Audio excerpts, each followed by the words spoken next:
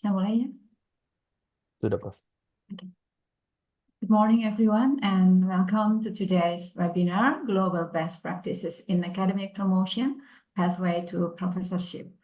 I'm Susiana from Professor Council, Universitas Padjadjaran.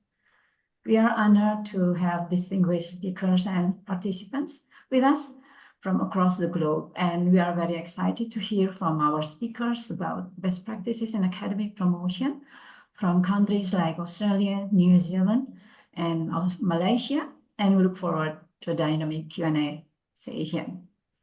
First, allow me to extend a warm welcome to Professor Arif Ansari Yusuf, the Chair of Professor Council at Universitas Padjadjaran. We are also delighted to have Professor Arif Kartasasmita, Director of Universitas Padjadjaran, who will deliver the opening remarks. Thank you for being with us, Pak Rector. We would like also to welcome the speakers, Pak Budy from Australian National University and Professor Noor from University of Malaya and Professor Philip from University of Otago will come later. Without any further ado, to kick off this event, it is my honor to invite Professor Arif Ansari Yusuf, the Chair of the Professor Council at Universitas Padjadjaran, to deliver the welcoming speech. Pak Arif, please. Thank you, Prof. Susi. First of all, I'd like to thank everyone who's with us today in this very good, very nice morning, good weather. And of course, first of all, I would like to thank Pak Rector, Prof. Arif Kartasasmita, for the support. And of course, this event also one of his initiatives. So as a background, maybe I would like to share that recently Indonesian Ministry of Education, Higher Education, has just released a new regulation that is quite monumental for our policy of academic promotion, because for the last few decades, we use very centralized system, which actually suffer from many weaknesses and not in line with global practices. So this is very much a monumental and a very maybe very significant change in our policy. So one of the main element for us to commit to that change is that we have to have our own internal procedure for our academic promotion doing internally within university.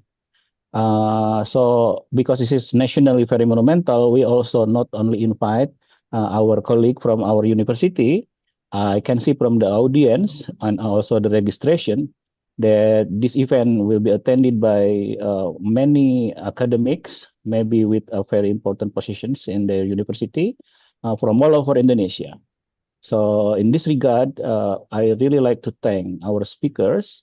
First of all, Pak Budy from Australian National University, and then Professor Philip Hill from Otago University, New Zealand, Prof. Noor from University of Malaya, Prof. Arno Tucker from Leiden University, Netherlands, Prof. Elke Pauwels from Germany, and Prof. Sambit Bhattacharya from UK. So I would like to also, as much as possible, to be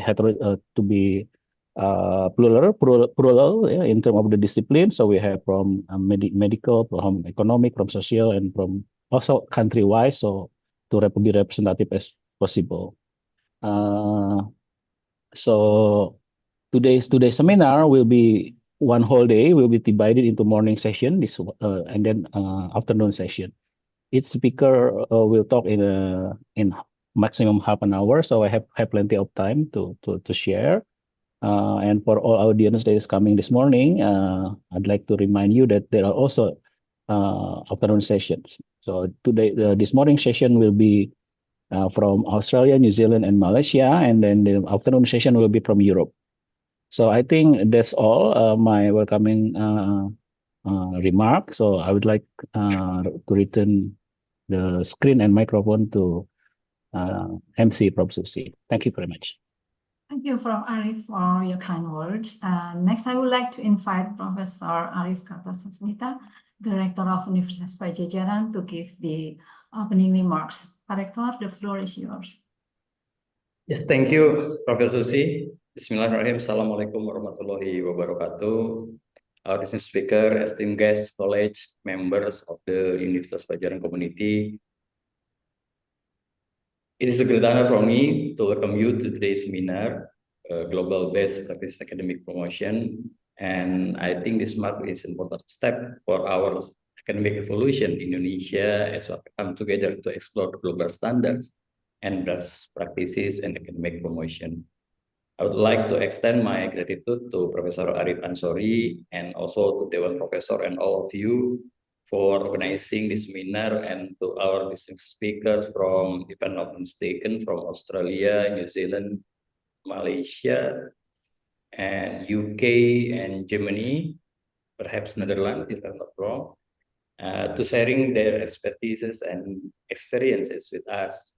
And as Professor Arif said and mentioned before, our academic landscape is undergoing the significant transformation after the recent establishment of Ministerial Regulation No. 44, 2024. And of course, this establishment represents a shifting to granting individual universities like us, the UNPAD, the authority to oversee the promotion and also perhaps to demotion the professorship. And I think this shift is become from the centralized system to a decentralized one. And of course, to empower our university to take an active role in shaping the future of our academic community, to ensure that the process align more closely with the aspiration in our institution.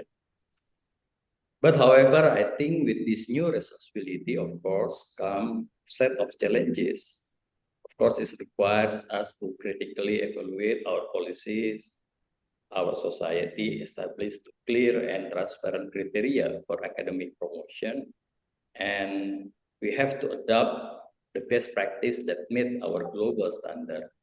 I think this seminar will provide an invaluable opportunities for us to learn from expertise abroad of leading institutions around the world, and by understanding how the universities in different countries determine the way to fill professorship vacancies, to promote the staff, and to set the expectation, performance, and responsibility, and of course to define the dual qualification across various study or discipline. And of course, we can adapt these practices to suit our environment in Universitas Padjadjaran. I believe also the topics we will discuss today is very important and crucial because currently UNPAD is still in the development process, determining how the professorship are assigned, and the criteria of the candidates must meet the criteria. This is the very vital aspect of this transition. And also the important one are the standard for publication, because currently we are overwhelmed of publication, which often difference between disciplines. And we must find a balance that recognize the diversity academic fields. In the same time, we have to maintain a high level of quality and impact, of course. And the selection process in UNPAD, I think it must be approached with the very rigor, and the composition of the selection committees, the qualification of the members of the selection committees, and also the integration of both internal and external perspective will be essential in upholding fairness and credibility for Universitas Padjadjaran. I believe and confident that today's seminar will provide a very valuable insight to our guide and our effort to build a robust framework for academic promotion and support growth for our faculty members, and of course, in the end of the advancement of knowledge in Universitas Padjadjaran. I think UNPAD is committed to embrace the new era of self-governance to promote a professor. And we are see is not only as a responsibility in academic excellence, and I think it is also make a lasting contribution of our vision to the global academic community as bermanfaat and mendunia. And I'm optimistic that this seminar will have an outcome to us to establish a pathway to the better professorship that's maybe more transparent, merit-based, and of course aligned with what do in the international best practices. So maybe let take this opportunity to learn, of course, from the expertise, to share, to collaborate, and the insight that we might have gained today will be an instrumental in shaping our future of academic landscape in Unpad.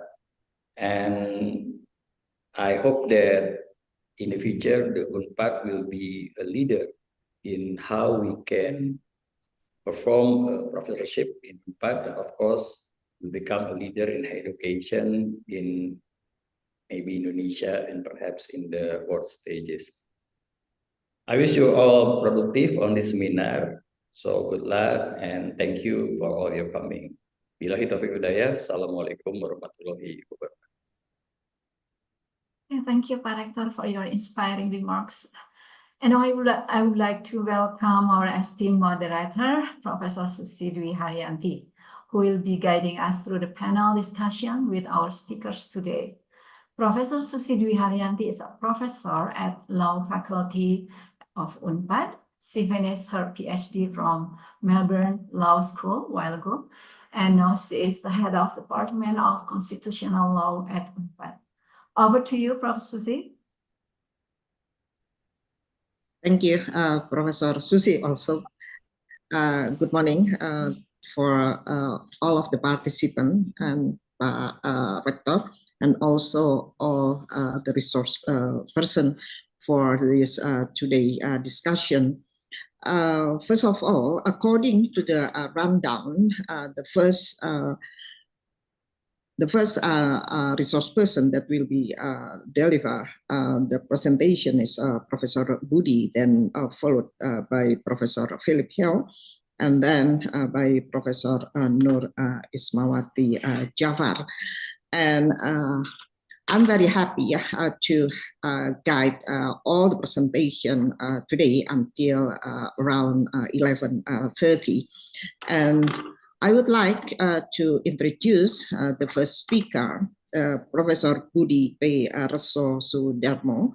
He received his PhD from Cornell University, and he is a professor and Gordon and working at the Department of Economic, Crawford School of Public Policy, Australian National University. And now Professor Budy serving as the head of the ENU project, Indonesian project at the Crawford School of Public Policy.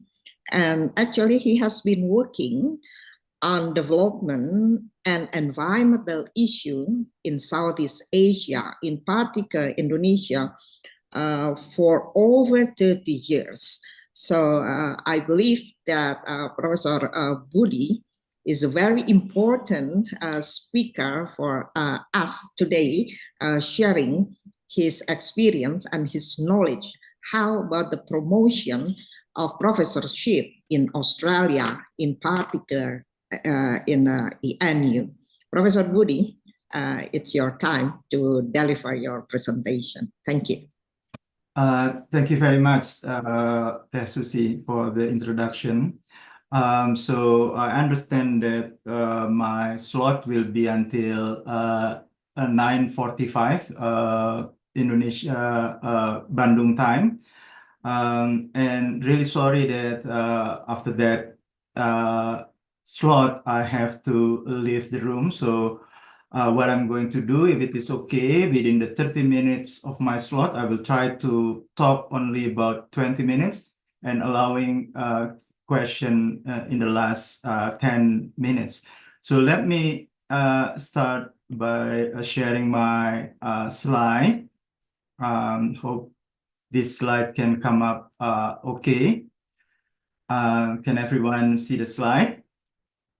All right. So first of all, let me mention a bit about NU. NU is a bit different than any other university in Australia. Particularly, it is a university that was established by the Parliament of Australia, and no other university was established by a parliament. The main reason for that is that NU has a specific mission to enhance knowledge on matters of national importance to Australia. So that is a very specific objective of NU. And so then NU, in a way, a bit different. And I'm not sure whether the process that I'm going to explain on promotion to become a professor in NU is really fit with UNPAD or even with other university because of our specific mandate in conducting research. So what is it, the specific mandate? Among three others aspect, one aspect is about that NU should have a critical focus on deepening Australia understanding of Asia and the Pacific. So that is by mandate that NU got that objective. So one of the NU objective is to be the primary resources for Australia's growing engagement with Asia and the Pacific. So other university might not have, most likely do not have this objective. And so because of this mandate, NU is a research-focused university rather than a teaching university. So this is so to understand terms that I'm going to talk. Let me show this diagram of NU. So the top executive in NU, we call it VC or Vice Chancellor. And then below it, there is a provost or senior vice president. And then there is several deputy. Some other university got more deputy, but NU only focus on research and academic. This is teaching and this is research. And below this provost, all the dean of college in NU, and below college is school. So I belong to the College of Asia and the Pacific, and this is a Crawford School. Within the Crawford School, I'm in the department of, within the uncordoned department of economics. So I'm going to use a lot of this several times, this term of VC and provost. So in general, academic promotion for professor is controlled by the Vice Chancellor Office, or in Indonesia, probably Rectorate. And the chief of managing those activities is the provost. So this is the vice president of the university. While promotion for a lower rank, such as associate professor, fellow, and so on, are managed at the college level. So it is controlled by the dean. Now the process, the detailed process, typically change every 3 to 5 years, and often following a major university or college review. So most of the university in Australia are being reviewed at least once every 5 years. So based on this review, most likely there will be a change on how we actually conduct promotion, how we set up our college, and a lot of things. So a review is big for us, and it is often the trigger for all changing within the university system. And the review, there's nothing to do with the government. So the review is just a process that the university would like to ensure the competitiveness of the university. And this change of regulation typically conducted by setting up a specialized team, usually consisting around 5 to 10 senior academic, and fine-tuning this promotion procedure. The general academics, even senior professor, are generally not involved in this process. So I never participate on all detailed rule, but there's specific team that is actually assigned by the vice consular office. And the main strategy of promotion for a university like NU, promotion is a primary aim to strengthening university future research achievement. Yeah, though teaching and impact are also important consideration. So promotion, later on I will say that promotion is not a process of rewarding. No, promotion is a way to strengthening university future research achievement. So we promote our staff to ensure that they are becoming more productive, and so it is benefiting the university, not a reward. So however, the achievement is constrained by budget allocation. So all college has a certain budget allocation. So they just cannot promote as many as possible, but there is a budget allocation that is assigned. So they need to work within those budgets. So yes, this is the goal, to keep enhancing our research, but you are constrained by some budget allocation. So budget allocation also decide a factor that deciding how many professor we could have. Now, general assessment of a professor is as follows. So we promote someone to become a professor by predicting or by expecting future contribution of a promoted professor. So those who will promote it, we do have some expectation of their future contribution. So that is the main evaluation criteria.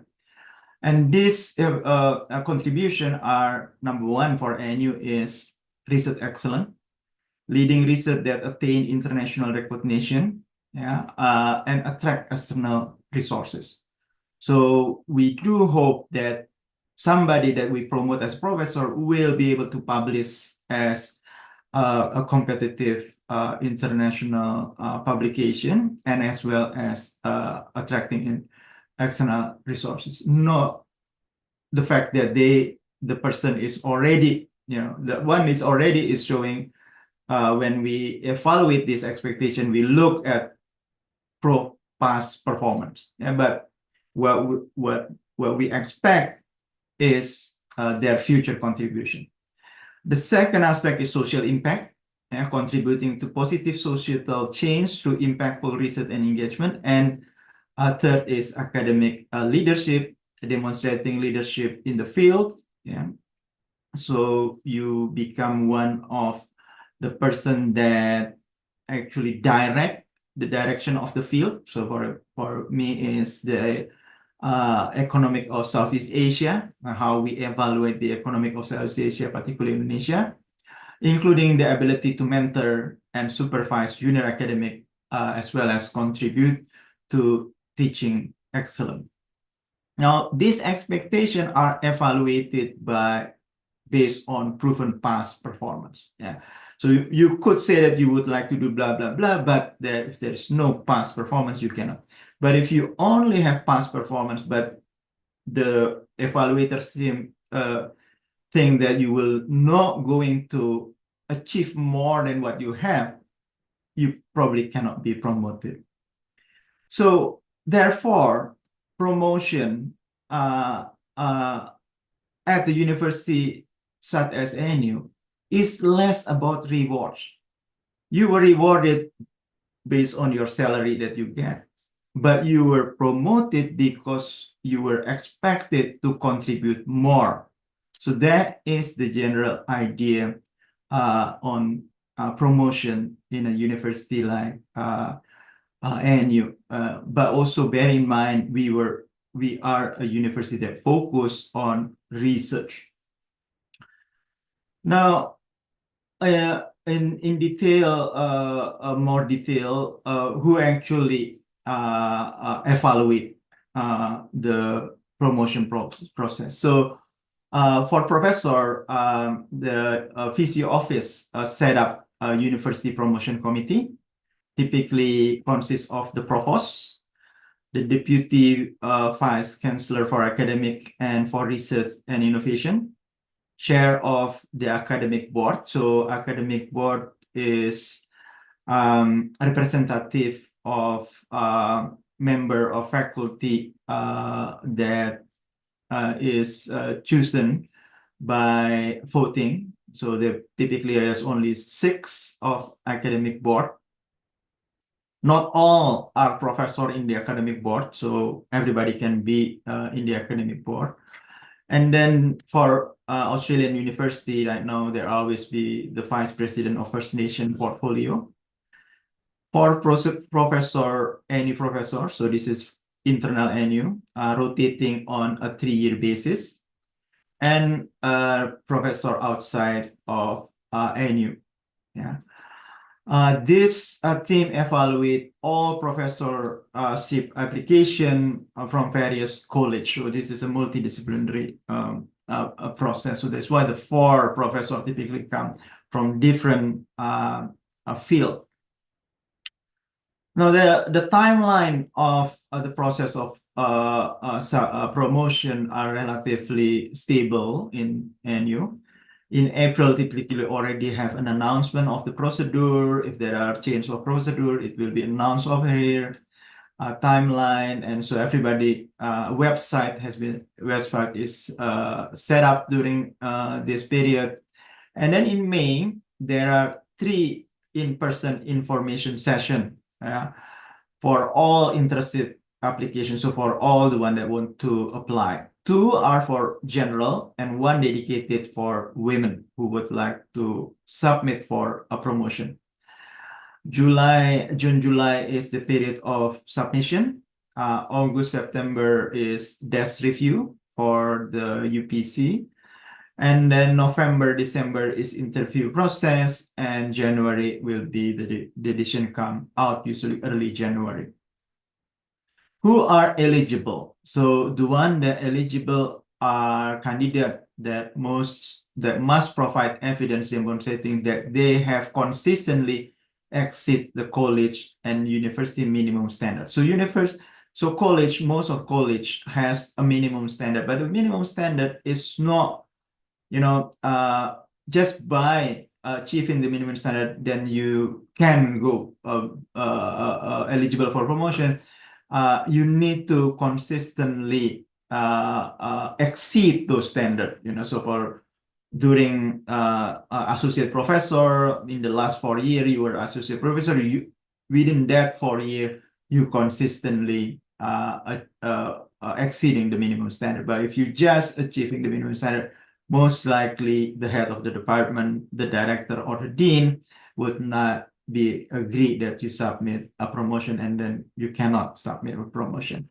So whether you are exceeded or not is evaluated by the head of the department, the director, and the dean. The head of the department and director will sign your application, but the dean will be the one that argue in the committee that you are actually eligible. Now, the decision for the head on the director typically based on the strategic objective of the department and school. So if the department think that we would like to emphasize this subject, then they probably will agree. But if the subject is a dying subject, there is no much incentive for the department. So this is the the process of promotion. A lot of them is to ensure that the department and the school could enhance their research activity. It's less about reward. Yeah. So that's why younger application typically got higher chance, because there is a big possibility, a longer possibility for the person to contribute.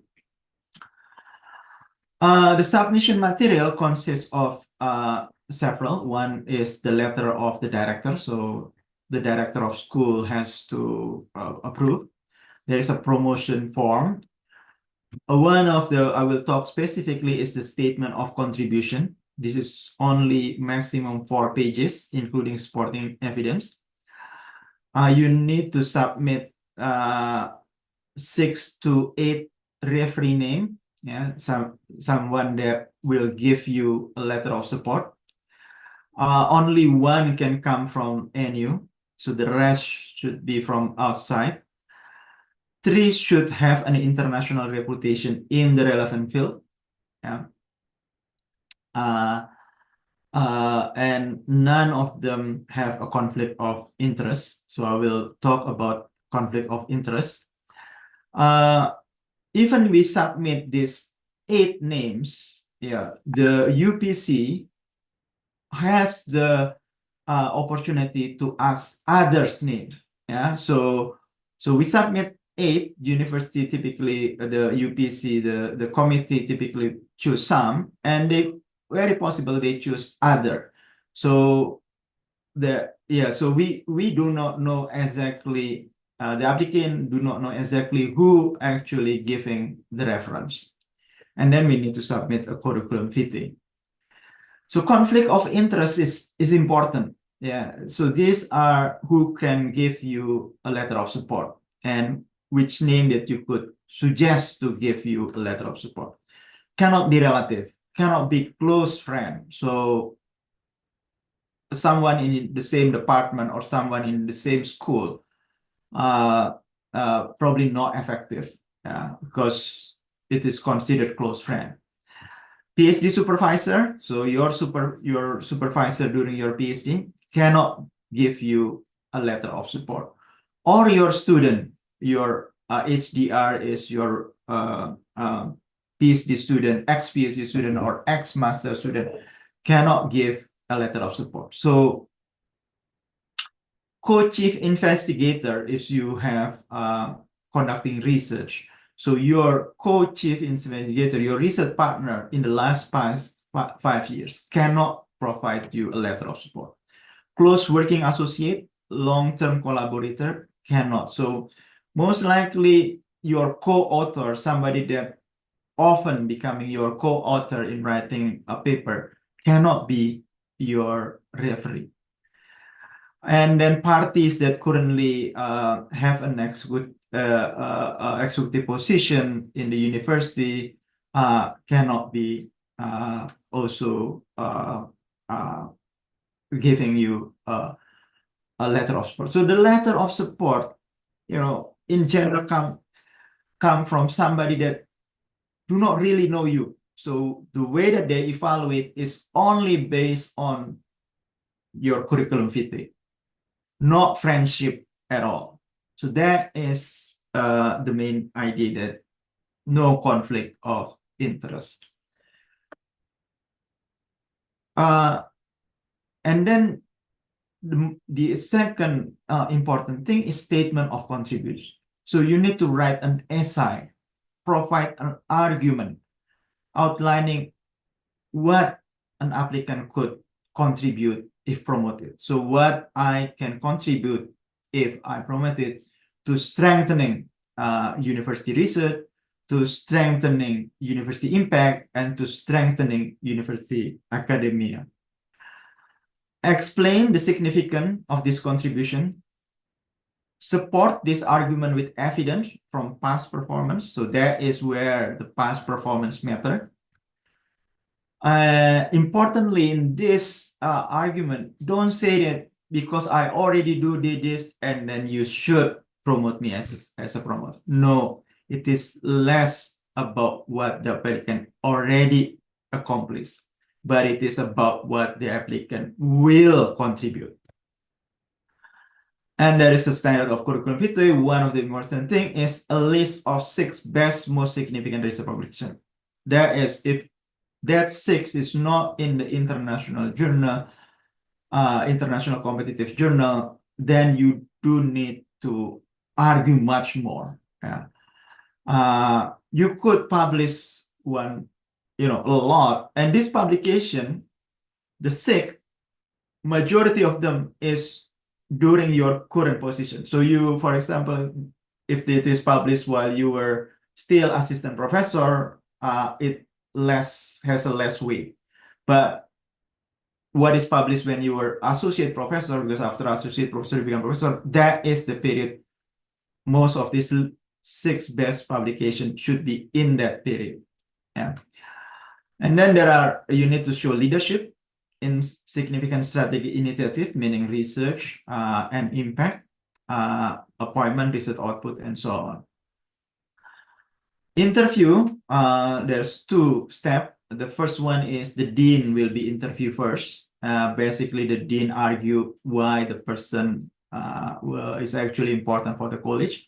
And then the applicant will be interviewed typically 20 minutes, most of the time 20 minutes. And most of the question is focus on ensuring that the applicant can deliver on the expected contributed outline in their statement. Yeah, this includes discussing the strategy, potential source of funding to achieve the promised goal. How about administrative? Well, during the process, very seldom it asks about what administrative role that a person will take. But after you got promoted, most likely the call is the dean and the director will approach you. Traditionally, in NU and many other Australian universities, you need to become the head of the department. But right now has been much more relaxed, but you still need to be expected to lead research center, cluster, or a program.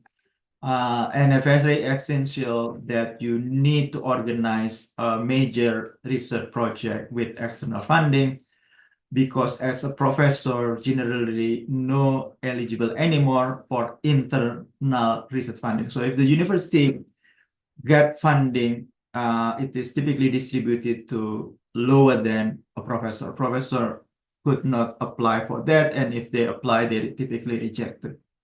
So the professor are expected to get funding from outside, and so there are quite many people that doesn't want to be a professor, which is a bit strange, but that happen because it's just too many burden to become a professor. Now, mentioning those promotion, what is also true in university like NU, the university, to varying degree, tend to favor awarding professorship to external candidates. So if there is a budget for a professorship, they openly announce external people can apply, yeah, and they select. Yeah. University like NU probably above 50% are through this process. So the open professor position, make it open a professor position, and everybody can apply, even those outside the university.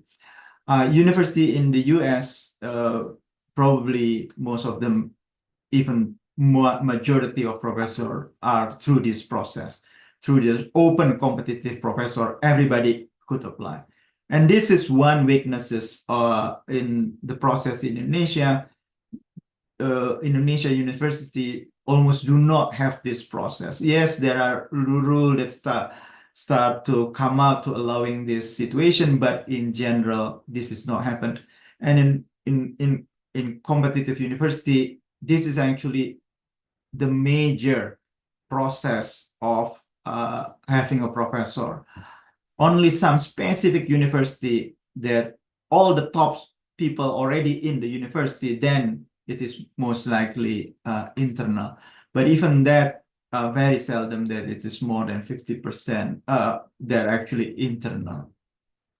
The main goal of keeping a professorship as an open competition is actually to strengthening university capability, to diversify university research portfolio. So for example, if you would think that we should go to IT economics, but artificial intelligence economy or artificial intelligence and nobody doing it, the way to do it is just to make an open position for that, a professor that everybody could apply.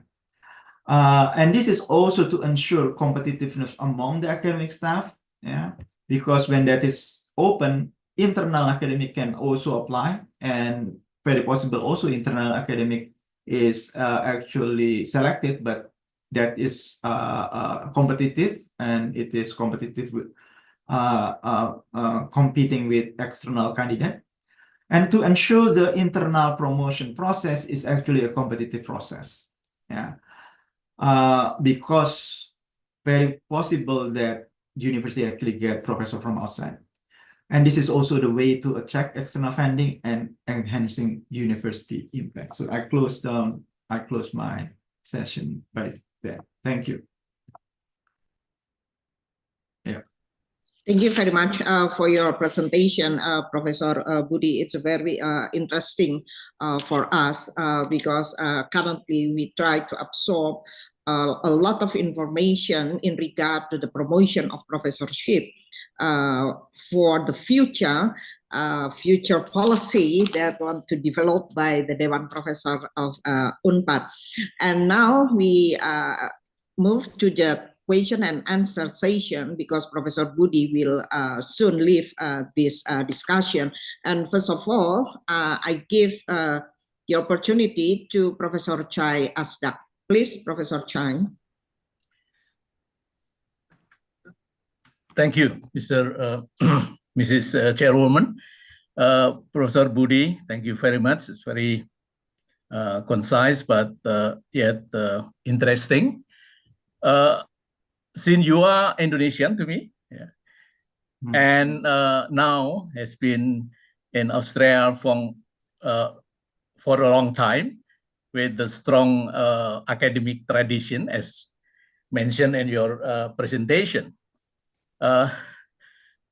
What is your suggestion or opinion for in this case when it comes to the promotion of the professors in Indonesia? So you are in a position of the culturally understand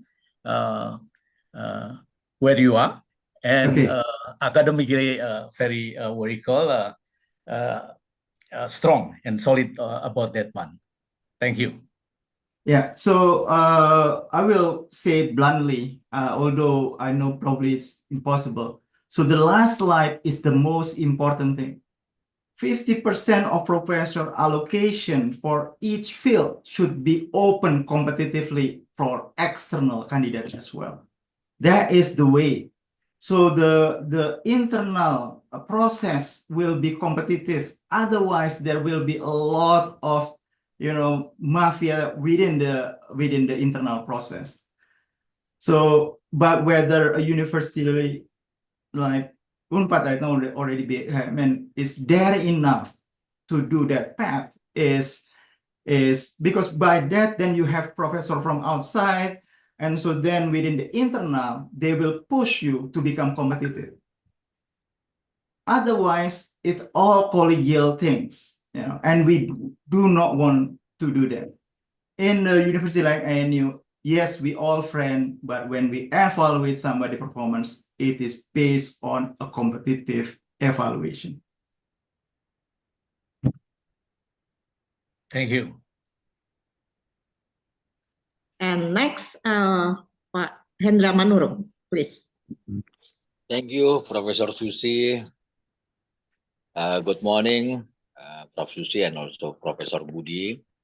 My name is Hendra Manurung. I was graduated also from doctoral degree of international relations by Padjadjaran University last year, and I joined with the Republic Indonesia Defense University. My major is international relations, Professor Budy, and I'm teaching military history, and also in bachelor degree, and also that in master degree, defense diplomacy.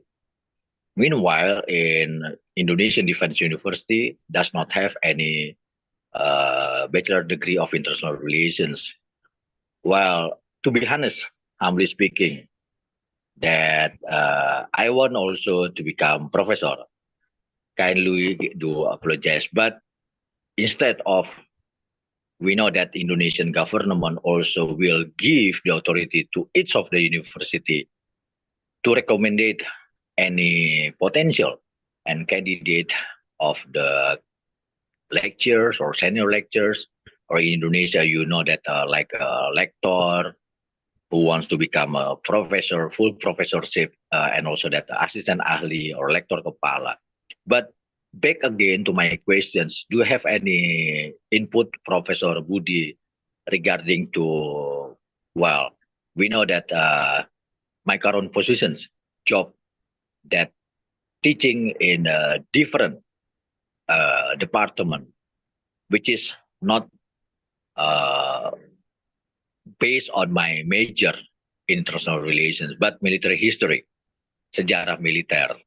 But of course, that history also related to the relations. So We know that. Thank in you, the bro. university, thank you. In the university like NU, what is your PhD doesn't really matter. What is matter, what are actually your contribution, what is your publication, and what you're going to publish. So a lot of so I'm also not a perfect line economics from undergraduate. So my undergraduate is also a different subject. And many of several of us is actually do not have those things. So again, but this is very typical NU style or a research focused university. What we care is exactly what you are going to contribute to strengthening the research. And that subject of research is the one that the university want to be excel. So, the fact that you are from physics, if you work a lot, for example, on the politics of Southeast Asia, and the university would like to be #1 in the politics of Southeast Asia, and you keep publishing in the political science journal, top political science journal, you got a job. Thanks a lot, Prof. All the best for you. Thank you, Prof. So there is no question about, whether you could teach this. Well, if you could publish that, you could teach, because teaching is come up outside your research. So that's why the way we teach in NU, typically they have, each character have its own style. And sometimes the material is not the same as standard, but that is the way that we actually develop the field.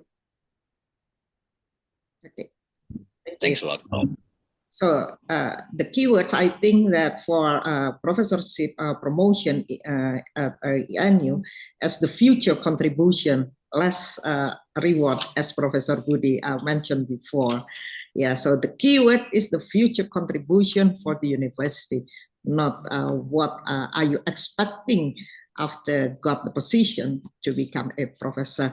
Professor Budy, as you mentioned before that you will have another meeting, and so you have to leave the discussion. It is very interesting discussion, and again, it is a very valuable information for us here at UNPAD, and we hope that we can what we make an engagement to develop the good criteria or the perfect criteria, the appropriate criteria for a professorship promotion at UNPAD. Again, thank you, Professor Budy, for your presentation. And now we can move to the second speaker, that is Professor Philip C. Hill. Professor Philip is a Macaulay Professor of International Health from University of Otago, and he holds very interesting. He holds a separate qualification as a medical practitioner, and then specialist public health in physician, and another qualification. And now he is a fellow of the Royal Society of New Zealand. Professor Philip Hill will give his presentation, and I think that is it possible to directly followed by the question and answer session, Professor Hill? Because you have also a time constraint for today's discussion. Okay, please, Professor Philip, to deliver your presentation. Thank you, Prof. Susie. Assalamualaikum and selamat pagi to you in Bandung. And thank you also to Prof. Anshori for the invitation. And I'd just like to acknowledge all the other participants on the call, and thank you for the honor of collaborating with researchers at Universitas Padjadjaran over the last 16 years. I'd like to just try and share my slides, so let's see how we go with that. There we go.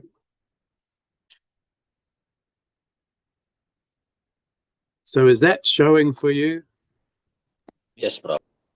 Great, and you've got full screen, or enough of a full screen to see it? Yep. All right, thank you, everybody. So I'm from the University of Otago, which is based in the Sorry, South Prof, Island of New Zealand. Sorry? Can you full screen? It's not presented in full screen yet. Sorry.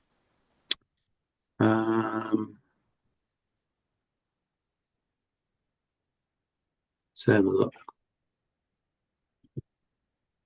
Is it in slideshow mode, is it? Zoom out, Prof. Sorry.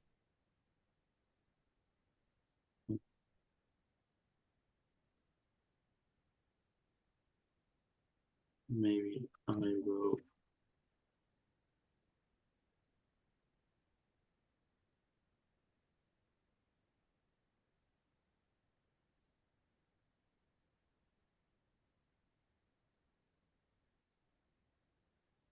I think it's got one of these things where it shows you the next slide on the next to the right. If you got, is that what you're seeing? Let me stop share and try to do it again and see if it will change.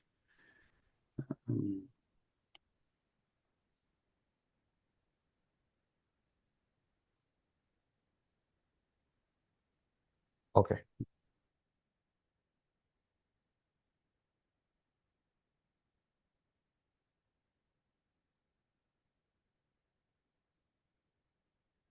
Summary. Oh, there we go.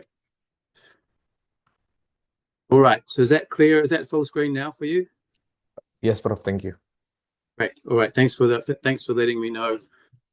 So I'm from the University of Otago in New Zealand. The Māori name for our university, Otago Pokaihu Waka, is our Indigenous people's name for our university. And I've been there for the last 16 years. So I'm going to just give a few slides and be very happy to have discussion, but I wanted to really emphasize a few things.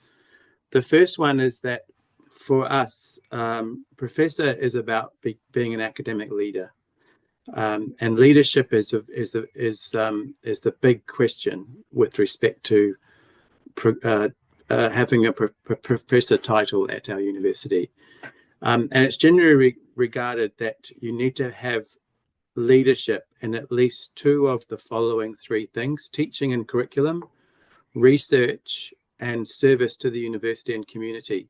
It's unusual for a professor to be given someone to be given a professor title if research isn't one of those three of the two things.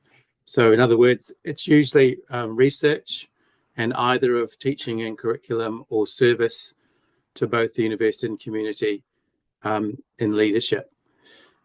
And for each of these areas, there are specific criteria that are provided in a large guidance document. So this is about a 100-page document describing promotions at the university. I also think it's important to distinguish the standard promotional pathway from being able to apply for an established chair. So we have a number of historical chairs. These are professor and leader positions to lead initiatives. And when someone retires from that role, then the chair is made available on an international competitive basis for someone to apply. And now this is where we become really focused on competing for the best talent in the world. And not to say that I was that myself necessarily, but this is how I became a professor at Otago. As I was based in West Africa with the Medical Research Council of UK, working on research projects there. And I applied for the chair of international health as the foundation position was made available, and I was recruited from there. So the difference there is that what you really want to do is compete on the global stage. So you're looking at finding the very best person for those chairs that you can find, and these are a real priority for the rector, especially to get right. And one of the things they look for is an extra focus on the trajectory of the leadership, so that you can compete for the young up-and-comers. So the ones who are maybe in their 30s or early 40s, who are obviously on the way to becoming a real leader in their field, and you recruit them before other universities might get them. So therefore you are willing to make a little bit of a compromise on the exact number of publications that they might have produced, or the teaching load that they've had, and are looking at their trajectory, where they're heading, whether they're inevitably going to be world-class at what they do, even if they're not yet at that level yet. So there is key documentation if you're in the promotion pathway where you're associate professor or senior lecturer and you want to become a professor, then the standard application form is available for you to fill in. This involves a personal statement as well, where you provide 3 pages of personal statement where you're describing how you meet the criteria around teaching, research, and service for at least 2 of the 3 of those for a professor. You also need to nominate a list of referees, and these need to be outside the university, and there are 5 of them, and 3 of them have to be international from outside the country. There is also then a standard format for an Otago curriculum vitae for your CV that you have to fill in. It covers all the different aspects of your qualifications and all that sort of thing, and then what you have been doing on the key fronts of research and teaching and service, and also your funding and awards and all that sort of thing are in there. Then you have to provide a teaching profile. This is quite a complex process, and it includes evaluations of your teaching from other people, as well as yourself, your personal evaluation and showing exactly what you're planning to do with your teaching portfolio, and then a provision of an Excel spreadsheet with a schedule of your teaching, describing what teaching you've done and when. And there are some key data that the university expects for you to provide, such as number of students taught and the number of reviews done, all that sort of thing. Then you have to, if you're more, say, for example, qualitative research or a historian or something like that, then you are expected to submit reviews of evaluation of what you've published. such as if you've produced a book, for example. And then after that, your head of department is required to provide an assessment that's filled in on a assessment statement form. And that's a very formal process. So with respect to research and publication, there's particular emphases that the university places value on, and that you have to think about when you're producing your research summary alongside your CV. So there's your basic summaries of what you've produced. Then when you've produced multi-author papers, it's important to be able to state what your role has been. And you're really looking to show whether you've provided evidence of leadership on that publication. Then there's particular publications that are significant that you need to highlight. What are the really standout publications that you've done? And just to note that you can obviously be, you probably want to be lead author or senior author on these publications.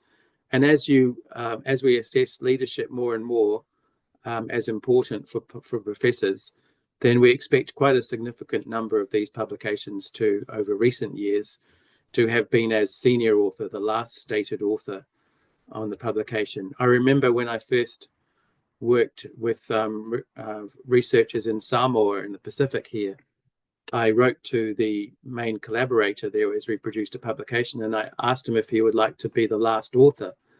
And he wrote, I heard indirectly from someone else, because he didn't want to reply directly to me, that he was very offended by this, because he thought he was the last and least important author on this publication that we were going to produce. So we managed to explain to him that I was actually giving up the last and most senior author position to him out of respect and partnership. But that was a very interesting interaction. There's also being able to explain the relative standing of the journal. So more important here is where it fits in the field, as opposed to what the impact factor of that journal is. So for example, we have people in health policy whose highest impact factor journal outside of the general journals like Lancet and so on is in the impact factor less than 5. I'm not sure if that's changed recently, but that was the case certainly a few years ago. But if they're publishing regularly in the top ranked journal of that field, if its impact factor is only 5, then that's still of significant relevance. So we wouldn't encourage people to be publishing a lot of their work outside their specialist field just because it's got a higher impact factor, unless it's going into Lancet or New England Journal or one of the general journals. There is also the evidence of creative contribution to a discipline. So being able to take a discipline forward and show evidence that you're doing that you can do something new and novel. I think that's one of the real challenges that we face, is being able to move beyond simple performance and into creativity and novelty. And people can get loaded with doing standard research projects, especially many people find themselves doing research that other people have designed and don't really make sure that they're designing research themselves. Linked to postgraduate supervision. So how does your research incorporate significant numbers of postgraduate research students at master's thesis and PhD thesis levels? Is there evidence of peer esteem through being asked to write editorials and other things like that, and other maybe formal evaluations? And there's obviously peer esteem with being able to say that you're from the peer review process in high-ranking journals. And then it's important to be able to show that you can be involved in collaborations as a really positive person and in a leadership role. So building collaborations, leading collaborations and not just being led by others, and making sure that that you make a focus of that. And then for some, they have research that's relevant to be directly applied into practice and also into commercialization. And this has some value, especially in certain fields. And then you need to be able to say what's been going on with being able to win research grants. And you should have a mixture of research grants that you've led, that you've actually been principal investigator on, and also research grants where you've been a collaborator, you've been a co-investigator. And it's important not just to be the lead investigator on all your grants, because a good collaborator has a mix of leadership and being able to show that they can collaborate positively in a supportive role. And then it's important to see how you've advanced knowledge. So this relates a little bit to the creative contribution to the discipline. How have you actually taken a discipline forward in any way and shown some leadership especially on the international stage? Service is has a relatively small number of categories, things like committee membership, refereeing in journals and reports for different parties, and other activities serving the university and or committee or community, including being a dean or head of department or leading a research centre, or serving on major community initiatives, and engaging the government on, especially with respect to policy, for example. So in terms of specific evidence of academic leadership, we've been through some of these already, but just to really focus on them for a second. We really look at teaching excellence, and often this is through awards. There's a number of awards that are available to apply for to show excellence of teaching. And also there's the basic evaluations by your students and fellow staff. Scholarly achievement in a field often is reflected in things like being asked to be an editor on a journal or write editorials and perspective pieces. Evidence that you've been actively involved in conferences and maybe even coordinating a conference. Some evidence that you have been inspirational to others. And there's various ways in which this can be displayed. Sometimes in the feedback from your postgraduate students in particular. And then when you have your annual review, that there's some evidence that there's been feedback to those who are above you, that other people are finding you inspirational. Evidence that you contribute to the public debate. So actively engaging the policy arena, and when there's an issue that's being circulated of public interest at the moment, to make sure that there's evidence that you are taking the opportunity to have a really high quality academic voice in that on that stage. Evidence of mentorship and enabling others. Obviously, in terms of the focus on leadership, a really good leader is focused on enabling others and not their own ambitions. Whether you're someone who fosters collegiality, whether there's how you can give evidence of that. And then there's personal qualities. Is this somebody that we would be proud to say is a University of Otago professor when people look at our website and read things that they write and all sorts of things like that?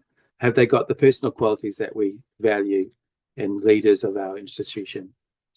And then there's the strategic leadership. So the ability to be strategic as a leader. So in organizing and delegating, setting vision, enabling others, obviously I mentioned before, actively advocating for people and principles, and for the society to advance in the right direction, being selfless, not just always thinking of someone else rather than yourself, and being able to make good strategic decisions that will actually lead position the area that you're in charge of for success in the future. So just in terms of the committees, I've not actually been on a promotions committee, but what I've been able to gather is that the Pro-Vice Chancellor, that's the head of a big academic division like health sciences, we have Pro-Vice Chancellors leading those. So we have these divisional committees. So at Otago, we have health sciences, commerce, and humanities. And these are the key divisional committees that each one has a divisional committee that assesses the applications of staff in those divisions. So the Pro-Vice Chancellor is the convener. There are 4 members who are experienced academics who have repeatedly been on the divisional committee. Heads of departments are actually excluded. There are also 4 hand-picked staff members for each annual meeting. So these are annual meetings that are hand-picked by the Pro-Vice Chancellor, depending on the nature of the applications that have been made for that year, and to complement the skill sets amongst the experienced members. And each divisional committee has 2 staff members from other divisions. And then there may be 1 or 2 observers. So for example, who don't have voting rights. So that might be from our Tertiary Education Commission, which is the government body that oversees the universities, for example. So that covers my presentation. So I'll be very happy to take comments and also or questions. And also, I'm also happy to come back at I think 11:15 for the overall discussion. If you would like me to do that, I would also be able to do that. Okay, thank you, Professor Philip. Do you have any question or what your concern that want to raise to Professor Philip? Please do so. Is there any question from the participant? Okay, Pak Hendra Manulang again. Thank you, Bu Susi. Thank you, Prof. Susi and Prof. Philip. That I would like to comment, and also that would like to ask questions. Regarding to the, that the result of our research product that also can be commercialized. We know that your expertise on the international health, which is always related to the that scientific and medical finding novelties. But what about, do you have any advice for the social science regarding to the what kind of the that the research product, instead of that to commercialize, we know that this is also for us mostly we write the research, we analyze on the policy recommendations, either for our stakeholders, related stakeholders, and also that for the government, for our national government. Could you please elaborate further on that, Prof. Philip? Thank you, Prof. Susi. Thank you, Prof. Philip. Yeah, thank you. So I think there's a few things there. One is the the commercialization opportunity. So if your discipline doesn't really have any commercialization opportunity, then it's not going to be expected that you would have achieved any of that. The part of the commercialization process is obviously making sure that when you're discovering something, that you're actually showing leadership and making sure that the intellectual knowledge, the IP, is preserved properly for either yourself or your collaborators, and that the findings that you have translated into policy change, such as a World Health Organization recommendation change, or otherwise a new product, if that's a pathway that would go along.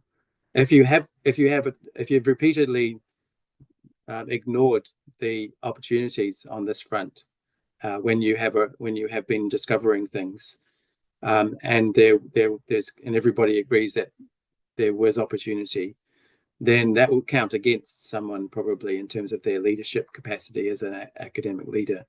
But it's certainly not the major thing that people are looking for. I know it's interesting working. I was on a government committee that was assessed. We have this thing called performance-based research funding. So all researchers across the country are evaluated as an A, B, or a C, or a non-research active, which is what you don't want to be. And it's interesting to talk to people in, say, the music field, exactly how they were assessed for professor or A grade and professor status. And it's, it's about, some of it's about producing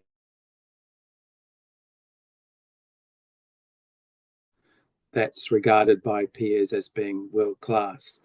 And similarly, if you're in the humanities and you're writing the definitive book on a subject, then that's regarded as world-class. That's regarded very highly with respect to professor promotion. Yeah. Thank you, Prof. So the next question from Professor Maita. Thank you, Prof. Susi, for the opportunity.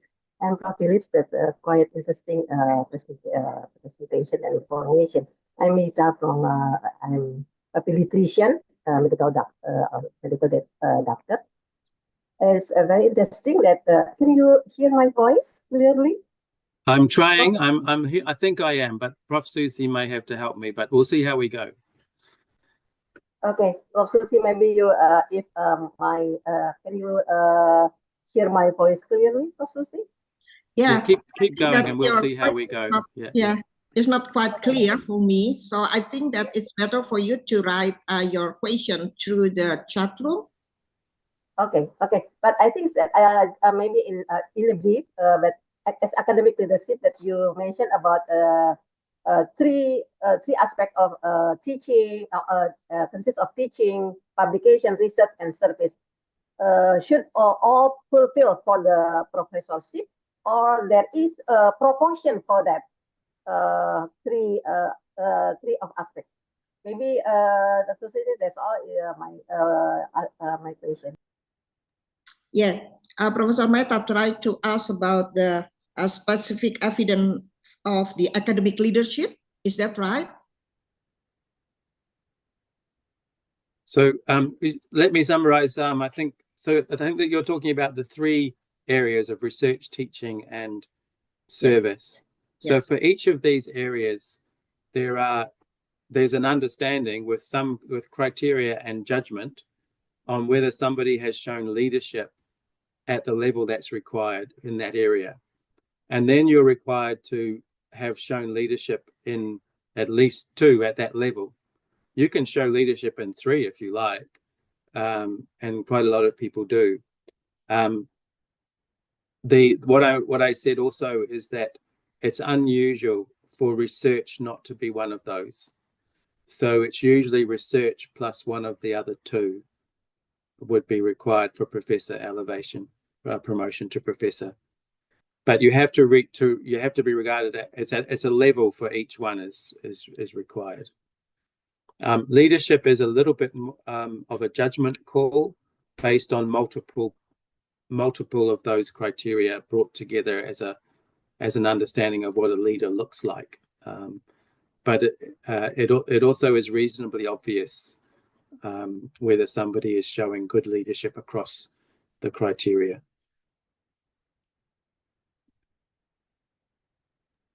Is that enough, Professor Maita, or do you want to make an elaboration from Professor? I also write in a chat. It's where the clinical staff come, whether this is all the same for clinical staff. Is that your question? Yes, yes. Yes. Essentially, it is. The clinical staff, especially medical doctors, tend to be elevated quite early to senior lecturer or senior research fellow status. But to become professors, they do still have to reach the same standard on 2 out of those 3 criteria. Thank you, Prof. Susi. Okay, thank you, Prof. Philip. Do you still have time? Yes. Until what time? Well, I thought I misjudged the time frame, so I mentioned to Prof. Arief a different time from when I have a meeting at in 40 minutes time, and then I was hoping to come back if you need me for the 11:15. or 11:15. If you would like me to come back for that, I can join that. I might be slightly late coming back to that, but I'll certainly be able to join that from 11:30 if that would be helpful. Okay. So you still have time to have another. Yes, I can take some more questions now if that would be helpful. Okay. Do you have still a question for Professor Philip? Okay. There is a question from Professor Yosini Deliana. Very interesting presentation. And if all the requirements are not matched and he or she does not become a professor, the question is when can he or she reapply to become a professor, and how many times is the opportunity to submit it? That's a good question. I can look that up in our guidelines. I haven't got that on my fingertips, so let me look that up in our guidelines, and I'll put it in the chat when I find it sometime in the next hour or so, if that's okay.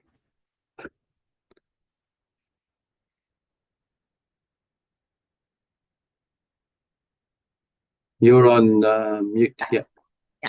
So I think that is there any possibility that the application from a candidate then rejected or failed by the committee? Rejected by the committee. Is that a possibility of that? Yeah, a lot of applications for professor are rejected. I don't know if there's like an outright rejection where to say, look, you have failed so badly that you never can come back. But I think people are able to reapply. It's just I'm not sure. I'll have to look up exactly what the rules around that are. But okay. Yes, many applications are rejected for professor promotion. Okay, yeah. Prof. Yossi, is that clear, or do you want to make an elaboration? Yeah, thank you, Prof. Susi. I think that's enough. Thank you, Prof. Philip. Okay. Nice to meet Thank you. Thank you. Is there any question?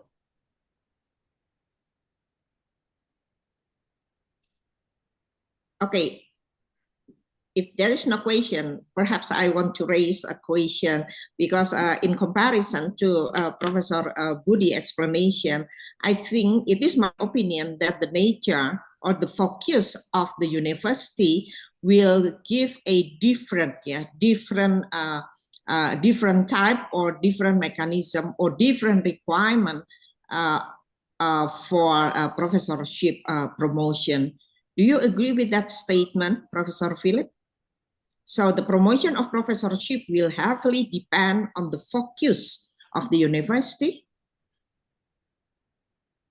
I'm sorry, I don't really understand the question. Can you explain again? Yeah. If I compare with Professor Budy explanation, in his explanation, he mentioned about the focus of the ENU and the focus of the ENU as the research-focused university. Right. Okay, so I think that because of that focus, then ENU will decide what the type, what the requirement, or what the mechanism to have a promotion of a professorship. But if I follow your explanation, you mentioned about the academic leadership, and then also teaching and curriculum and service to both university and community. And reflect from the key documentation, I see that professorship is not only what the future contribution, but also deals with what you have been achieved in the past. So in my opinion, the promotion of professorship will heavily depend on the characteristic or the focus of the university. Yes, although I think there's a lot of overlap. I think you will look at professors at different universities and be able to say most of the time they would probably be able to be appointed at that level at the other institution as well. And because part of the reason for that is that if you're able to produce a large number of high quality publications, it's most likely that you've been a successful person who collaborates well with people and has shown some leadership. And if you're able to anticipate what the field is doing and make the early discovery, you also have some of those qualities automatically already there with you. So I think there's probably like 80% overlap between these sort of focus in terms of the types of person that are rewarded with a promotion. But I would re-emphasize the fact that we don't see it as a formula. It's not like you published 100 publications and 7 of them are last author and 5 of them are first author or something, or 15 or whatever. We don't have that type of formula. There's a good, but most of the time, if you have managed to have a leadership role on 100 publications and had contributed meaningfully to them, you are probably doing a very successful person. So it's likely that you have other qualities that will be contributing to be able to produce at that level. So there will be big overlap. It's likely that you are a leader, and there will be obvious in other ways. Okay, thank you, Professor Philip. Is there any question? Professor Susi, Anna, or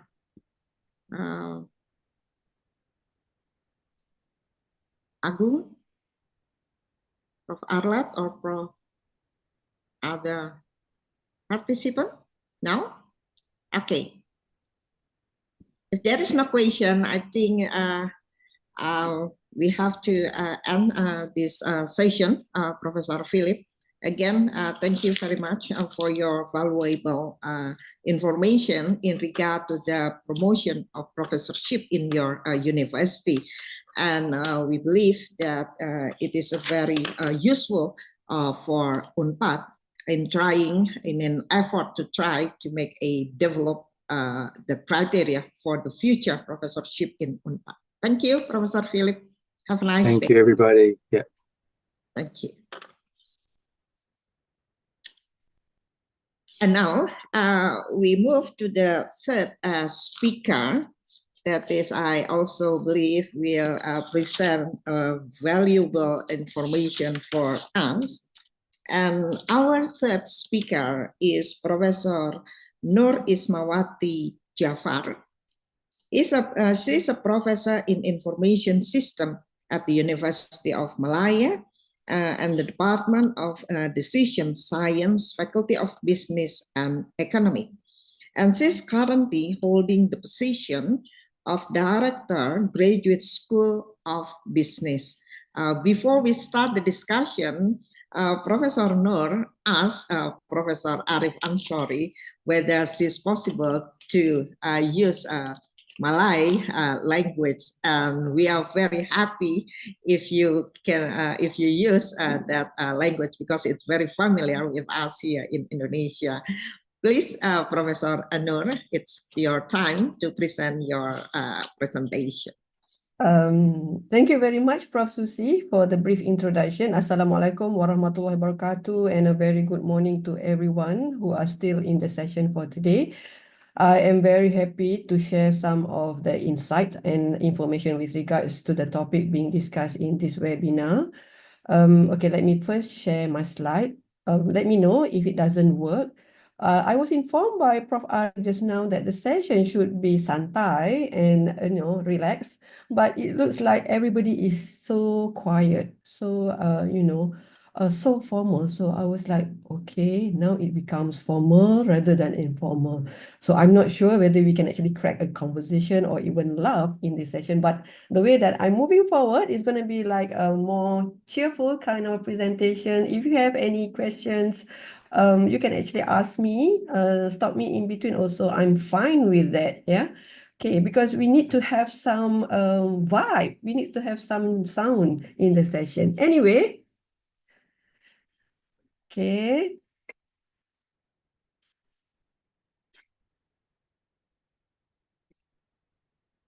I hope you can see the slide now. Prof. Susi, is it all right on your side? Yes. Yeah. Prof. Arif, I don't hear your voice. Are you still there? Yes, we can see the slide, Prof. Noor. Okay. Let me just briefly introduce you the university where I am currently attached, University Malaya. It's the oldest university in Malaysia, and it's a public university. And we are also categorized as a research university. Yeah? Only 5 universities in Malaysia are actually research universities. And I just want to give you a little bit of background information with regards to history and also profile, which I did not prepare a slide, but let me just share with you offhand with regards to the establishment of the university. It was way back, started with the King Edward Formation College of Medicine, yeah? King Edward VII College of Medicine in 1905. And after that, the formation also actually merged with Raffles College Singapore, which was formed in 1929. And these two institutions merged and became the University of Malaya way back in 1949. However, we actually got separated, a better word than divorce, right? So University of Singapore in 1962, and then university, after that it was actually known as National University of Singapore, NUS, and the part of the college, the medical college was actually moved to Kuala Lumpur and became the University Hospital way back in 1959. After that, we actually formed University Malaya, right? So the formal name for the university is University Malaya because we want to maintain the original name and not University of Malaya, okay? A little bit of profile of the university. We all, but we are actually young at heart. With 14 faculties altogether, we have about two academics and also one academic center. We also have 4 research clusters. We have about, in terms of number of students, quite huge, above 30,000 at the moment, and the number is increasing. And we also have international students that makes up about 5,700 students from more than 19 countries. Yeah, so that's basically our profile as in general, and we consider ourselves as a flag bearer of Malaysia because we are ranked 60 in the QS World University ranking, right? So with that heavy responsibilities, with that heavy expectations from not only the government but also the people in Malaysia, because we are funded previously by the government, but now the portion has actually been decreased because they want us to be independent, especially in terms of our operational budget. Yeah. So most of our appointments, although we are actually government servant, but some parts of our salary are actually under the universities. Yeah. So that's briefly a little bit about UM. And we are also very close to UNPAD. We have some collaboration and we have some activities also going on. And your students also come to our university for mobility and so forth. Yeah. So we hope to actually strengthen that link, and we would be able to have more fruitful discussion and activities in the future with regards to not only strengthening our teaching, but also in other aspects that are related to the advancements of knowledge. Okay. Now, I am going through the content very strictly because I come from decision science department. So everything has to be in a procedural manner. So we're going to talk about this because these are the main topic that was given to me by Prof. Arif. We're going to talk about the vacancies, expectations, qualifications required for professorship, the standards of publication and how the standards vary across disciplines. And we're also going to look at the selection process in terms of the committees are involved, the balance of compositions of the members, whether internal and external members, and also the qualifications of these committee members. And finally, we're going to talk a little bit about the other aspects of the promotion criteria, which is also very important when you want to become professor. Yeah. Okay. I would like to apologize because this slide is quite, I think, quite small for you, and some of the words are actually in Bahasa Malaysia. This is just a snapshot of what we have as the criteria for basic, for basic promotion criteria. Generally, you need to actually fulfill this. Let me just go through to the column that from the promotion from AP, Professor Madya, to Professor, yeah. So you can see that you are expected to have minimum qualification PhD or equivalent, and you also have to be confirmed in your services in the universities, at least to become a Professor C, the lowest level of professor, yeah. I mean the initial, the first part. You would have to be served as an associate professor at least 3 years. And the fourth item or the fourth criteria, which is the basic promotion criteria, is also very important and crucial because you have to maintain at least a minimum of 80% in terms of your annual KPI for at least the last 3 years. Yeah. So other than that, you need to declare your asset. You also have to be free from any disciplinary action, and also you have to pass the screening session for corruptions, yeah, by the Malaysian Anti-Corruption Commission. Okay, so that is the initial thought from associate professor to professor. Of course, when you want to go to the higher level of professorship, they add on more criteria. They would actually need you to have your inaugural lecture, and to become Professor A, for example, you also have to make sure that you are recognized by the Malaysian Fellow Academy Science of Malaysia, right? So that is briefly the basic promotion criteria for us. Now, when you talk about who are eligible and how many professors can be there in the university, there is no hard and fast rule number. Basically, the promotion application exercise is done through online system, and any academic staff who have fulfill the eligibility to apply requirements are actually qualified to apply for these positions. Yeah, we don't have any specific limits in terms of the number or how many professors that a faculty should have.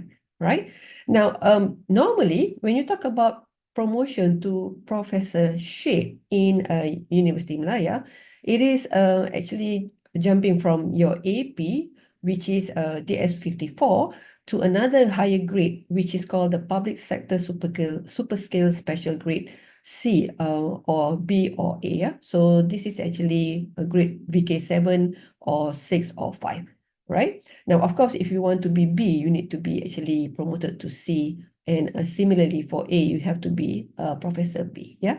Now, as I mentioned earlier, you need to be an associate professor for a minimum period of 3 years, and your annual KPI achievement for the last 3 years should be more than 80%.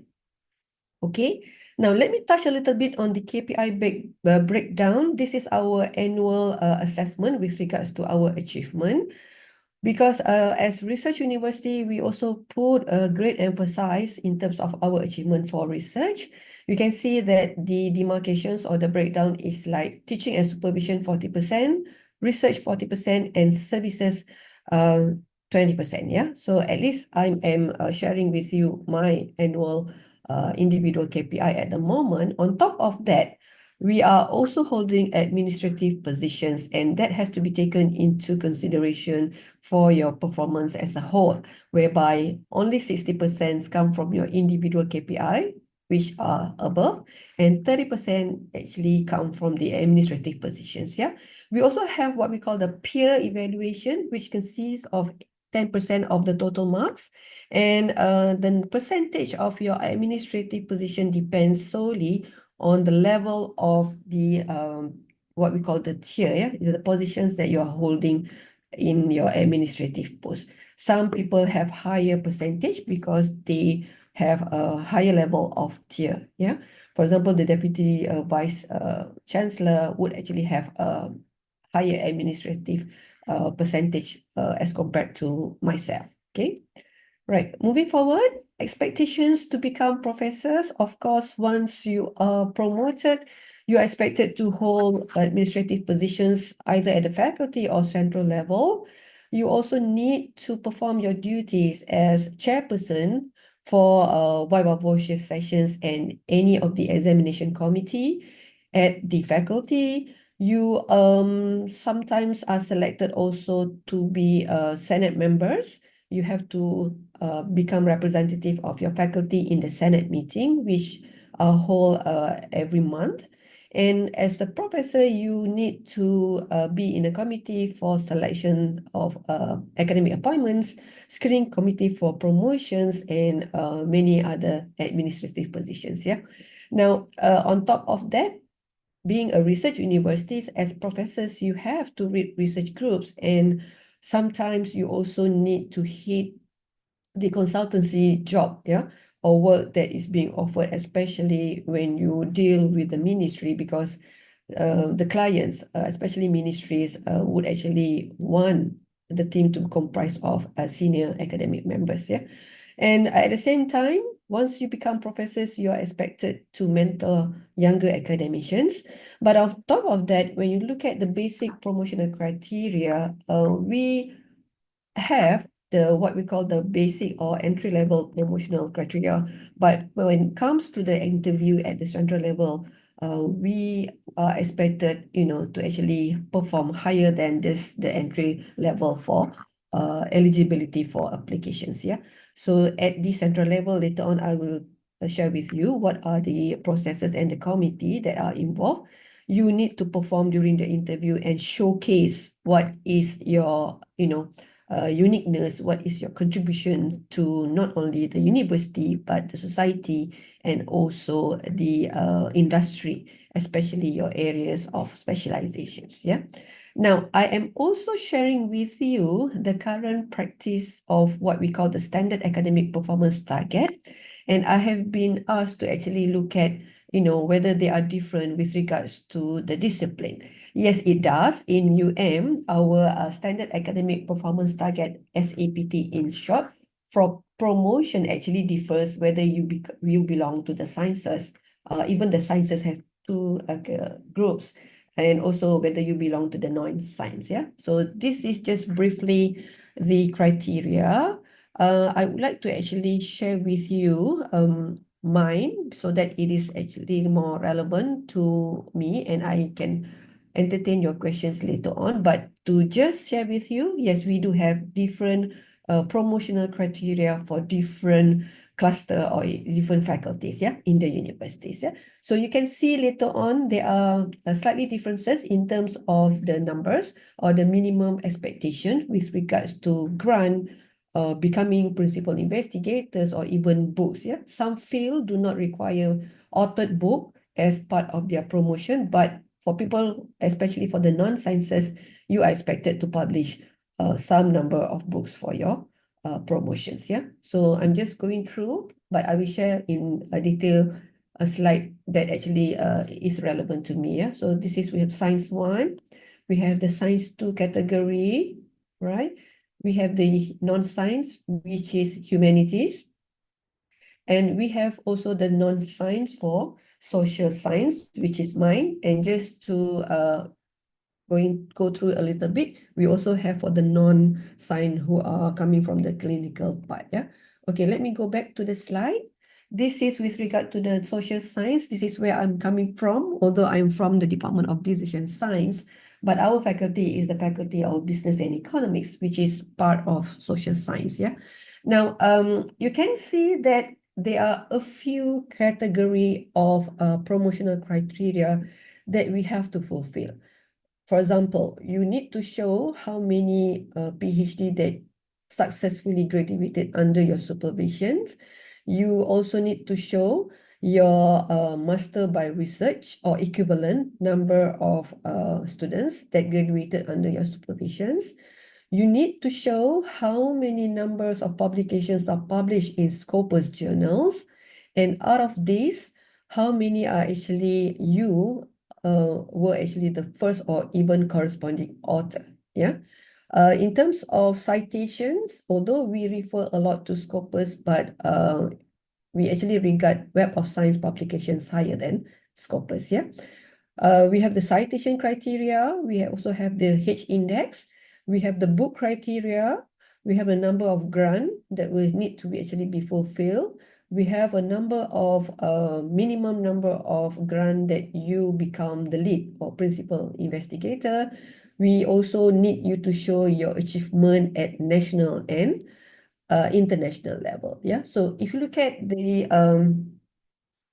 1, 2, 3, the fourth column. The fourth column is the VK7, which is the professorship, the first entry level for professorship in the university or even in public services, yeah, public universities in Malaysia. You will be required to have minimum 5 PhD students, master by research or equivalent. You can convert some of your PhD students to fulfill this criteria of master by research because some of the faculties do not offer master by research program. You also need to have 5. You need to show minimum 20 Scopus journals or Web of Science plus Scopus. Yeah, but minimum is Scopus. You need to have at least 5 articles that are published in Scopus where you were the first or corresponding author. Citation minimum 60, H-index minimum 6, authored book you need 4, grant you need about minimum 220, and for principal investigator you need to show at least you have a grant that you lead as the leader, yeah, minimum of 70,000 ringgit Malaysia. Achievement for the national level should be 10, and at the international level, you are required to show at least minimum of 4 achievement. So that's basically briefly the requirement of, what will be looked at in terms of the applications of the eligible individual who want to go for promotions. Yeah, but once you become VK7, your criteria for promotion to the higher level is increased. Yeah, you also need to show there is an incremental increase in terms of the numbers from where you first became a professor to the current position that you want to apply for, right? So you can see there is a big jump, for example, in terms of citation, Scopus journal from 20 now becomes 35, books, okay, from 4 to 4, slightly more for the grant, okay, 220 to 500, and also there is more than 100% jump from 70 to 150,000 as a principal investigator for research. Yeah. So having shown you all this, shared with you all this information, perhaps you can actually devise some criteria or some of the systems that would be suitable for you, taking into considerations the nature of your universities and also the expectations that people or the society actually expect from you as a public university. Okay, right. So moving forward, right. I do have the promotion process flowchart, but it is quite small. Maybe I just give you briefly what are the important steps that need to be done for promotion. It starts with the applicant himself, where they need to fill up and make sure the basic promotional criteria are fulfilled in the systems. Yeah. So normally, if you are, eligible, your system would actually show green color, meaning the minimum standard of basic promotional criteria are met, and you would actually have to check also your publication, quality and the numbers, and you need to also nominate some of your, at least 3 personal referee. Yeah. Now, all of this need to be done by the applicants, and the faculty would actually help you in terms of making sure that everything is on order. On top of that, there is one committee at the faculty which we call the screening committee at the faculty level that look at the promotions, and the the application has to be endorsed by your head of department and also the dean. Yeah. At the same time, at this level, we need to also nominate external assessor for promotion. These are basically international or foreign professors from universities which are related to your department. Okay, let's say I'm from decision science, I need to appoint, or my head of department need to appoint minimum 3 professors as external assessor from similar, let's say operation or even information systems from other universities. Yeah, normally we look at the higher ranking universities to become external assessor. At this point of time, the university will actually require the faculty to check, have to do a background check on the applicant, and they also need to make sure, as I mentioned earlier, that the applicant is actually free from corruptions. Yeah. After that, we actually have to bring the application to the Central Screening Committee at the Human Resource Department, and we also need to approve the appointment of the external assessor for the promotions. Yeah. Now, once it's being done, if the applications, the documentations, and the criteria that I mentioned earlier was met and fulfilled, the candidate will actually be called for interview. This is called the selection committee at the central, and it involves an interview session whereby it may take up about 15 to 20 minutes for each applicants, and this will actually be checked by the vice chancellor. Yeah. Later on, I will show you the compositions of the committee involved for the promotional criteria to professorship. And if the promotion is successful and the candidate, fulfill all the criteria and perform well during the interview, the promotion will be endorsed by the university board of directors. Yeah. And after that, the informations or the announcement will actually be sent back to the applicants if they are successful. Okay. Now, that's one. I mean, in terms of process flow, let me brief you a little bit about the compositions of the screening committees at both faculty and also central. Yeah, at the faculty level, the faculty screening committee is normally chaired by a professor from that faculty, but they also include 3 other professors from other related faculties in the same cluster. Okay. Now, this committee need to produce what we call the committee report that will be sent to the central screening committee.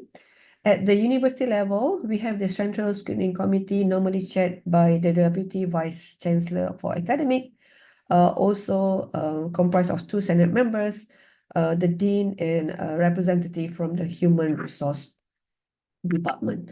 That is the Screening Committee. Once the application is good and successful, it will be forwarded to the selection committee, which I mentioned earlier, and this committee will be chaired by the Vice Chancellor of UM. And we have the Deputy Vice Chancellor Academy as members. You also have 2 senior Senate members in that, and there is a representative from the University Board of Board Directors, yeah.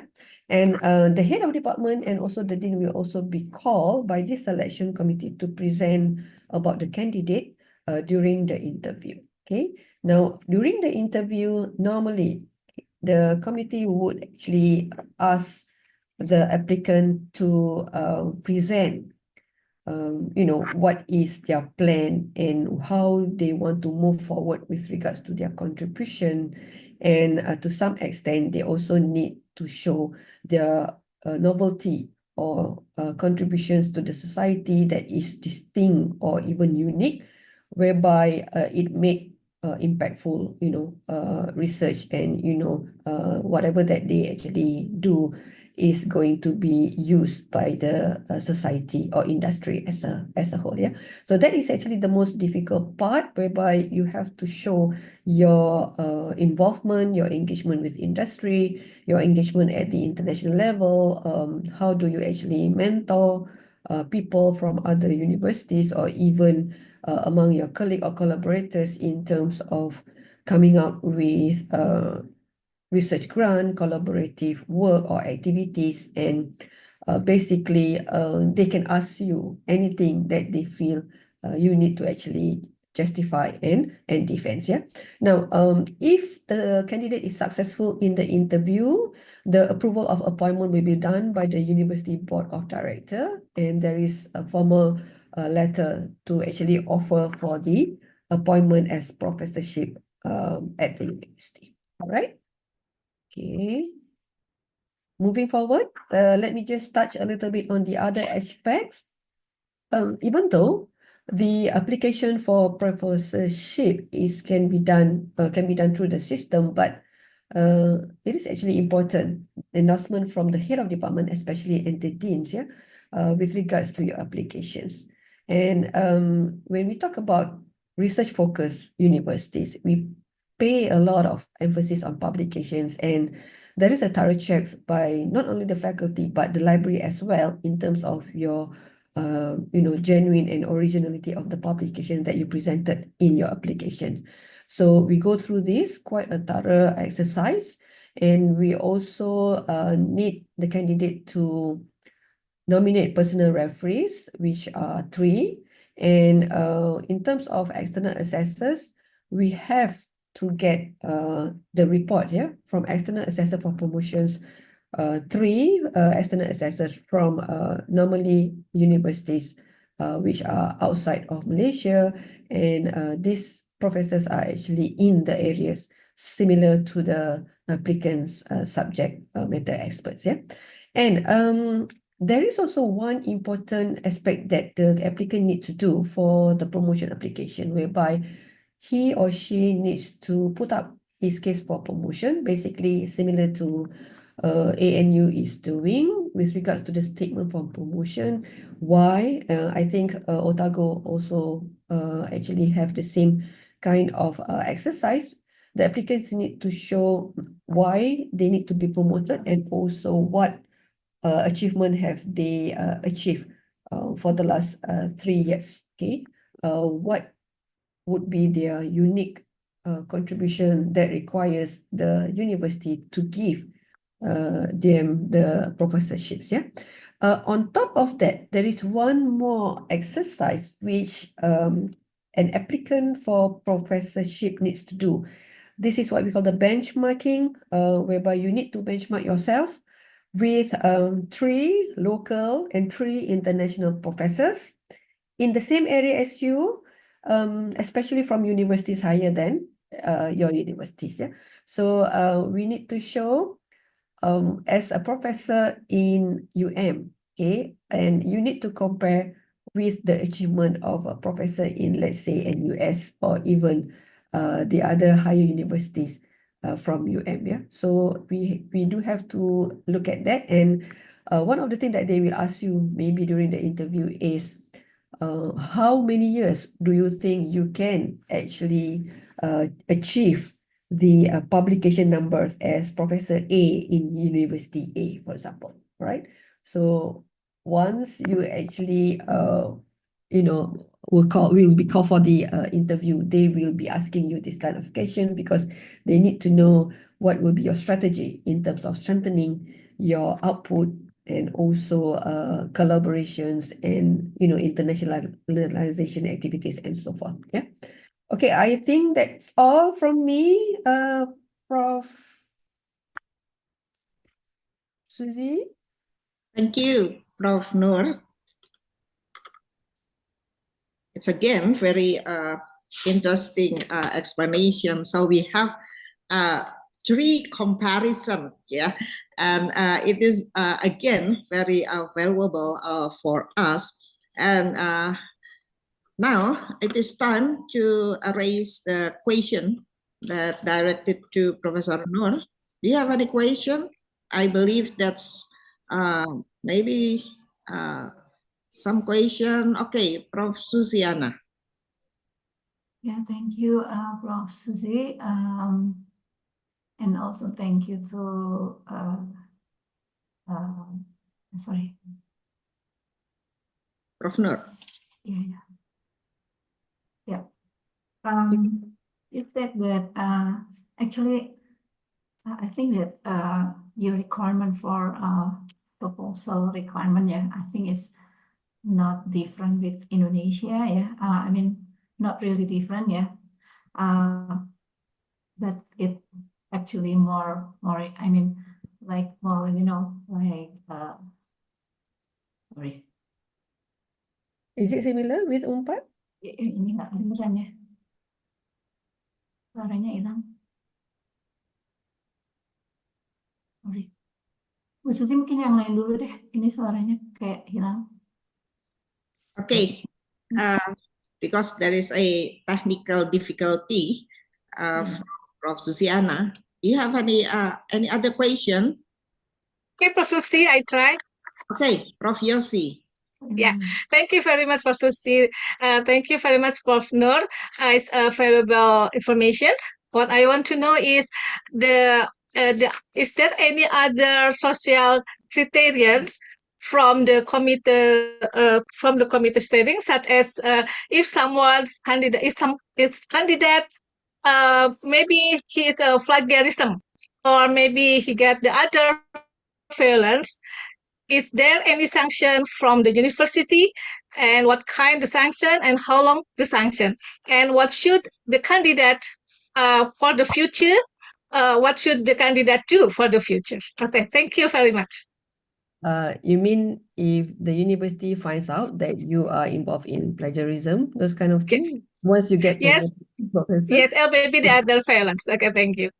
Okay, I haven't come across any of this yet in UM, but normally, if we notice that we are publishing in some non-recognized journals involved in something that is not recognized by university, we actually retract the publication. That's one.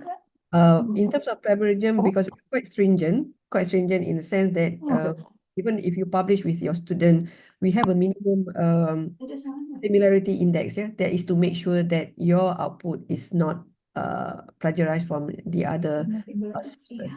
So we pay quite a very stringent emphasis on this, especially for if you publish with your student before they graduate, they need to show or they need to publish in one Web of Science or Scopus. And before they go for the Viva, we do a plagiarism check or even a similarity checking. So in that case, we are quite safe. We are quite confident that we don't publish, we don't plagiarize other people's work. But so far, I have never come across in UM professor who plagiarize. Even if there could be case where you actually publish in not to say non-recognized, yeah, blacklisted journals, you will be advised to retract your journal, your article from that journal.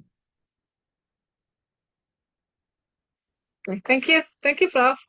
We are very kind. We don't want to melucutkan jawatan. Okay. Is it clear enough, Professor Yossi? Yes, clear enough, Prof. Susi. Okay, thank you. And the next question comes from Pak Hendra Manula.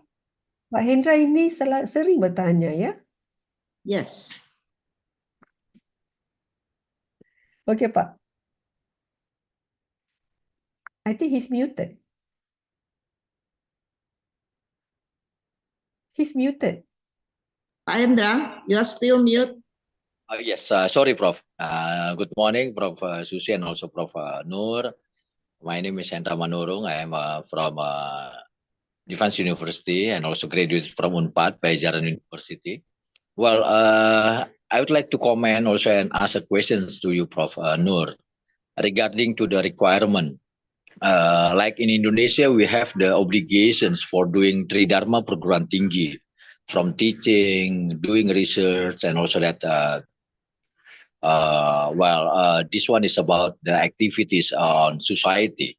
Well, and also that supporting activities for the academic. About the published journal, Prof.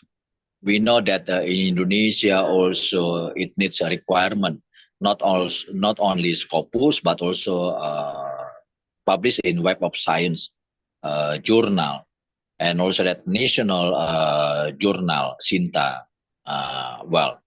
Does in Malaysia and in particular in University of Malaya, regarding to this requirement also needed by the academics, by the lecture, in order to pursue the highest positions of the professorship.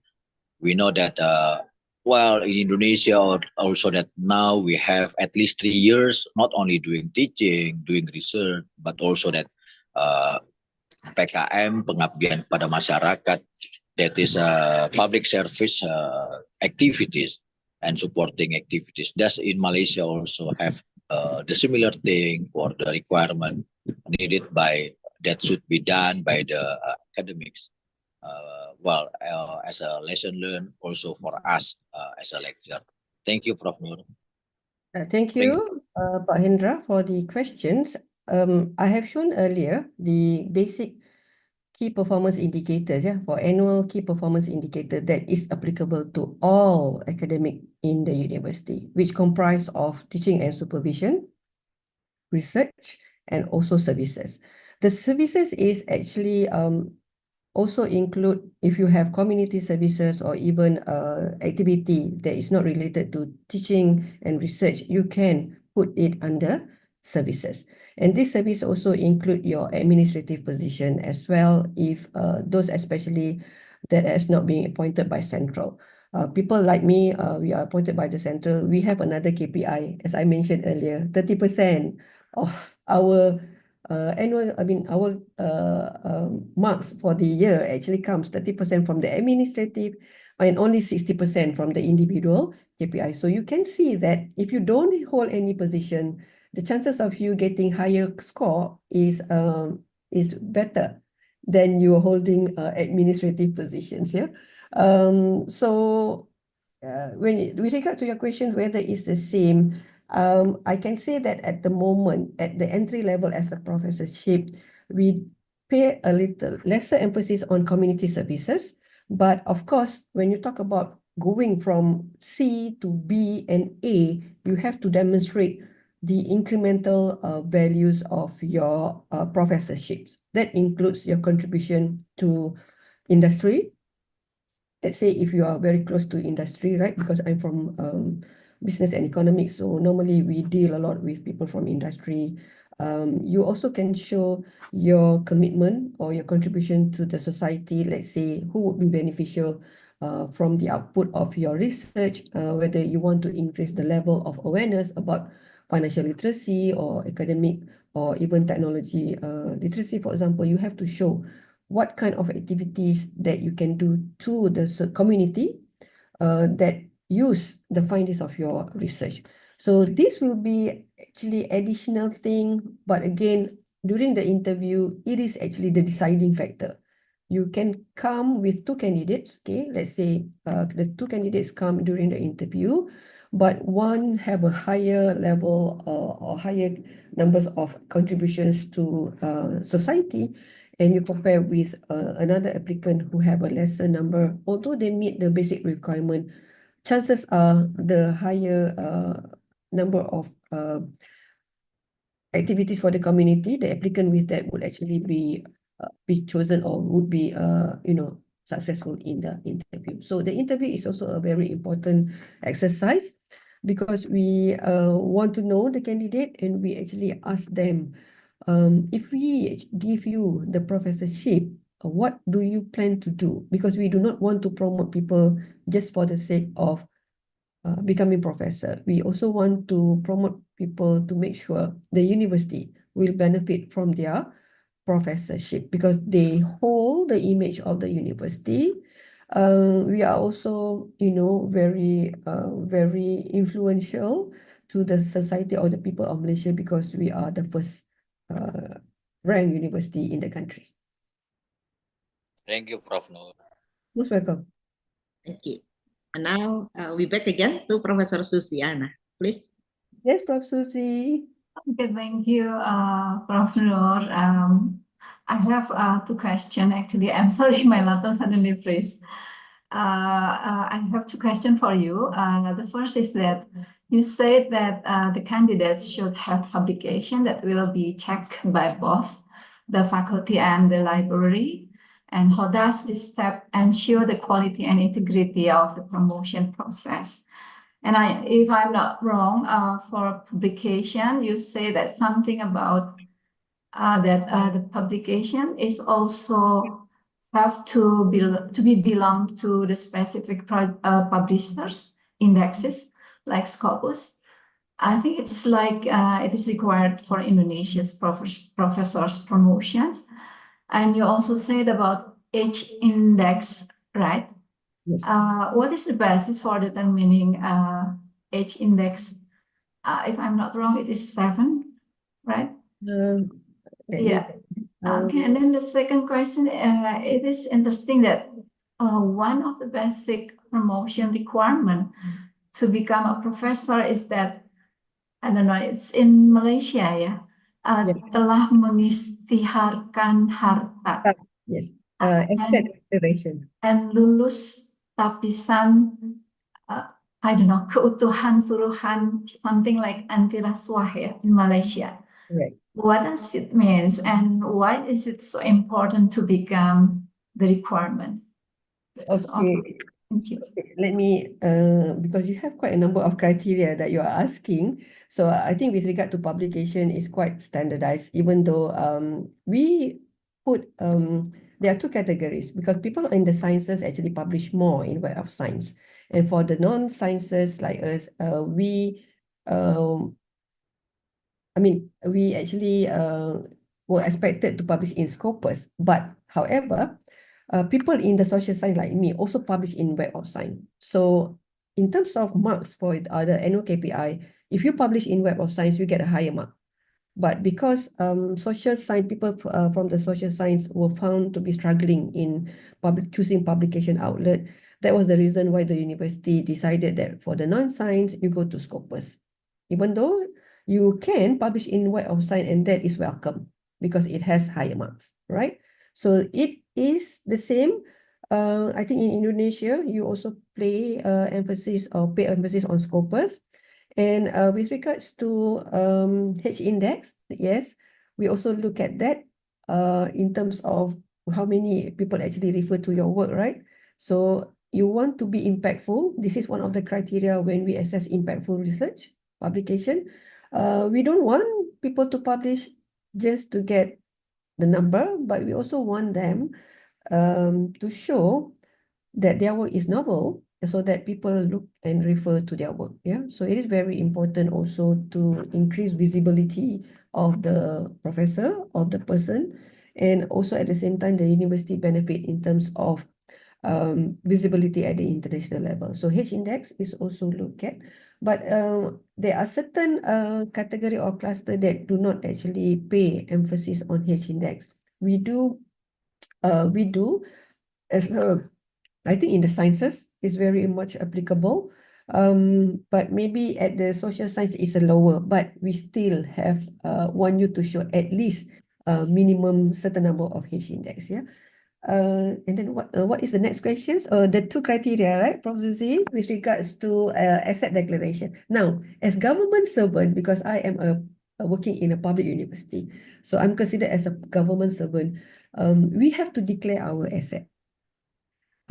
Every 3 years, every 3 years, if I remember correctly, we have to declare how do you, is there any addition to your current asset, whether it's house, whether it's your car, land, or any shares in any company, you need to declare.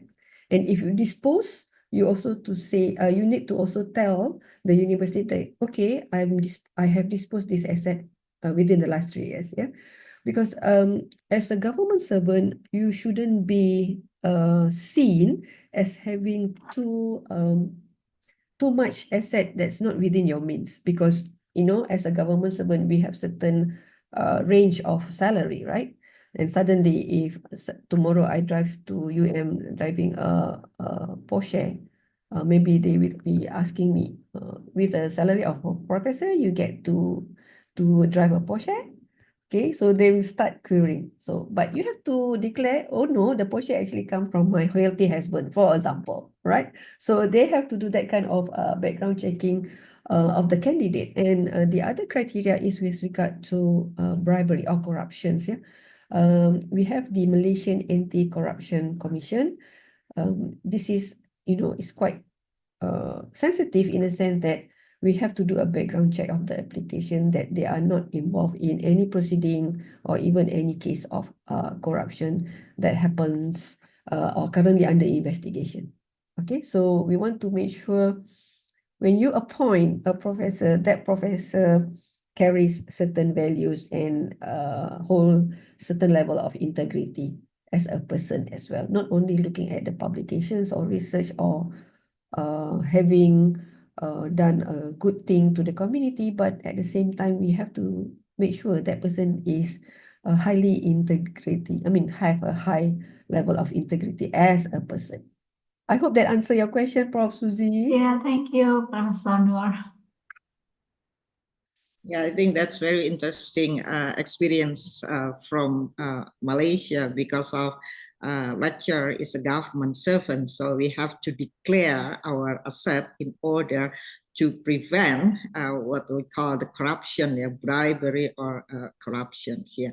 Okay, the next question will be raised by Professor Maita. Your system seems similar. Yeah. Please, Prof. Maita. Yeah, sorry, can you hear my voice, Prof. Noor?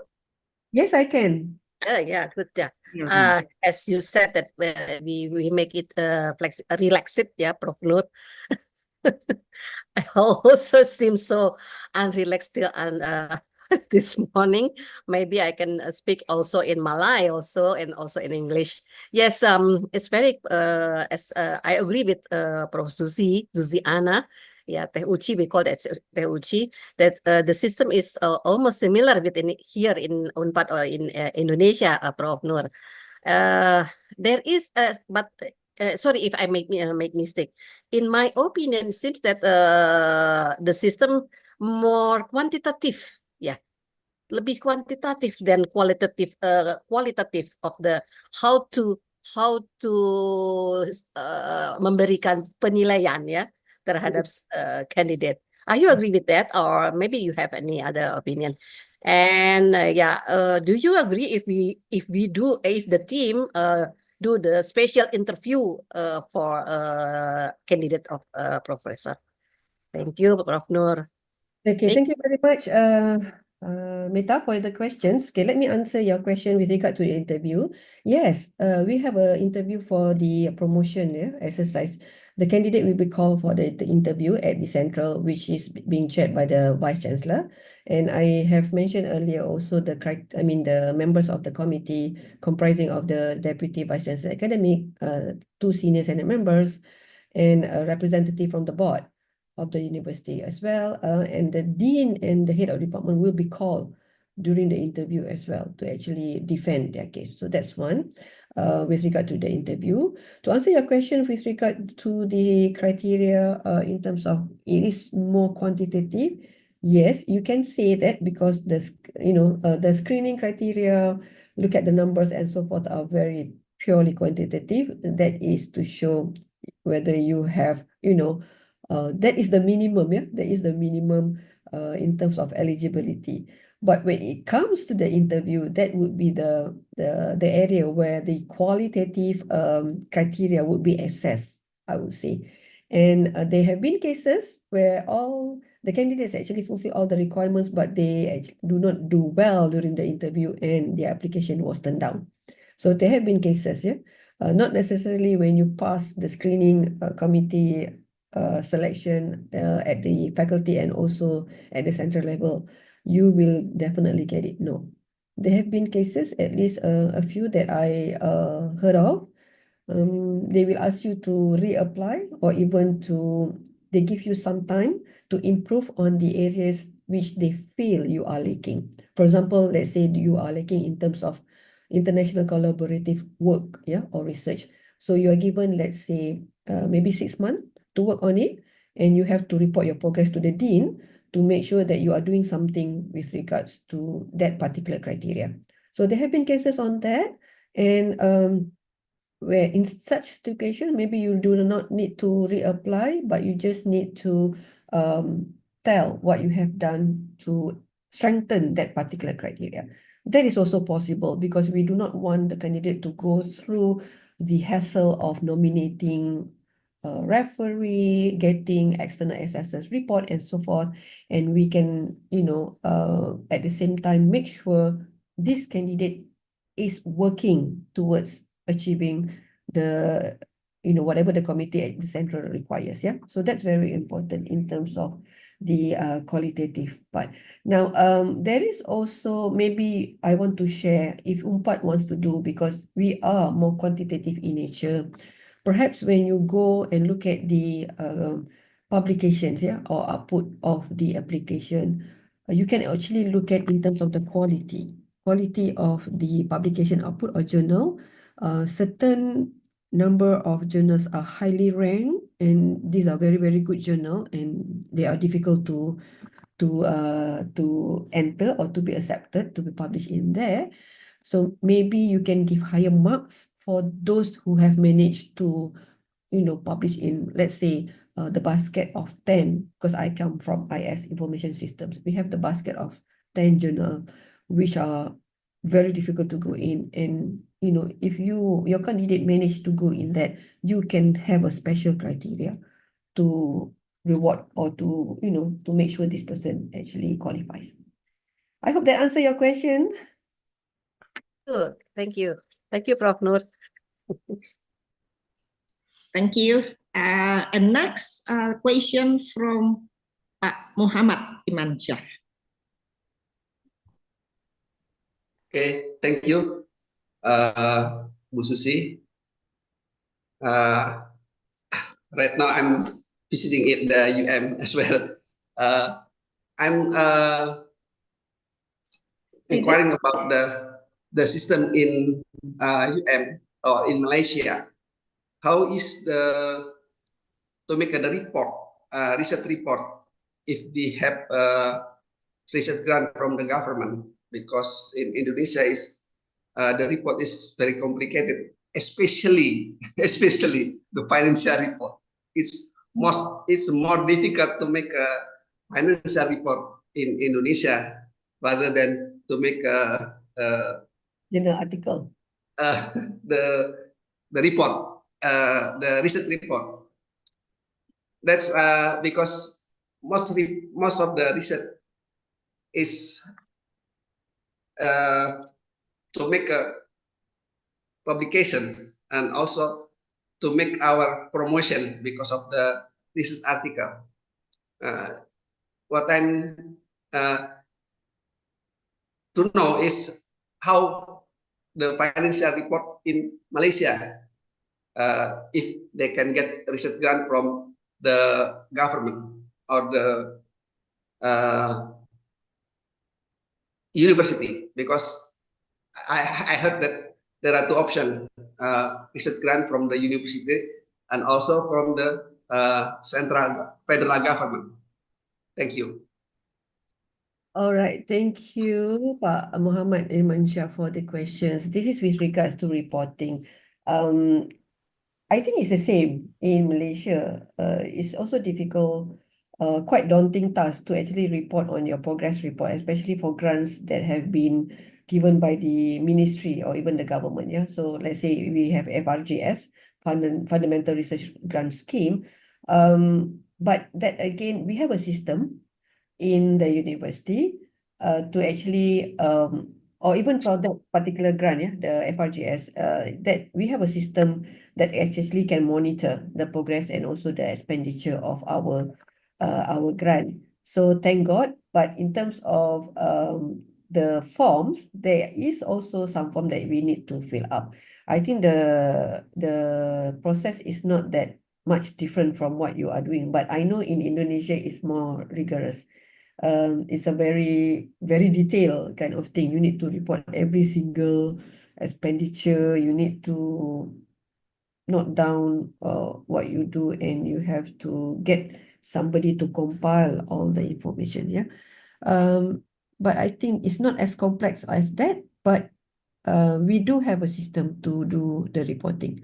That is from the ministry, but in terms of the one that internally is funded, for example, the faculty, we still have the form to manual to report on the progress.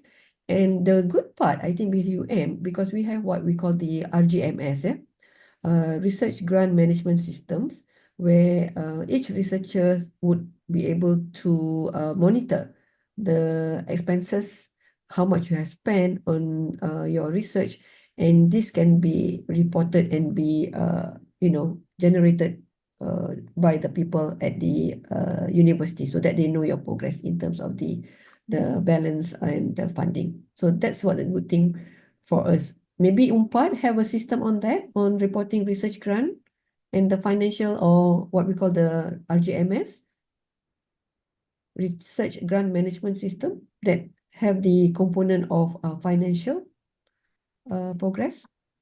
It's not that systematic, I think. Yep. A room for improvement. Yes, sure. Okay. Okay. Is it clear, Muhammad? Yeah, clear. Okay. Now, the next question, Prof. Noor, will be raised by Prof. AI. Okay, Prof. AI. You still mute, unmute, please. Sorry. Well, first, I'd like to thank again, Prof. Noor, because I from what you present, I think you just not only have gone through that process as a professor, but it seems to me that you're also expert, maybe in making other people as a professor, perhaps in the committee or something. So I can see that you have experience doing that. So we are very lucky, I think, to have you here today. So we will take notes and then also we'll summarize later everything and will become one of our recommendation. Yeah, but I have a small question actually regarding Malaysia as a whole. Yeah, I believe that the policy.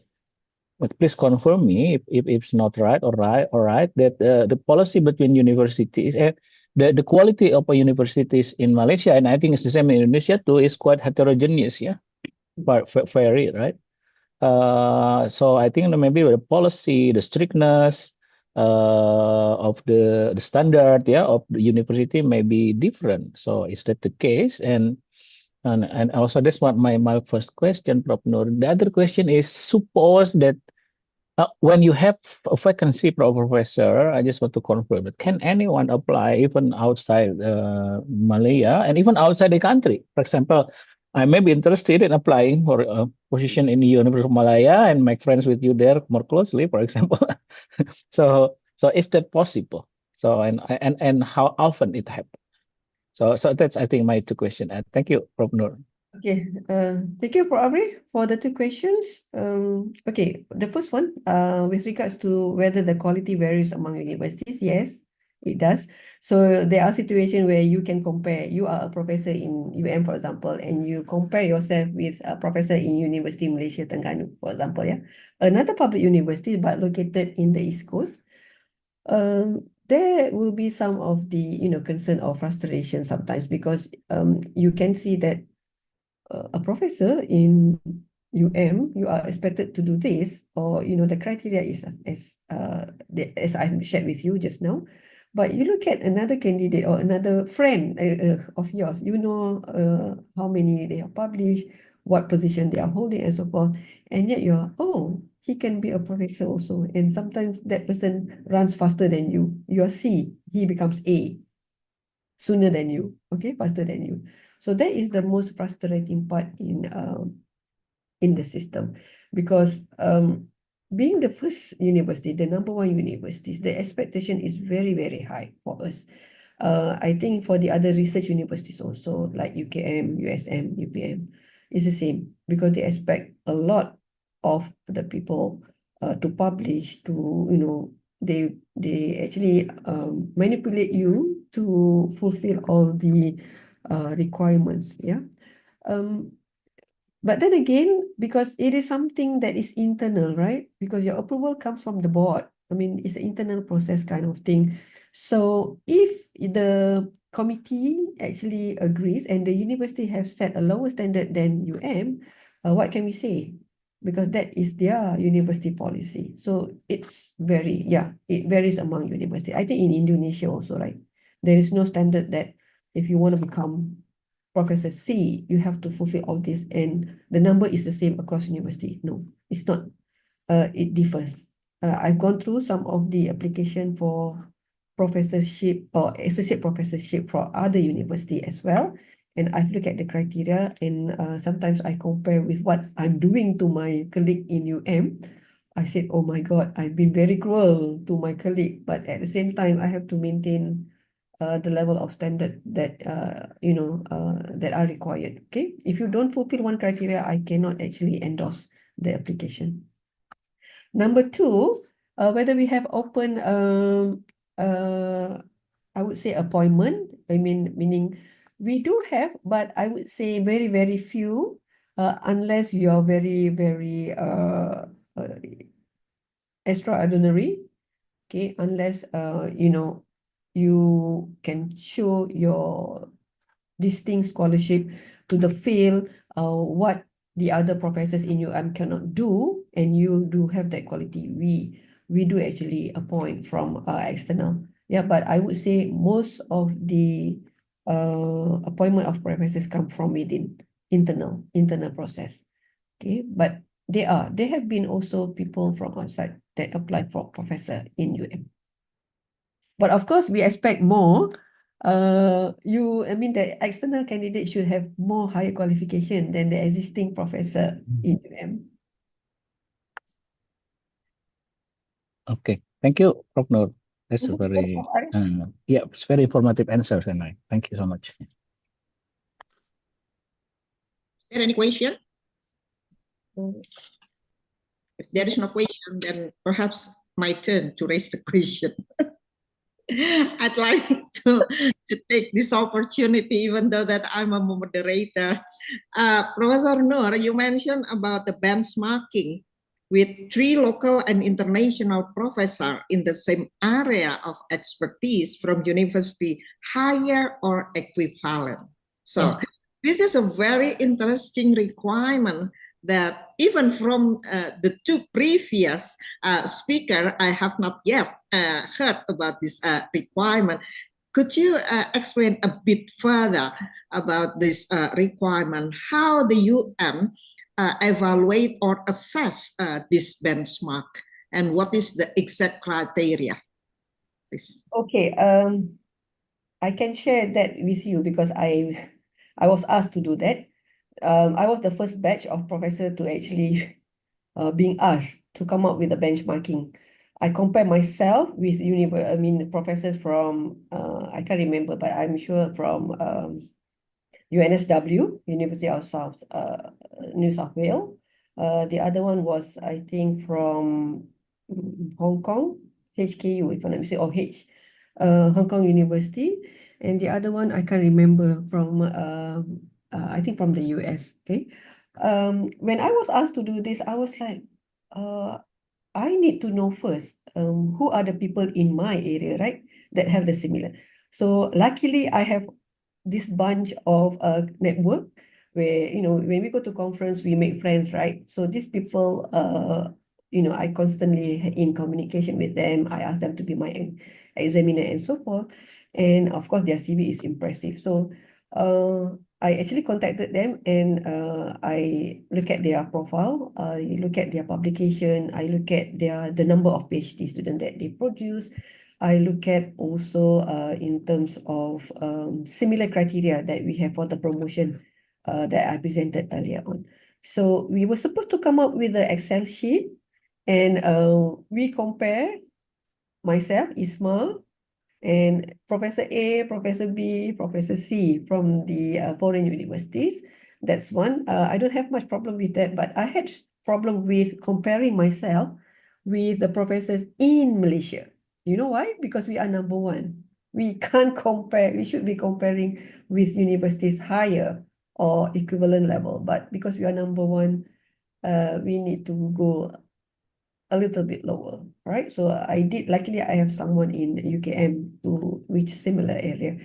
So that's how we do the benchmarking. So we look at their CV, we look at the number of journal article that they have published, the amount of research grant that they lead, then they also look at the number of PhD students that they produce.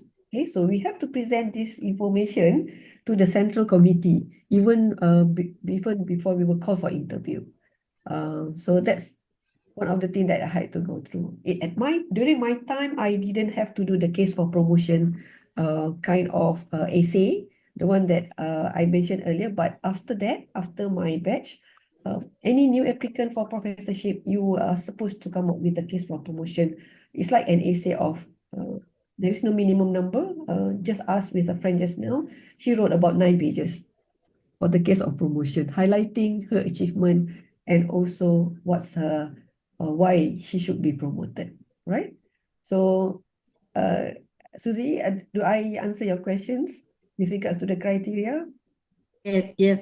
And is there any further criteria or additional criteria? Because you mentioned about if you compare or you make a benchmark with your colleague, you mentioned about the number of publication, the number of the research grant. How about the other? Because according to the requirement, as you mentioned before, that there is the basic promotion criteria, and then, for example, individual annual KPI that consists of teaching, research, services. Do you also use this criteria, teaching, research, and services? Okay, research you already mentioned about that. How about the teaching and the service and any other relevant criteria? The one that we do the benchmarking is quite impossible to get the scoring even for the services. So what we do normally, we just look at their CV in terms of activities they do for the communities or even their contribution to industry, and whether they sit in any of the editorial board that, of some journals, for example, or even if they associate themselves with industry. So that would actually be the additional information that we look for, because the criteria is actually given by the central. And this criteria is a moving criteria. Maybe during my year, my circle of promotion exercise, it was the first time, so they didn't ask too many questions, too many criteria for you to compare with the other professors in the other universities. But after that, they improved the criteria and they add on more and more things. So, Okay. yeah, Umpat, maybe you can be kinder to your applicants. Don't put too many criteria for their promotion. Yeah. So you only describe the benchmark and let the committee that make an assessment of that benchmark. Yes, because they will ask you, they will ask you, why should we promote you if you don't even, fulfill the criteria of a professor in the other local university, for example, which is lower than you? So why should we promote you? Because you don't meet. You are not at that level. Okay? You haven't reached that level. So those are the things that you have to make sure. Even that also shows something. Because when they ask you to benchmark yourself with professors in the same area, you as an academician, you should know, right, your subject matter expertise. You should know who are the key people in your area. If you can't show that, if you can't produce that information, what does that show? You're not engaging enough with the people within your same area. So that is also an indication of collaborative or even engagement to the within the society of your research interests. Okay, thank you.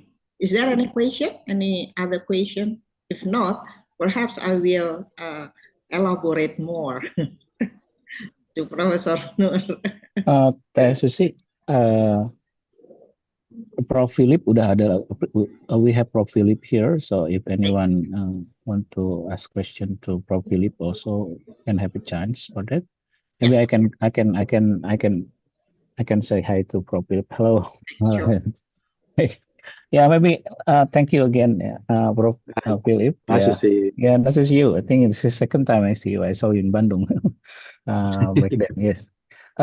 Maybe I have one specific question to the case of New Zealand.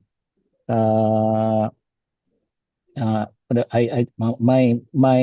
question is about mobility, because unlike in Malaysia or even in Indonesia, I believe that professorship vacancy can be filled by any professor from anywhere.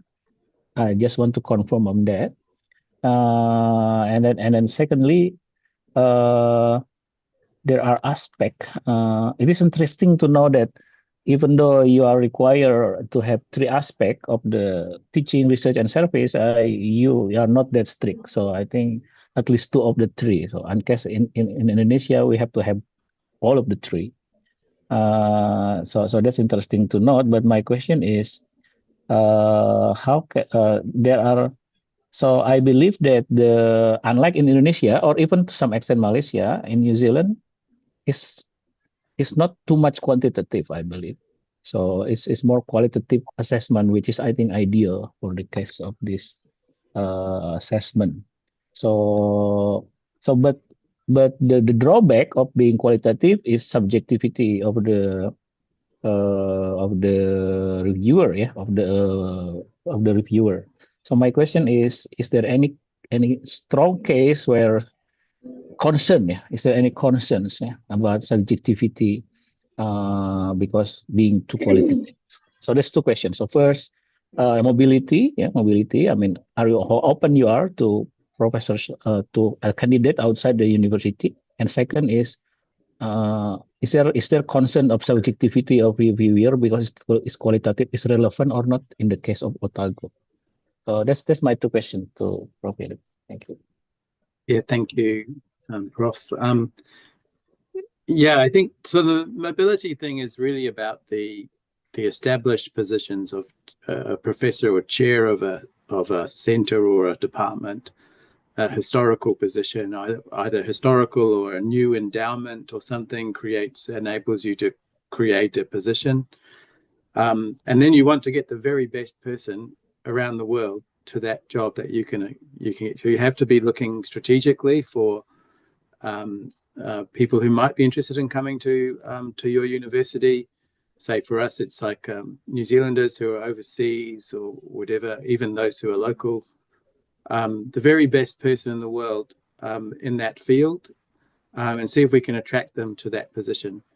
So a search goes out by a company, and they ask people all around the world to see if they would like to be considered for the position. And then they indicate whether they're interested, and it can be anyone. So, and that becomes like, I think that's a really important thing going forward as you're building your international profile, is that you build the capacity to establish these, either endowed chairs or your established chairs, and the ability to be flexible in how you attract them. And one of the tricks is to actually say, you know, we're looking at your trajectory. So someone might be doing a PhD in Cambridge or Oxford, who's only just like 2 or 3 years postdoc. They're in the early 30s. They don't really fulfill your standard criteria, but you know they're going to do well. So you might want to say, well, actually, we know you're going to do well. Would you be interested in coming and establishing yourself as a professor, and we'll support you? So that's the trajectory issue, where you're competing for them with the rest of the universities around the world. And one way to achieve that well is to ask them early. If you know they're going to do well, then you ask them early before they meet your strict criteria. So we would have maybe 1 or 2 professors who come in at maybe 32 years old. I know one of the New Zealanders who was a Rhodes Scholar in Oxford, he was given a professorship in Cambridge in public health at age 32. He was the youngest ever medical professor, and he's done amazing things. It means that he can build a program of activities for 30 years, maybe 35 years, and establish a real center of excellence around him. So the other question was about qualitative versus quantitative. I think you have to meet some essential quantitative measures, especially on the research. You're not going to get a professor promotion with 15 publications, for example, even if you were always first author. It's not likely that you would go through the standard promotions pathway with 15 publications and, you know, a couple of PhD students in your history. So you need to be in the 50 to 150 publications, and depending on the quality of those publications. So there's quantitative measures for sure. The qualitative measures are where you bring into the equation whether there's real evidence of leadership. What do other people think of this person? Are they the sort of person that you would want to represent your university on the world stage, at conferences, to teach your students and inspire them, all that sort of thing? That's qualitative, yes, but it's also reasonably straightforward if you have the right people on your committee, I think. Thank you, Philip. Thank you. Any other question? Okay, if not, perhaps I will ask again to both of the speaker, to Professor Noor and Professor Philip. In my opinion, there are 2 aspects that should be considered in developing what we call like the policy of the professorship promotion in UNPAD. The first aspect is in regard with the substantive. That's the substantive aspect. And the second aspect is the procedural aspect. Okay, so both of you have already explained in regard to both aspects, substantive aspect and procedural aspect. In terms of the the first question that I want to ask to both of you is about what is the main principle that we have to consider for each of the aspects, both for substantive aspect as well as for the procedure aspect. If I can give you an example, in relation to the procedural aspect, perhaps the principle of transparency, accountability, and then what else? We have to consider that principle. So I want to ask to both of you about what is the main principle that we have to consider for both aspects. Thank you. For instance, if a particular applicant is rejected, then from the point of view, from procedural aspect, is the applicant will be able to make an appeal or to provide his argument before the committee.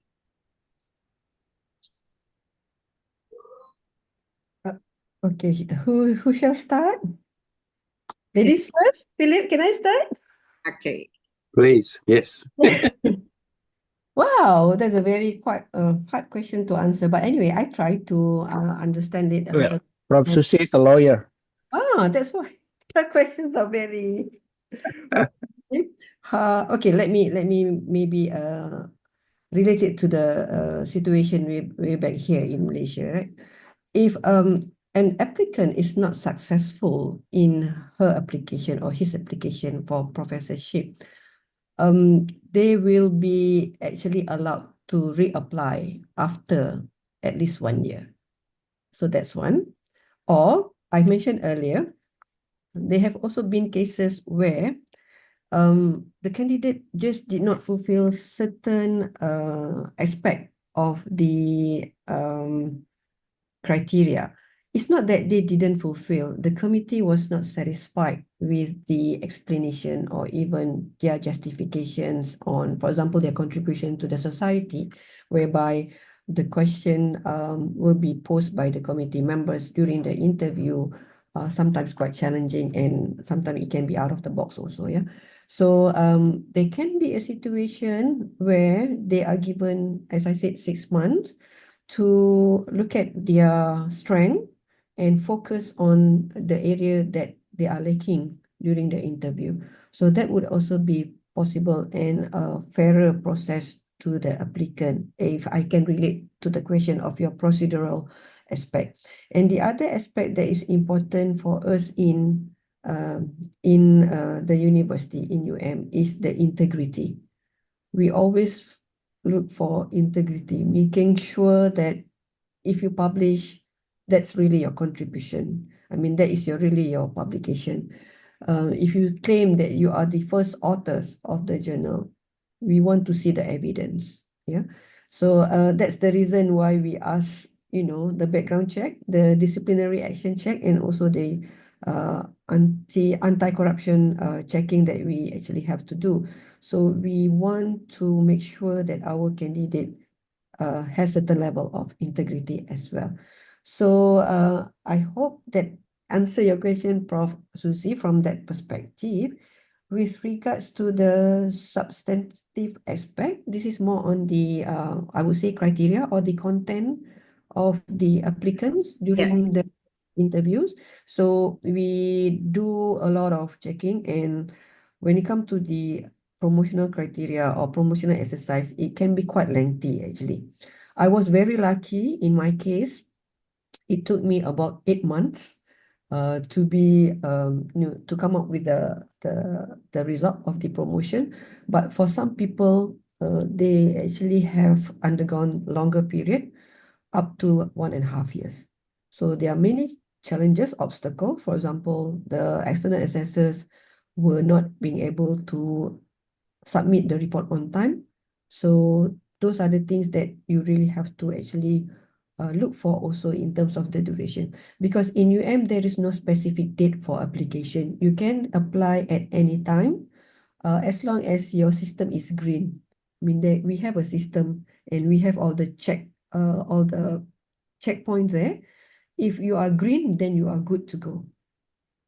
And we don't have any specific like January for you to apply and you will get the result by, April for you to apply and you get the result for in January. No, we don't have that kind of deadline. So it's like ongoing process all the year through. Over to you, Philip. Yes, so in terms of appeals and failures and so on, I checked the guidelines. So there is very rarely an ability to appeal a decision. You have to believe that there's been a procedural problem, not a judgment problem. So you can't appeal the judgment itself. You can only appeal that the judgment might be misjudged only based on a procedural issue, like wrong information being passed on, or somebody with a big conflict of interest which wasn't declared, or something like that. You can appeal at professor promotion. You cannot reapply the next year. I think you have to wait 2 years. So you can't apply that. For the appeal, you're expected to have a discussion with your line manager, probably the higher level line manager, the Pro Vice Chancellor, to talk through why you think you should make an appeal. And a lot of appeals stopped at that point, where the discussion, the advice to the would-be professor is that's not a good enough reason to make an appeal. And then there's a process for making the appeal in a written form. How about from the substantive aspect?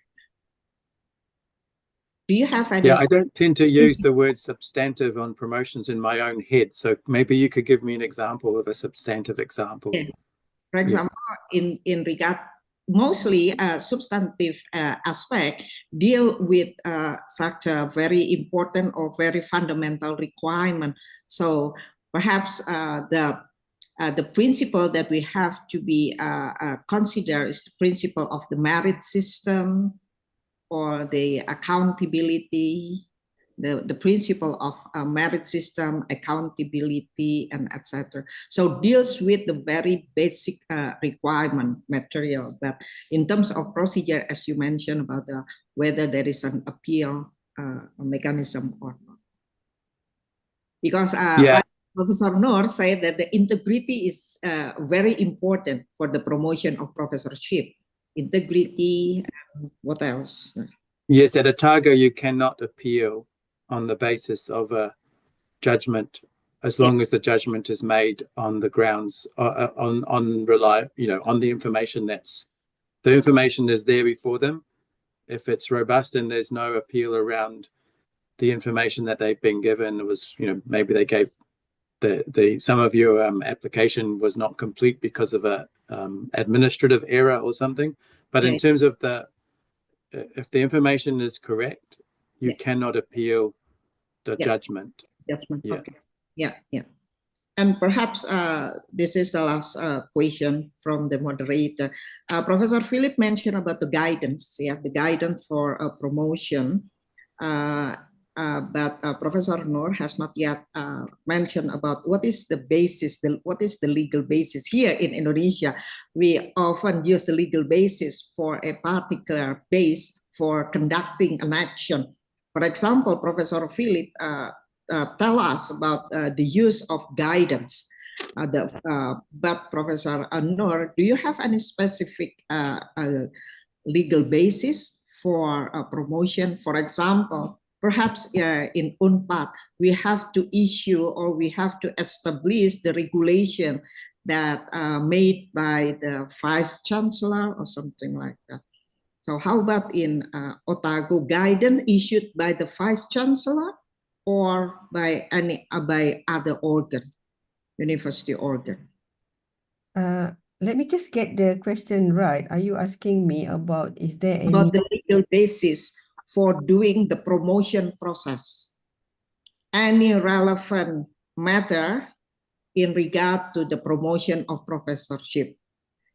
If I can use bahasa ya, di Indonesia biasanya ada dasar hukum, peraturan untuk mengatur hal-hal yang berkaitan dengan pengusulan profesor. Oh, okay. Misalnya di Indonesia, there is a particular ministerial regulation. Okay, then afterwards, the university will make an implementing regulation. So whether in the form of Vice Chancellor regulation or in the form of Senate regulation. How about in the UM? In Malaysia, when you talk about promotion, they are basically, under the purview of the board or the University Board of Directors. Yeah, when you talk about, University Board of Directors. so it has to be approved by the Board of Directors, the University Board of Directors.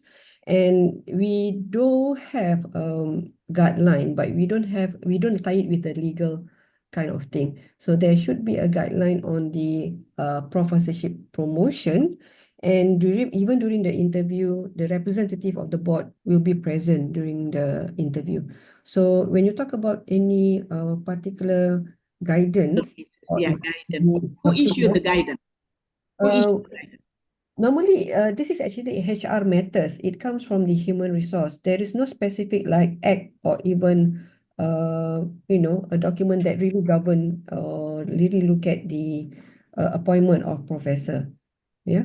But in Malaysia, we also have what we call the Majlis Profesor Negara, the National Professor Council, which operate on separate basis, and this would be a body that collect issues, or if there is any kind of matter that they would like to discuss with regard to the professorship in the various universities, they can actually consult with this Majlis Profesor Negara also. But as far as the appointment or promotion of professor is concerned, in the highest level body is actually the board. And we do not tie it to any specific act or even any document. Okay, thank you. How about in Otago? Yeah, I think I'm correct in saying that the divisional committees make the recommendation referring to the guidelines documentation to the Vice Chancellor, and all professors are appointed by the Vice Chancellor. So that's our rector. So there's no other process beyond that. There's no other committee. Yeah. And who issued the guidance? The Vice Chancellor? There would be like some, I don't know how the guidance was originally started. I can have a quick look at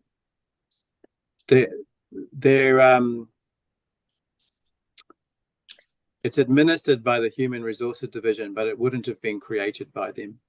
It would have been created by probably the Deputy Vice Chancellor Academic, I would say. Okay. I would like to say the same thing, because there is no specific act, but we have guidance that is being issued by the Human Resource Department in terms of promotional criteria. There is a guidance, but we don't have any specific act or that is tied back to legal kind of thing. We do have the guidance for the criteria is a document. Yeah. We can. Yeah. Thank you. Thank you. Professor Arif Ansori has already told me that our discussion should be end at 12. And now we already approach to the end of the first session. And again, thank you, Professor Philip and Professor Noor, for all your presentation. And I believe that the material of the presentation already covered a wide range of issues that if I can classify into two aspects, again, the substantive aspect as well as the procedural aspect. And because I'm from, my background is law, so it is very important for me to ask what kind of legal basis that used by each of the university in order to make a very appropriate manner, a very appropriate matter in promoting a professor.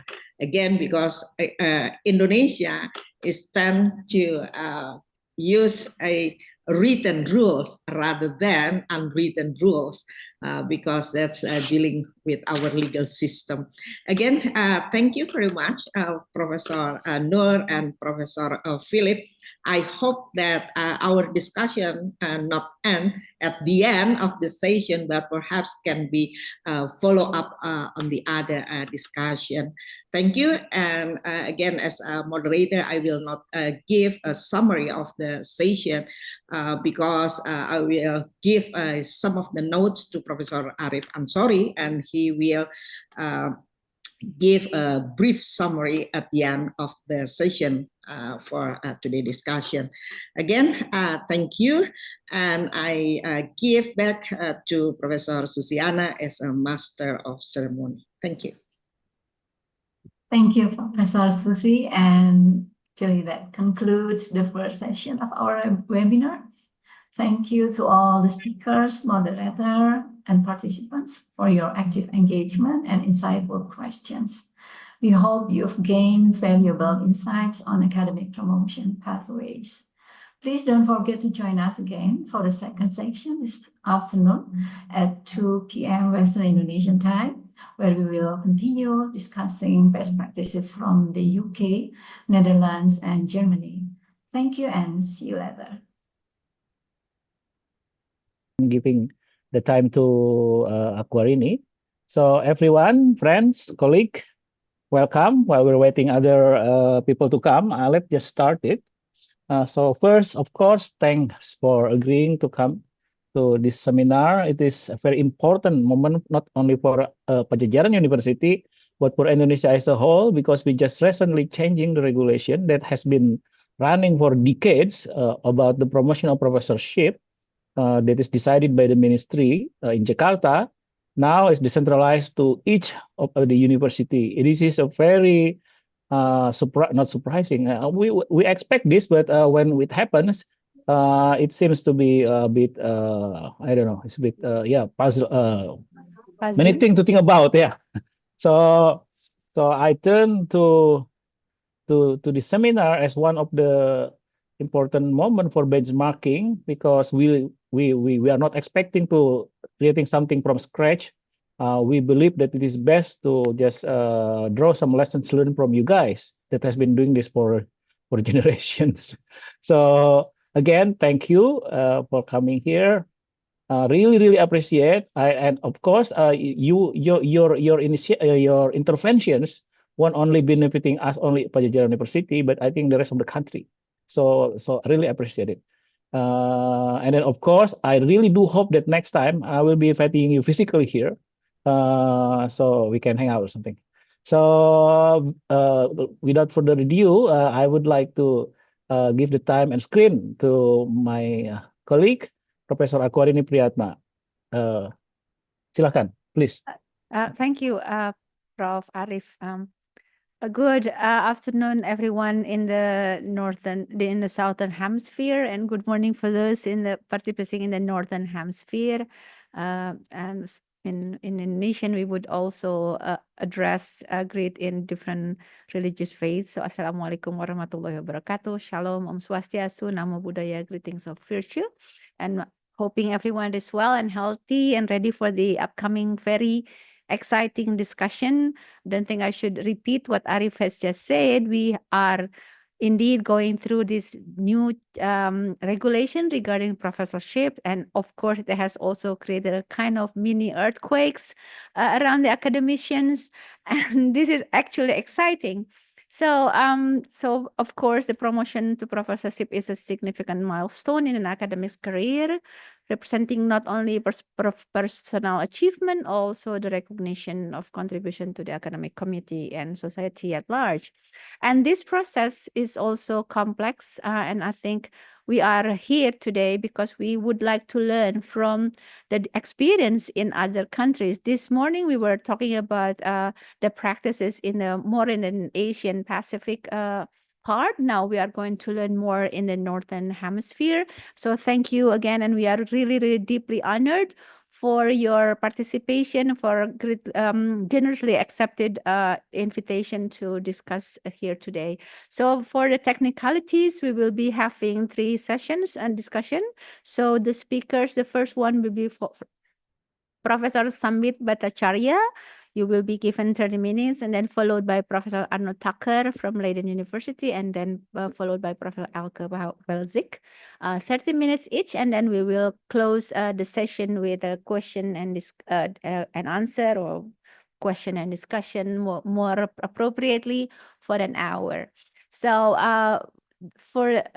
just to make the time efficient, I would like to introduce first Professor Sambit Bhattacharya. I hope spell your name, pronounce your name very, I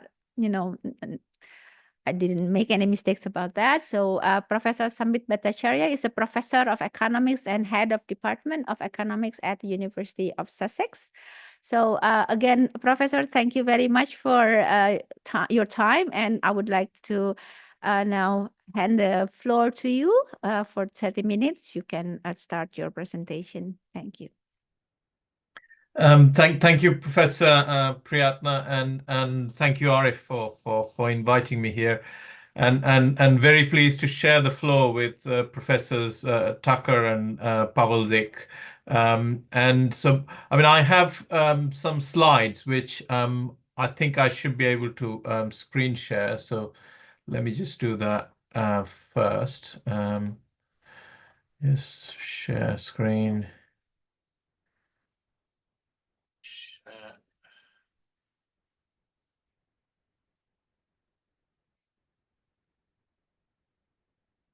Everyone able to see my screen? Just do a slideshow. Yes. Okay. It's good. All right. Okay. So I don't think I'll need 30 minutes to run it. I'll be fairly brief and happy to answer any questions from the floor. And please feel free to stop me if you have any burning questions or queries that you feel that I should clarify. So I'll give you a very brief overview of the process that we follow in Sussex in terms of two things. One is how we recruit externally professors, and also the internal process of promotions to professors. So just very briefly, so UK is slightly different from North America and also increasingly most parts of Europe in terms of career stages. We are in fact in the process of, merging our processes and career stages with North America. But as it stands, this is how it looks like. So if you are starting an academic career in the UK, most universities, you will have the title lecturer, which is equivalent to assistant professor if you're comparing it to North America. Then the next stage, you get promoted to senior lecturer, which is roughly equivalent to a North American associate professor. And then there is another stage, and that's not necessarily a different sort of career stage compared to senior lecturer. It's more of a title. It's called reader, which is in between senior lecturer and professor. Again, US equivalent would be associate professor, perhaps slightly senior associate professor. And then there's full professor. And then increasingly in universities, there are different gradations within professor, which I think outsiders will not be able to see because it won't be revealed in a website or anything. There's Professor A, Professor B, and Professor C. So depending on seniority, etc., etc. So Professor C would be senior most professors, and then Professor B would be intermediate, and Professor C is kind of newly promoted professors. Some universities also have kind of some explicit title in terms of, say, professor of global acclaim, etc., etc. But in Sussex we don't have that. But that's roughly how it looks like in the UK in terms of career stages. Now, how vacancies are filled. So there are two types of posts. One we call expansion posts. So that's kind of, you are adding. So if you are a department of, let's say, 30, you are adding one extra post. If it is a professorship post, you become a faculty of 31 academics. So that vacancy is subject to funding, and internal processes are that you need to fill in a request for a new post, and that request is typically goes through, if you are a department head, you put that in, and then your head of school or dean approves that, and then following dean's approval, it goes to the provost, who is deputy vice chancellor, who typically approves or queries, etc., etc. So that's essentially subject to funding. If you have money to support this particular post, then you get approval, and then you advertise that post and then recruit from the market. The other types of post is replacement posts. So, for example, if somebody retires or somebody leaves the institution, etc., then those vacancies are filled, is what we call replacement posts. Approval process is very similar. So if you put in a request to fill, and then you get approval from the dean and then the provost. Now, there's the next thing is professorship through career progression. So that's dependent on promotion rounds, and that's for colleagues, academics who are trying to get promoted from one of the other career stages. If I go back one slide, so you can apply for professorship from senior lecturer, and you can also apply for professorship from reader, right? So from lecturer, you can technically, but it's highly unlikely. But from senior lecturer and reader, that's typically when you would be planning to apply for professorship. Now that goes through what we call promotion rounds, and promotion rounds take place. So there's one round every year. So there's one annual round. Now for professorship applications, there are 3 stages in that round. First, you there's a first round which decides whether the application is worthy to pursue further or not. Then there's a second round review process, and then after that, final decision is taken. I think I have a slide on that later on, so I'll discuss that a bit more detail a bit later. Now, so expansion and replacement posts are filled with let me just reduce that. With open international recruitment, whereas promotion and professorship is determined by promotion rounds, as I just mentioned. Now, so the recruitment process for expansion posts. So posts are advertised openly in national and international job advert platforms. There are, I mean, for my discipline, increasingly, the profession uses a platform called Econ Job Market. I'm sure there are other platforms where you advertise jobs for other disciplines. So it's openly advertised. You can advertise it in The Economist. For the UK, there's a generic academic job advert platform. It's called jobs.ac.uk. So pretty much all university academic jobs are advertised there. Now, for professorship appointments, universities are increasingly appointing external recruitment firms. There are private external recruitment firms that you can appoint to conduct a search on behalf of the university. So they're basically, these are headhunting firms. So applications are solicited from potential applicants, and then they are evaluated by a recruitment panel, which is obviously independent if you are using a headhunting firm. So headhunters, so their job is just to solicit application. They're not part of the review process. So then applications are reviewed against an advertised selection criteria. So there's kind of a set of criteria that's advertised, and you judge the application based on that criteria. Now, the panel is constructed in the following manner. The panel is either chaired by a pro-vice chancellor or the provost, who is the deputy vice chancellor. On rare occasions, vice chancellor might chair a panel, but generally, professorship recruitment sits with the provost, or duties are shared with the other pro-vice chancellors.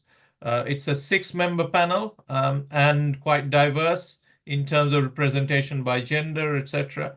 So UK universities and under UK law, I think we are mandated to be cognizant about diversity of the panel.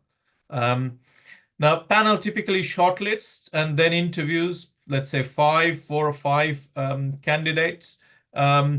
And so the process is typically you invite the candidate to do a seminar at the department, and then there is a panel interview. And some departments might have sort of meetings with faculties, etc., etc. Now, departments kind of, typically it's the head of department or the recruitment convener in the department. They will solicit views of faculty about a particular candidate from the wider faculty. But these are these views are they do not necessarily sway the decision of the panel. The decision sits with the panel, and these views are for guidance only. Okay, so role statement and responsibility. I just sort of copy pasted from a recent, say, job advert in Professor of Economics. So this is how it looks like, and this is how you write sort of a role statement for a professor. As you can see that it's fairly open-ended in a sense. You have the role description, which is just a summary here of what it is about, where the post will sit, and who is the manager. So in this particular case, it's the head of Department of Economics and the head of school or the dean.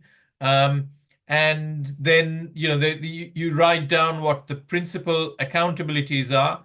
Obviously, there's teaching, there's research, there's service, etc., etc. So different ways of wording it, and then key responsibilities in terms of how you teach students and so on, and what you expect.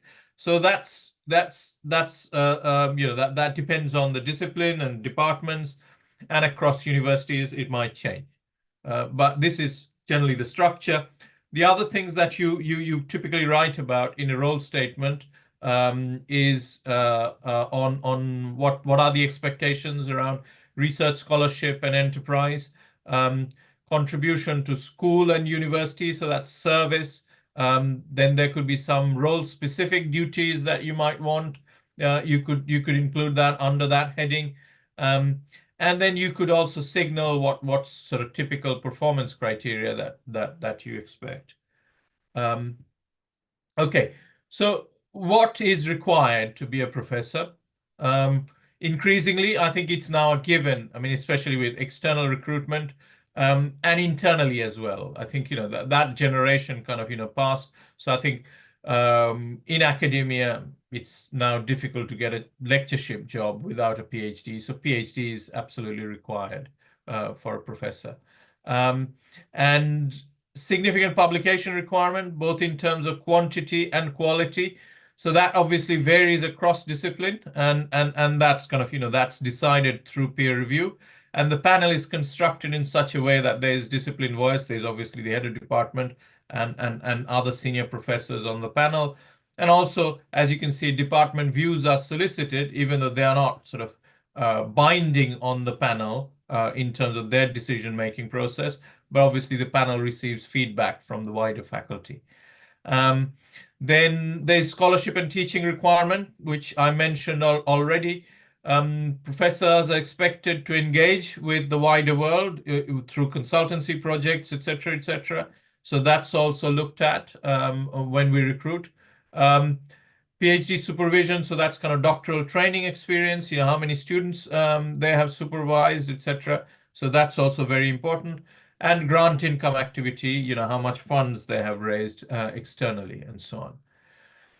Now, if we are looking at promotions, which is kind of the other way of getting a professorship, so let me just sort of briefly describe the promotions committee and how the process runs. So a promotions committee would be chaired. So this is in Sussex. It is done at the school level predominantly. So that promotions committee is chaired by the executive dean of the school or the faculty or college. Some universities call them colleges. So that comprises of the heads of departments. So for example, economics in Sussex sits with the Faculty of Business, and within Faculty of Business, there are 5 different departments, including economics. So all department heads will be part of that committee. And then there's at the faculty level, there's the associate dean structure. So for example, there's an associate dean for research, there's an associate dean for education and scholarship, in other words, teaching. There's an associate dean for international engagement, and there's an associate dean for equality, diversity, and inclusion. So all of these individuals, they sit on the committee. Then there's one internal external, so another professor or a dean or a head of department or head of school from another college or faculty, and then one pro-vice chancellor. So the initial meeting typically decides who progresses to the second round, and then the second round, again,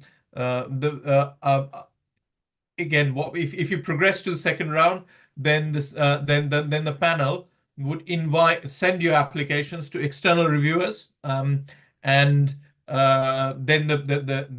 the reports come back before the second round meeting, and the panel reviews that. So for professorship, so you are expected to send applications to 5 independent referees, and out of those 5, 2 has to be international. And if successful, after the second round, then professorship applications move to a final university stage. So it's called Academic Promotions and Titles Committee. And that committee is chaired by the Vice Chancellor, and they make the final decision. So that committee then reviews all the independent referee reports, in addition to what is known as the Dean's Support Statement.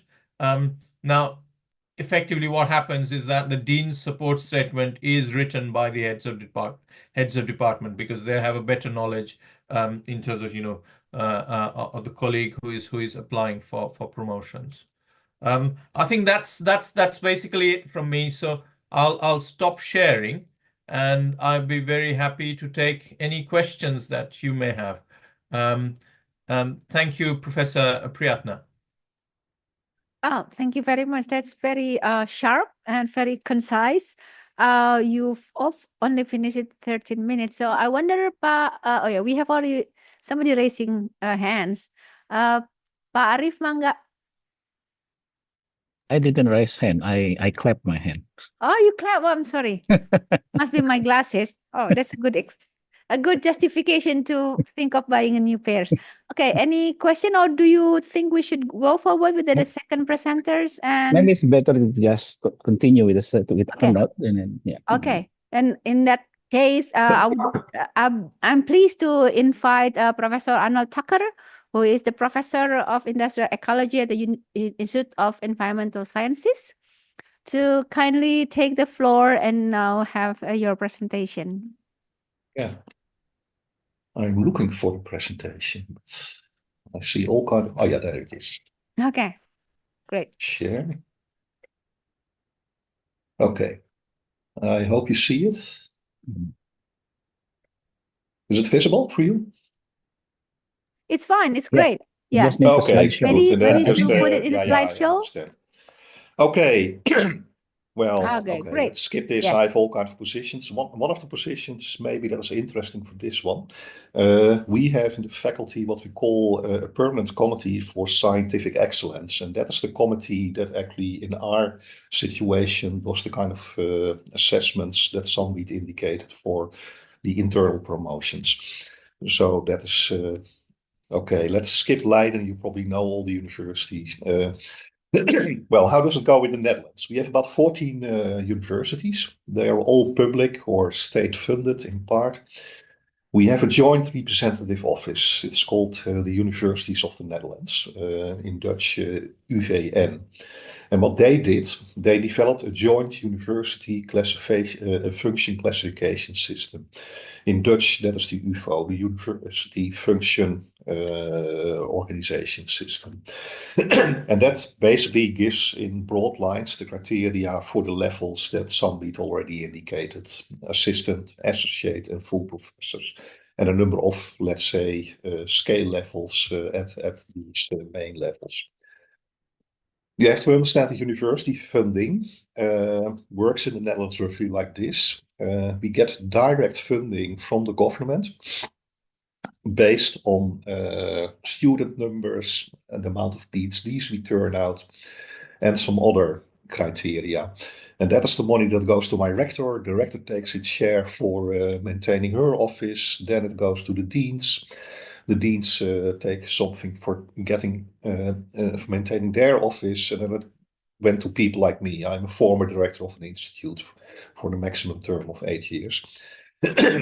Yeah, and all the other things, PhDs and postdocs, we have to do that with external funding. So basically, if you don't have external funding, you probably will not have a PhD. National Science Foundation, EU, stipend PhDs, and so on.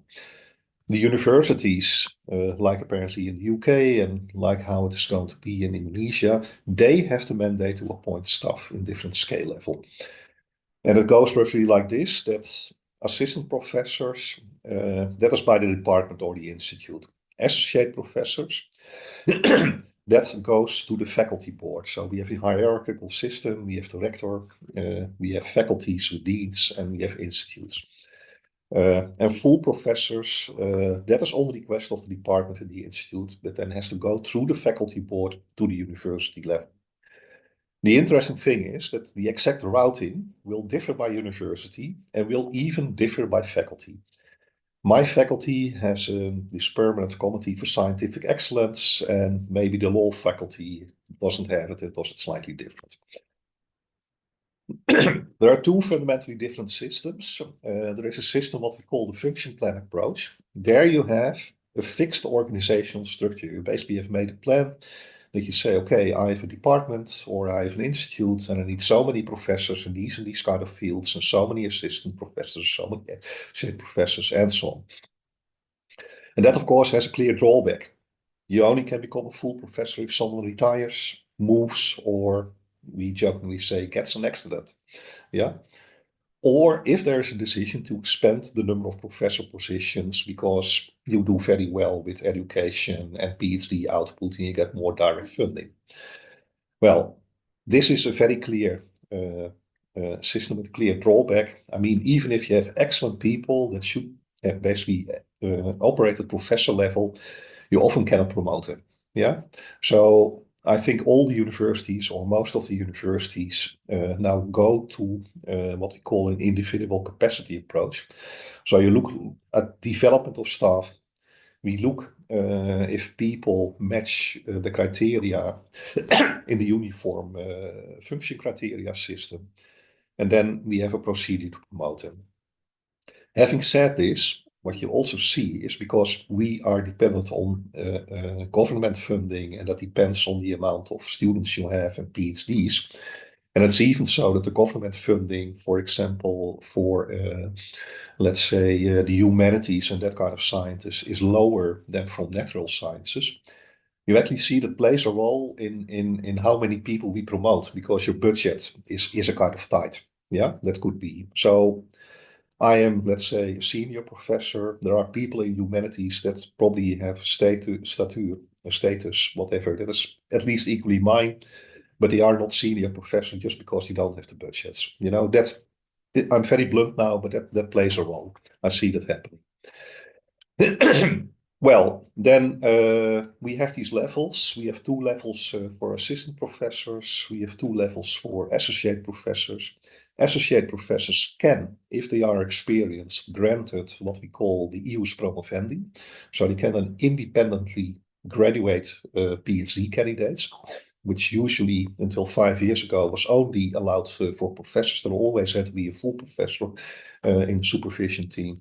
And then we have 2 levels of full professors. And that is directly related to the payment scale in which you are. And what basically happens is that if we hire a new assistant professor, you start in scale level 11. And then every year, unless you totally mess up, you get an additional step in the scale. That is so very much related to your payment. Yeah. Then where do we look at? What do we look at? We basically look at 3 areas. We look at education, we look at research, and we look at organization. Again, I have to be very clear and blunt. In the past, research was totally dominant. If you were a good research professor, or a good research person, you could be promoted.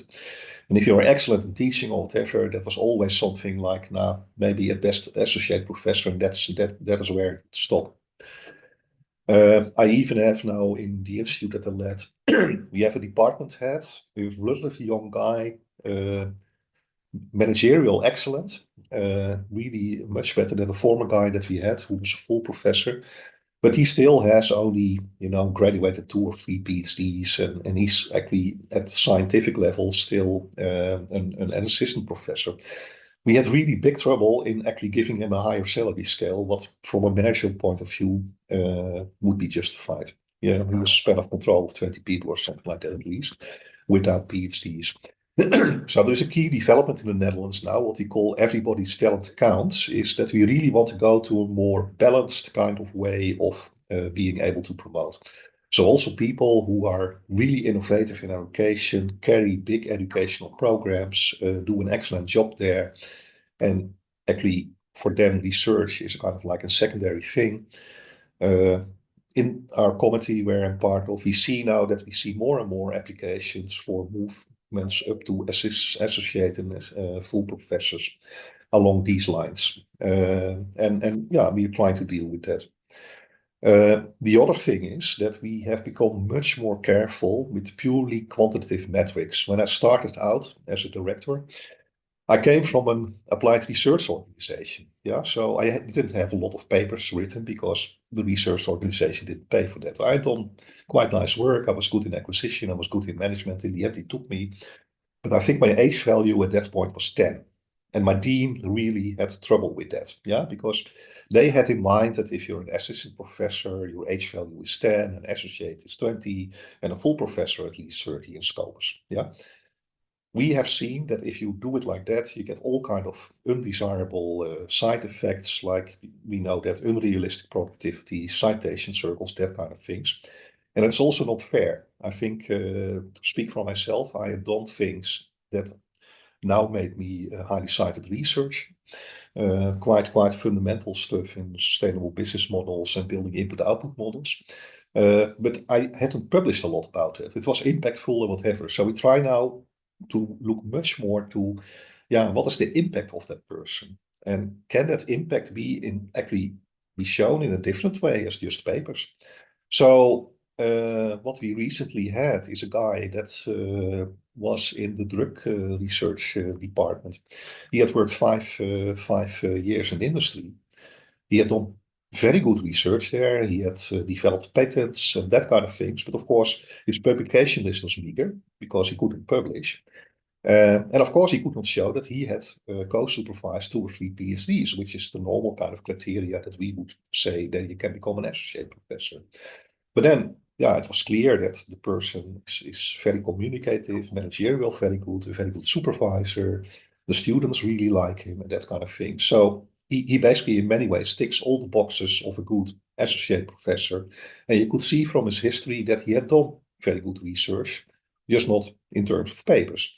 So then in our committee, we basically said, of course we have to promote this guy or give a positive advice to the dean on that. Well, then the criteria. This is what I literally copied. And Arif basically has the underlying documentation. The kind of criteria that we use in the universities of the Netherlands for lecturer or senior lecturer. Let's call it lecturer. It's still assistant professor. And basically what you see there all the time is that you do research, you do teaching, and you do some organizational stuff. But it is within the boundaries set by others. You may teach a subject in a class, but you're not responsible let's say, at the end, there is a more senior person who takes final responsibility for, let's say, a bunch of educational things. In research, you may supervise already a PhD or something like that, but there are some very senior people keeping an eye on it. Particularly if you're an assistant professor one, okay, if you contribute a little bit to project acquisition, which, as I said, is very important in the Netherlands, because otherwise you have no PhDs and that kind of things. You contribute to it, you write a paragraph in a big EU proposal or whatever under the supervision of someone else. Then we go to the associate professors. Well, that is, of course, someone who does these things independently. So you really take responsibility for your teaching, you develop out your courses, you lead projects, you may actually have a very small research group of a postdoc and maybe a few PhDs or something like that. Then we go to the full professors, and I highlighted a few things. There you get all of a sudden wording like you have to be an authority in your own field of research. And it must be demonstrated by things, of course, by academic publications and, of course, in authoritative journals. Research results with prominent research and a clear interaction with government and the outside world. So, and you typically see that these kind of people manage a group of up to 10 people. If you are a professor, let's say a regular professor. If you become a senior professor, that is not minor. I mean, you are in a salary scale of a director general in a ministry in the Netherlands. And then you would really have to show that you are a person who is internationally carrying actually a subject for the university. Yeah. So you have to really show this international prowess, again, in terms of research. And you typically then have a group of 20 people. So I can say more and whatever, but this is more or less how it works. Then, of course, the real problem is that you can write this down. And of course, when I was a director, I had employees who said, yeah, but I think, I tick all these boxes, and that is, of course, not how it works. So you need to have committees, and you need to have peer review, and you need to have, let's say, a group of people that really try to assess what quality a person has. How does it work with assistant professor? And then I did not really make a nice distinction, as some people did, between external and internal promotions, but this is more or less external. Usually that goes via hiring committee. The institutes can decide about the position. If they see, well, we have more education, we have the money for it, we could advertise, that's it.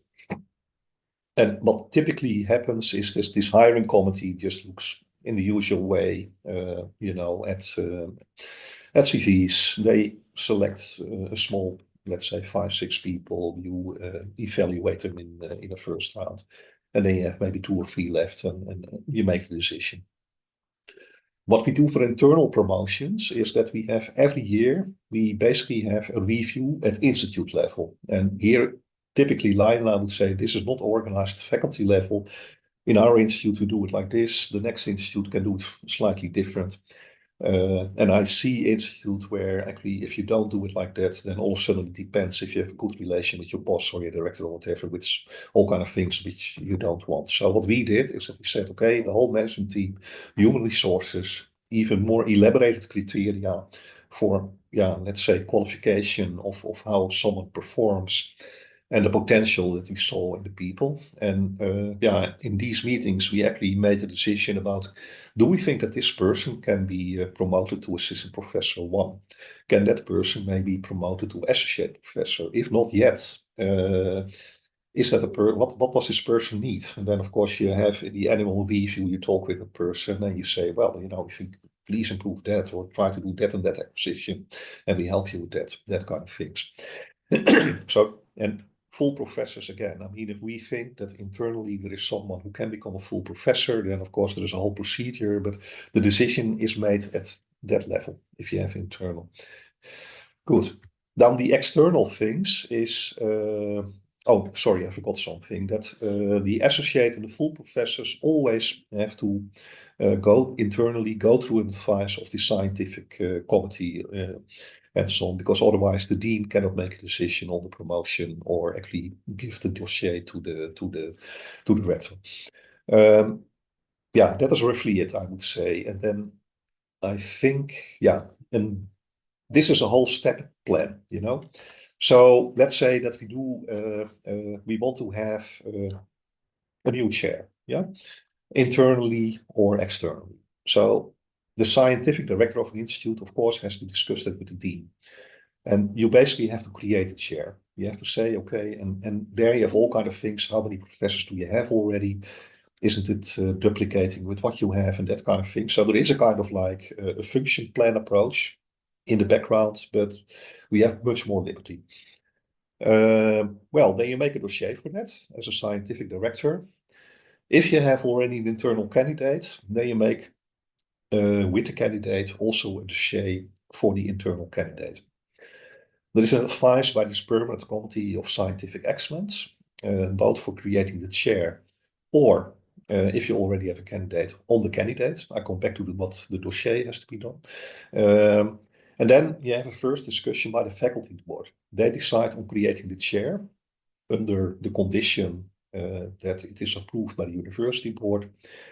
They decide as well on the composition of an assessment committee, which interestingly enough, even though we have this permanent committee on scientific excellence, we still need to have an assessment committee, which typically is a few internal professors, PhD candidates, junior staff, 1 or 2 professors from the outside, typically 5 to 6 people. And they take already the decision that if all the assessments are positive, that they forward the whole dossier to the university board. And that's just to avoid that we have to talk 2 or 3 times about it. The university board actually decides on the creation of a chair. My experience is that if the homework is done well by the scientific director and the dean and the institute, this is never an issue. If you have an external hire, then of course you have a hiring procedure very much along the lines that Sambit indicated. We also work with these recruitment firms sometimes. But okay, it's an open advertisement and that kind of things. If you have an internal candidate, you don't do that. And then you have an evaluation by the candidate by the assessment committee. That's really, so basically you have 2 dossiers, you have a WACO advice, we call it, and you have an advice of the committee. Then human resources come in, they give an advice on the scale and the salary level. In very exceptional cases, we hire directly someone as a Professor 1, which is the highest scale. Usually we don't do that. Well, when that full dossier is ready, of course, the dean wants to say hello to the candidate, but that's more a formality. The dossier goes to the university board, sent by the dean or the faculty board. And the university board decides on the appointment formally. And again, that usually is a formality if the work has been done properly beforehand. What do we need in the dossier? A motivation letter of the institute director. The institute also has an indication director. There has to be a motivation director for that. There has to be a motivation and a CV of the candidate that indicates a research statement and an education statement. By the way, this is both valid for internal as external candidates. We often always ask these kind of things in our advertisements. We need at least 3 reference letters, of which 2 international, of people who haven't really worked or published with the candidate. If available, we want to have education evaluations by the students that have been teaching, plus a summary table. And another important thing is that we have what we call a university qualification of education. For instance, I came from TNO, a not-for-profit research organization. I hadn't done any teaching, so I basically got 2 years to get this qualification. But usually they want to have it, particularly if you already are for a few years in the university, and let's say you are an assistant or an associate professor without this qualification, then usually we say we cannot even discuss the dossier. I mean, teaching has to be there. Then as a last slide, how do we look? What is my experience for the last year in this scientific committee? We look at a number of things. Education, we look at evaluation by students. You know, if you really are a crap teacher, then yeah, you don't fit in a professor position or even an associate professor position. Proof of setting up own education, or if you don't have a history like I had 10 years ago, that it was plausible that you could do that. And particularly for the people that you want to promote to associate and full professors, you want to see that they have excellence in education development, that they really are innovative, that they really are, let's say, very much like a research professor is carrying, research forward in a certain field, that these people carry an educational program forward in a very innovative way. Research, I would say very classic. We look at scientific impact, and of course, journals, output, conference invitation, all these kind of things are important. But we move away from this bean counting approach. We really look at, is that a person that really has impact and really makes a difference in the field? And you can do it in very different ways. Of course, you look at the number of PhDs supervised, the quality of the work, and also where you found the next jobs. It's very nice, of course, if you see that you can bring your PhDs to a level that they go immediately to lecturers somewhere or something like that. Acquisition prowess, very important in the Dutch situation. We want to be sure that a professor is capable, particularly a research professor, can get the money in to maintain a group, and otherwise you cannot become a professor. And again, if from outside, from industry, we look if there is alternative evidence for excellent research. Then the organizational part, I came in as a managing director from an institute because, again, you look at these kind of things as well, of course. If someone is managing really a large group and does that very good, or is an incredible good person in outreach and visibility, which usually goes hands in hand, of course, with good research and that kind of things, that are things that count as well. And then of course we look a little bit also who did we appoint in this way already in the past and that kind of things. And that is another role of the scientific committee, that in one institute, it's not very easy to become a professor, and the other one, it's much easier. That you have a kind of like a level playing field, taking into account, let's say, the culture in a certain area. I mean, we have an institute of advanced computer science. Many of their publications are in proceedings and that kind of things. And in my field, it's totally different. So you have to take that kind of things into account. So that's it. I hope that gave a good background in how we do it in Leiden. And that is, I think, pretty representative for the Netherlands. So let me also stop sharing. Thank you, Professor Tucker. It's very detailed presentation, and it's kind of leading me to kind of self-reflecting myself, like, am I worth of this professorship with its very detailed requirements and leveling up? So thank you very much. I think a lot of people have already detailed their questions, but I think perhaps you could just finish with the third presentation before we go on with the question and answer session. So without further ado, I would like to invite Professor Elke Pawelzik, who is from Department of Crop Sciences, George August University of Göttingen. Professor Elke, we are honored to have you here, so the floor is yours. You're still muted. Prof. Elke, yeah, you are still muted. So now? Yes, that's you can now. See okay, great. You can see my screen?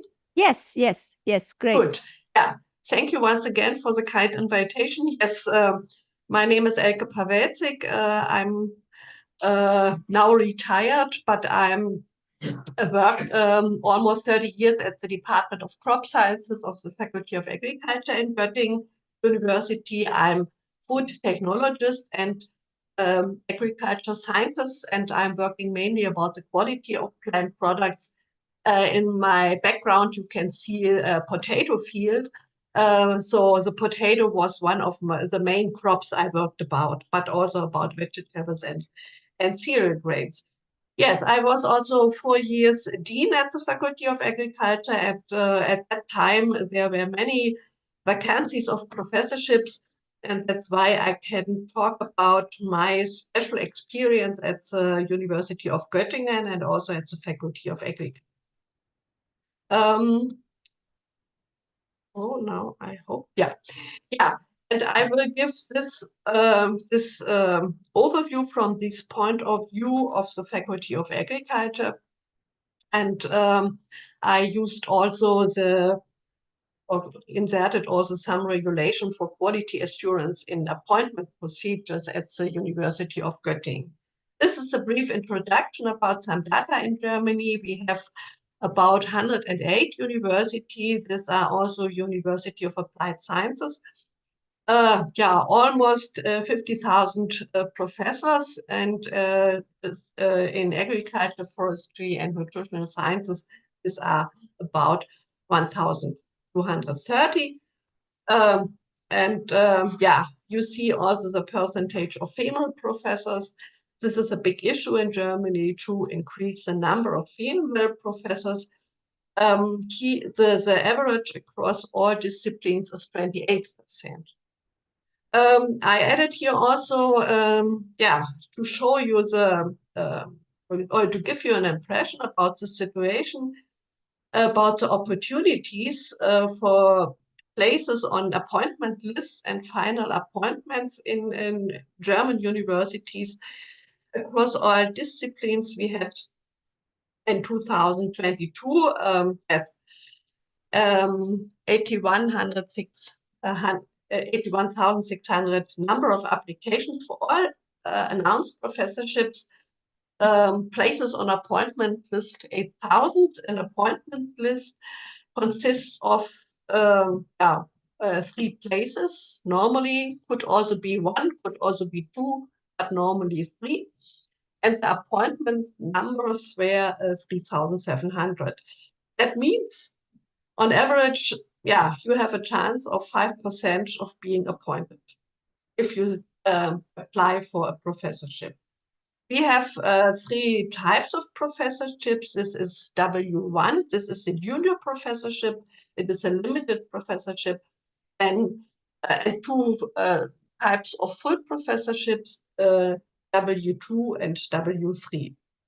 And these are unlimited professorships. Some of them, especially W2, have also tenure track, but this is not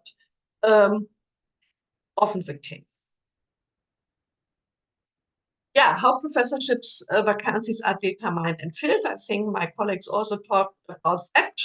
They arise due to retirement or appointment of professors at another university, or also creation of new chairs due to new orientation of the faculty. We did this at our faculty some years ago when we created a center of plant and animal breeding, and for that we created some additional professorships. The application, before we can advertise the professorship, there is an application for approval to the board of the university, to the presidential board of the university, where we have to explain the necessity of filling the professorship, the content, the contribution to teaching and research. We have to explain very detailed the justification of the resources that are necessary. And we have also to add already the composition of the appointment committee and the list of potential candidates who appear suitable. Because if this is not the case, or if there are not enough candidates, potential candidates, then the presidential board said, no, you do not need this. And they are always advertised internationally, in English, of course, in German too, on the websites of the universities, in other platforms, in around academic societies, and also on the websites of journals. What are the expectations regarding the performance and responsibilities? I think my colleagues talked a lot about this already. We use the principle of selecting the best to ensure the excellence in research and teaching, and the aim is to find scientists who can represent her or his area independently in research and teaching.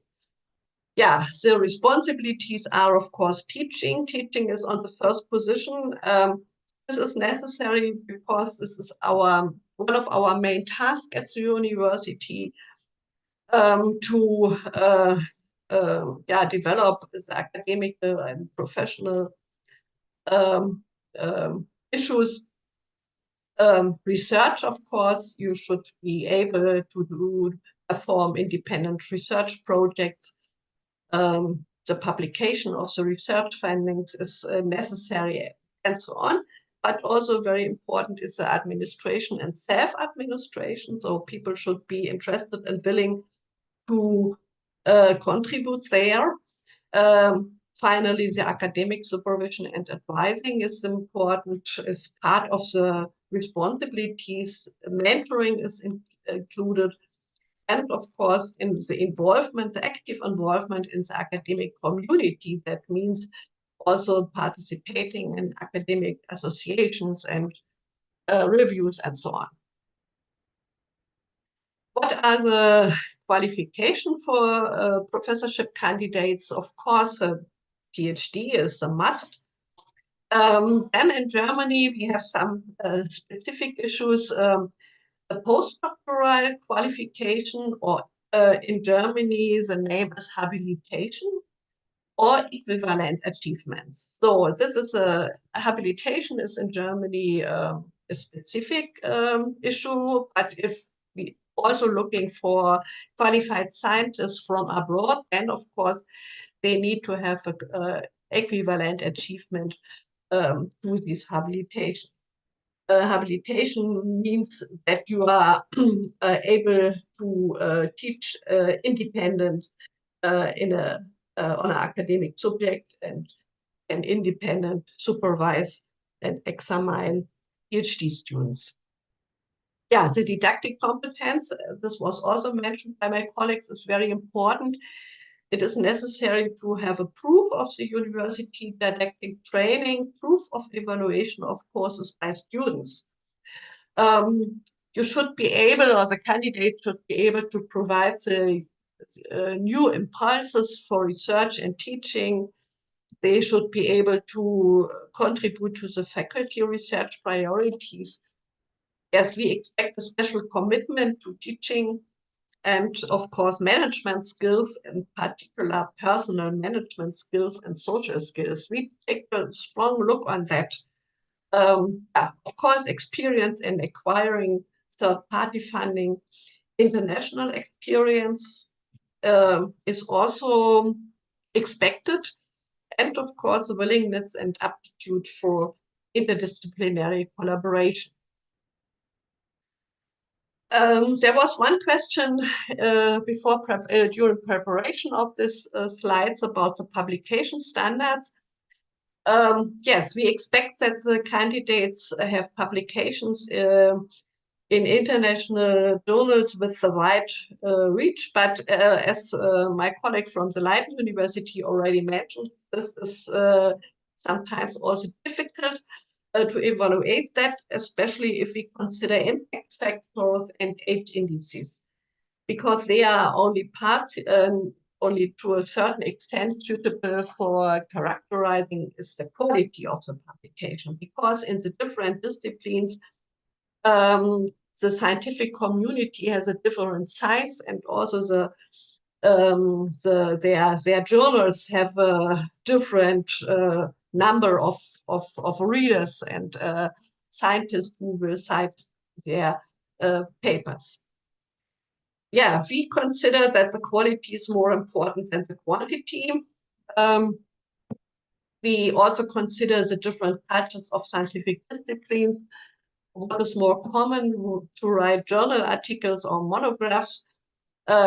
We have to consider of the experiments were predominantly carried out in labs, so independent of seasons and weather, or if this is field research, for example, in plant and animal production, because if you have field research in animal or in plant production, especially in plant production, you need at least 2 years or even 3 years for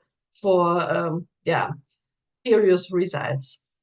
And of course, we consider also the case of female applicants at the time of the academic development, when they gave birth or were on parental leave, is also taken into account. So if we look on the number of publications. Yeah, the selection process is going on at the university. We have an appointment committee, and this is very clear, structured, 5 members of the university professors group, including 2 external university professors from other universities in the similar or same field, and then members of the other staff groups, and also the equal opportunities representative of the faculty. And at the university, the case is that at least 40% of the members of the committee must be female. And also 2 members of the Senate, the Academic Senate University Professors Group, take part as observers. In the case of the Faculty of Agriculture in Göttingen, the appointment committee can only start its work if the proportion of female applicants is at least 30%. And of course, this is not reached in any for each professorship, but then it is necessary to show or to make transparent the efforts of the committee for active recruitment, to be sure that all potential female applicants have to be considered. This is a special German issue, the ban on in-house appointments. It is not allowed to appoint a professor at the same institute at which she or he was already employed. I mean, this is not a strong prohibition, but there are strong rules to take care about that, and there are only some exceptional cases where it is possible to appoint professors who are coming from the same institute. In my faculty, I never saw that. So we always took the candidates and the professors from other universities or also from abroad. Yeah, why are these strict rules? Yeah, it is intended to avoid nepotism and certain entrenchment in thought patterns or research approaches. An exception are junior professors on the tenure track. Yeah, are this rule because when the position was advertised, a reference was made to a possible subsequent appointment to a long-term professorship, and then it is of course possible. In our rules, we have also some exclusions and concern of bias. Yeah, it is not allowed to participate in appointment committee if you are with one of the applicants related, or if there are some concerns of bias. So the supervisor of the thesis of the applicant in the last 5 years can also not be part of the committee, or if they work together during the last 3 years, or if there are any other conflicts. Yeah, the selection process, if you remember one of my first slides, when I show you the number of applications for professorships in general is very high.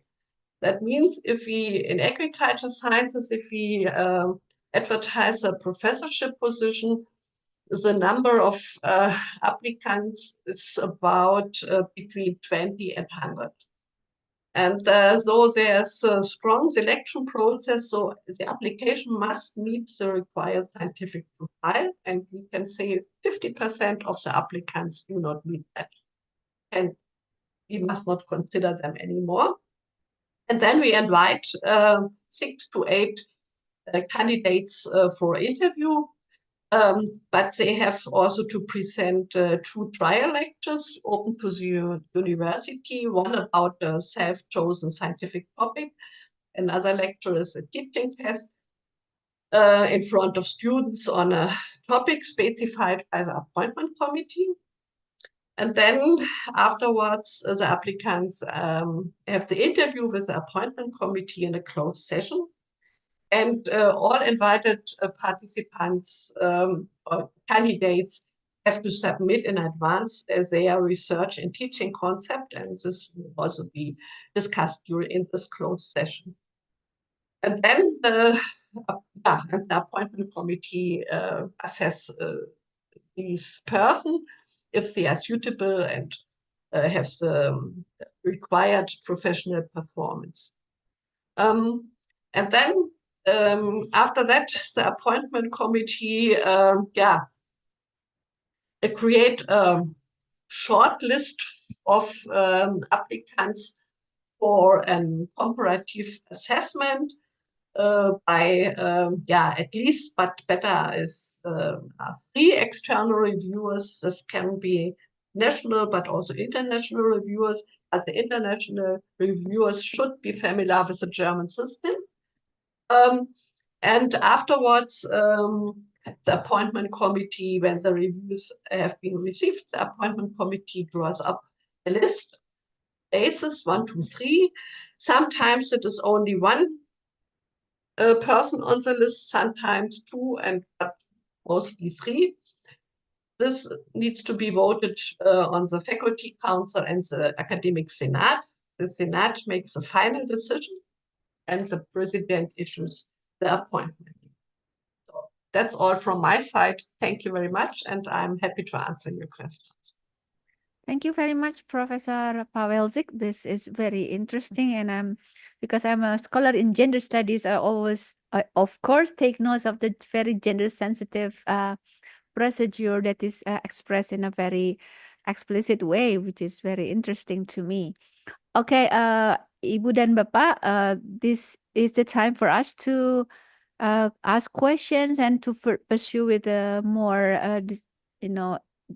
comprehensive discussions with all the speakers. Again, I would like to thank Professor Tucker, Professor Bhattacharya, and Professor Pawelzik for the very interesting, very insightful presentation.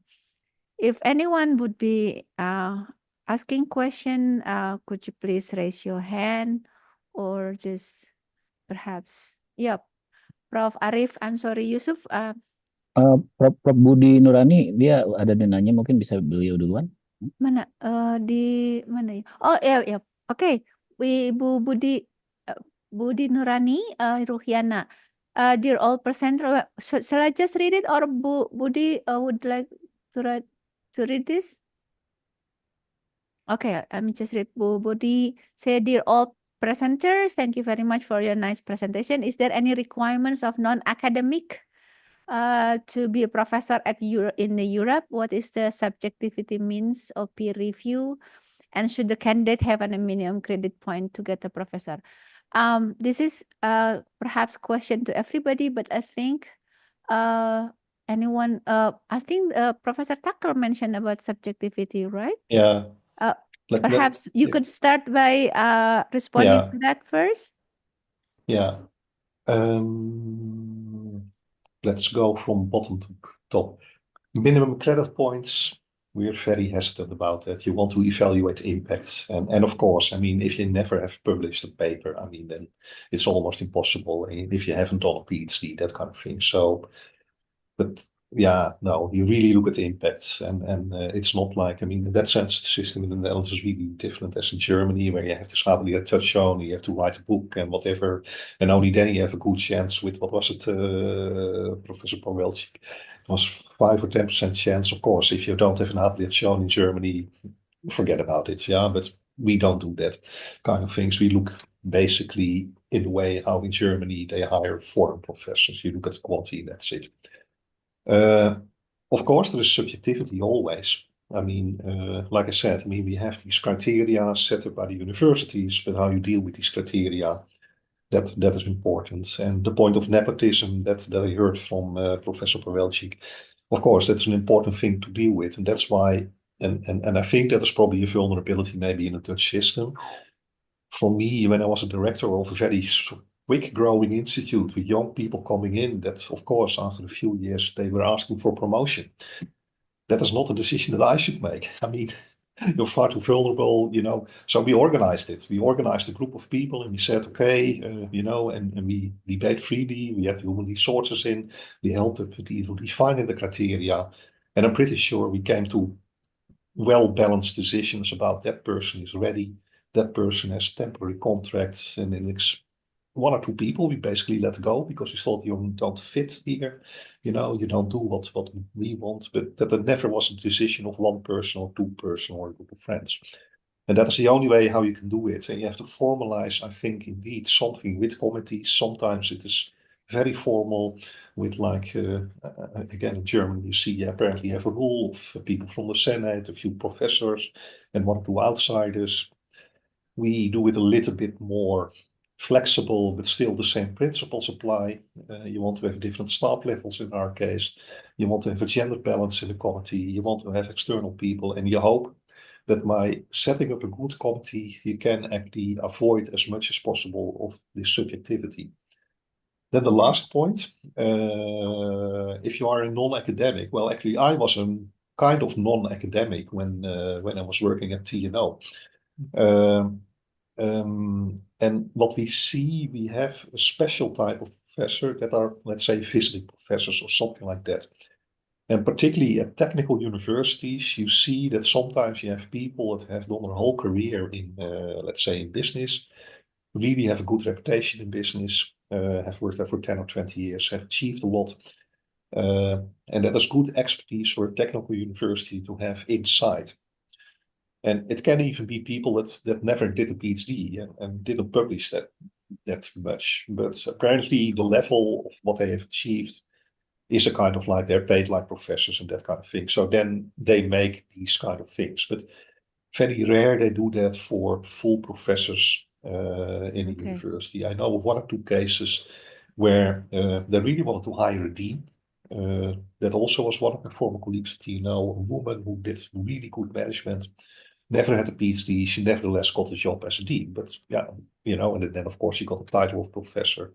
So I think for people outside of academia, that then you almost have to do what I did, that you keep a little bit up the publications, despite being outside of academia, and then at some point, yeah, with your other qualifications, yeah, they hire you. That is how it can go.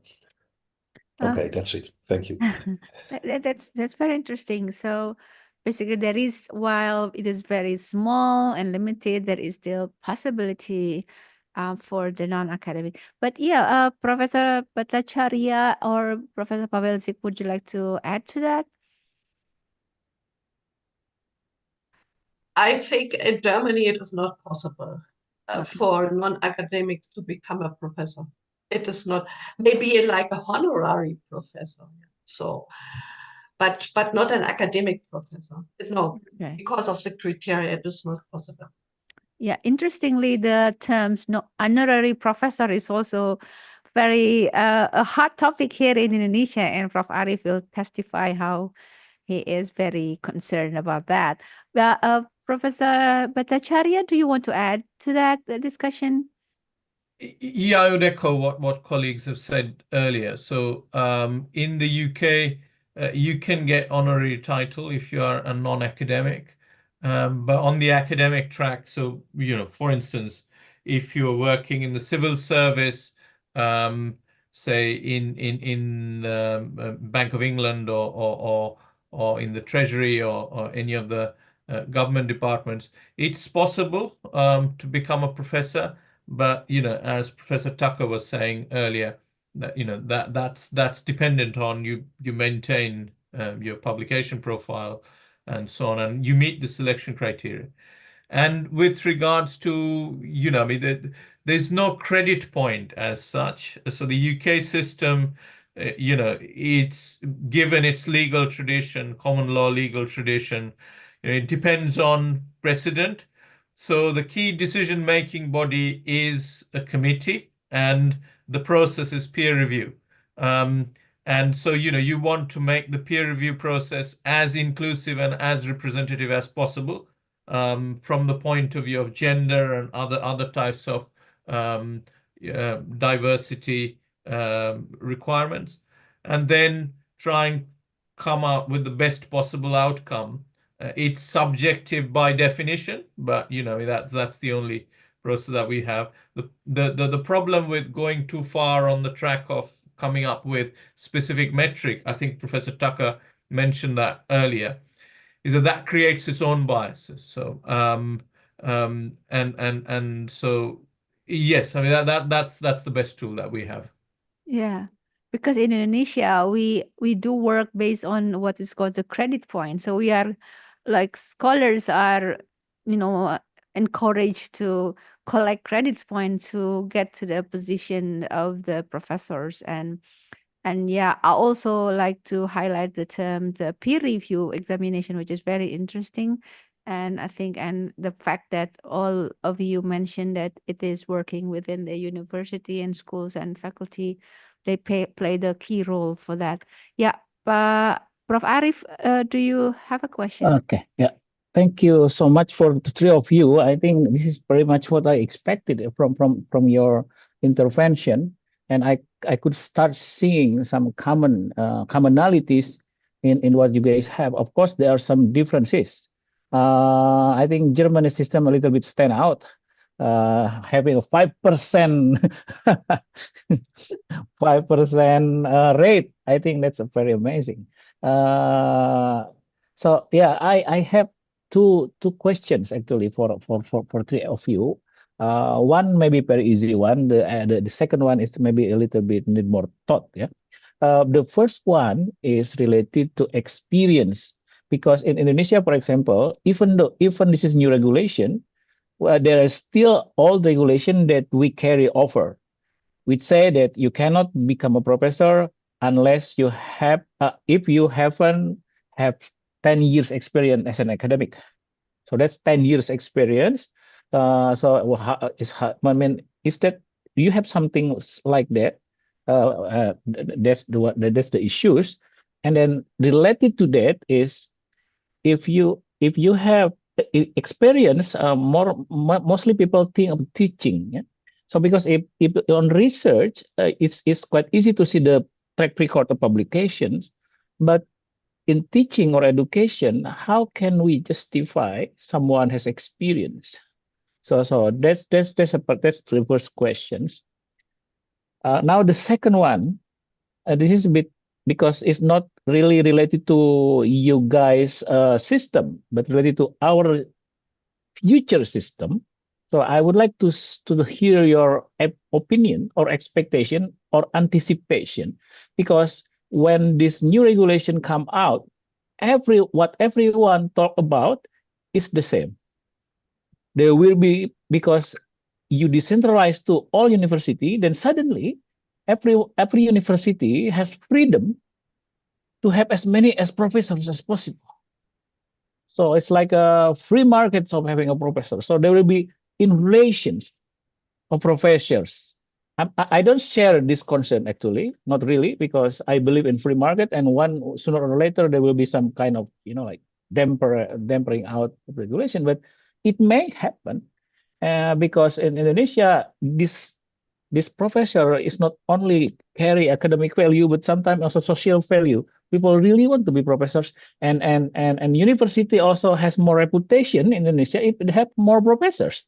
So how do you have opinion on this kind of expectation, that if we implement this, that it will happen, and then how can we anticipate things like this? So that's the issue, because this is what most people ask about this new system. So that's my two question, Prof. Aquarini. Yeah. Thank you. That's a very long question. Anyone would like to respond to that? Prof. Elke, would you like to respond to that? Of course, I can start about how to evaluate the experience in teaching. I think this, from my point, there are some criteria. So how long is the person teaching? I said since many years. On which university levels, bachelor or master or PhD programs. How many students are supervised by her or him? yeah, have how is the evaluation of the courses by the students? I think this is an important issue. If the students don't like these lectures, then maybe the quality of the teaching is not so good. So then we look also on certificates in academic teaching from the universities, or universities offer many possibilities for that. So I mean, it is not easy to say, okay, one person needs teaching experience over 5 or 10 years.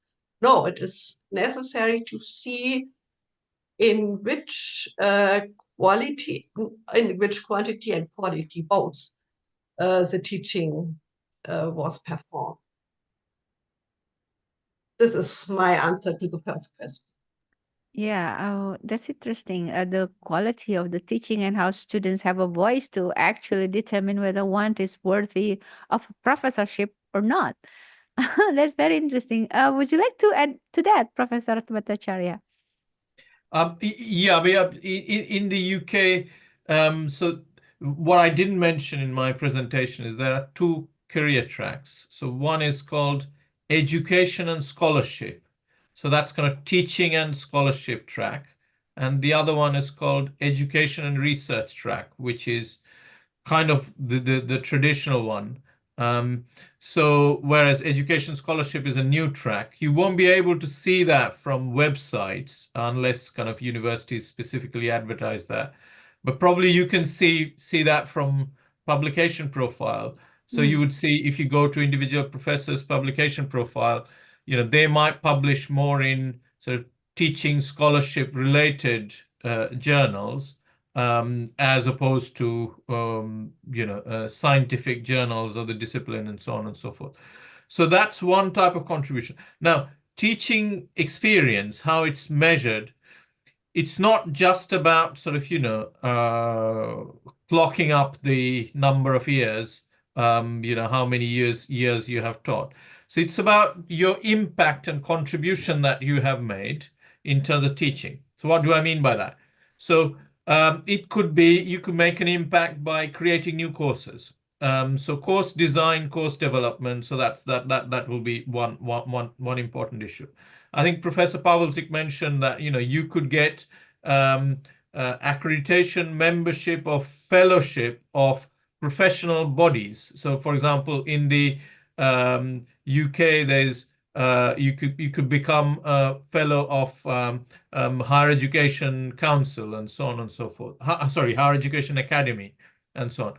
So that's kind of a separate application process. You can get certification from them and so on. So that obviously is a valuable thing. Student evaluation is also important. So in a sense, if you have consistent, good student evaluation, then you are a good teacher. But that's not enough to sort of justify that, just being a good teacher is not a contribution. So you have to make, if you are a education and research professor, you have to demonstrate that you have contributed to knowledge, which is fundamental research in scientific journals and disciplines. Here you have to demonstrate that you have contributed to scholarship. So in other words, not necessarily you contributed to fundamental knowledge development, but you have contributed to dissemination of knowledge and how it's done best, and so on and so forth. So there are different ways of, demonstrating scholarship. So that's on that front. Then Arif, if I remember, you had a wider question on the second one, which was the implications of a decentralized system and what's how your many view on professors this? you should have. So in a sense, as an institution, you're trying to clock up your reputational capital to nationally in front of your peers and also internationally. So if you go down the route of sort of making it easier, so to speak, to become a professor, and you have lots and lots of professors who do not look credible to be a professor in front of your peers and what. So that damages the reputation of the institution. So that's kind of the constraint that you have, right? So it's not that if you decentralize, you have no constraint, so you can just, make individuals professors willy-nilly. So so I think that will automatically self-regulate, and reputable institutions, they will be very careful with inviting faculty into the professoriate. If institutions are not careful, then they will pay a price with the reputational damage. Thank you for pointing that out. Yeah. Yes, I would like to say thank you too for that, pointing that out, because I think that's very, very important. Professor Tucker, would you like to add anything to that, or should we go to Yeah, the? Yeah. I think Professor Bhattacharya, I'm sorry, Professor Sambit. No, I think what you said about more the career track on research and education, that's very much how I see it developing in the Netherlands as well. And to you guys, I mean, maybe I think what is very important, I saw that happening in China as well. I mean, Indonesia as a country that really is, getting to a stage where you really are becoming a global player in many fields. And that implies that also, I would say, develop your reputation as universities and make sure that you can compete at the highest level. That is a step that you can take at the moment, and which I would recommend universities to take. Well, maybe you come from a past where it was important to set criteria like 10 years of experience or whatever, exactly to avoid the kind of race to the bottom and the easy professorships and whatever. And the fact that if you can call yourself a professor that has societal, social value for the person itself, that are all the wrong things. Of course, we all know that. You want to be, a professor has to have a certain quality, and that is what you have to do. So maybe it's also a little bit credit points, 10 years criteria. It's maybe also a little bit the stage where you're in, that you need maybe still a little bit of these criteria to avoid too much, let's say, easy promotions. But at the same time, what I see in the Netherlands and what I see in the UK, and maybe less so in Germany, we look much more to the quality of the person. So yes, my former Minister of Education, Robert Dijkgraaf, he was a professor at the age 31. But he was brilliant. He later went leading the Institute of Advanced Studies in in the UK, in the US. So he was brilliant. So very early on he became a professor. Fine, and I totally agree with Professor Sambit that indeed, I mean, particularly UNPAD, you're one of the 5-6 top universities in Indonesia. Don't throw away your reputation. Be stringent with your professor appointments. Then you will stand out. And if other ones, I mean, people like us recognize that, oh, that is that easy university where people who haven't done anything can become professor. Well, that is not my first priority to collaborate with. Wow. Wow. Okay, Thank you, very, Arnold. Yeah. yeah, that's very interesting. Very I think it One is more quick thing, yes, Professor go Priya, ahead, go if I ahead. may, if I Yes. may add. So the other constraint, Arif, is international rankings, and as Professor Tucker mentioned, I mean, prestige now increasingly depends on how you fare on, say, QS rankings and so on.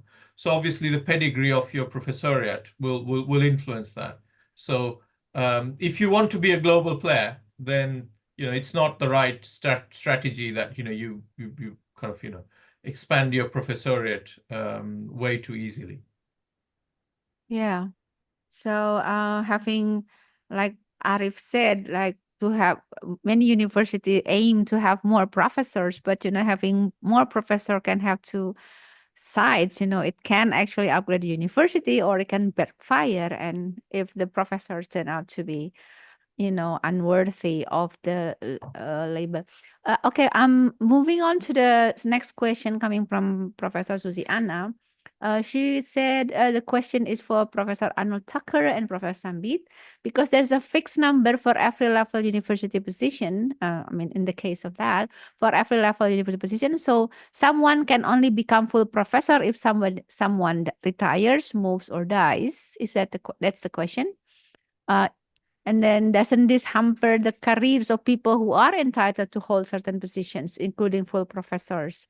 How many people can hold professorships maximum in your university? I think it's a misunderstanding, if I may, very quickly. I actually didn't say that. I mean, we have this fixed plan approach that was in the old days.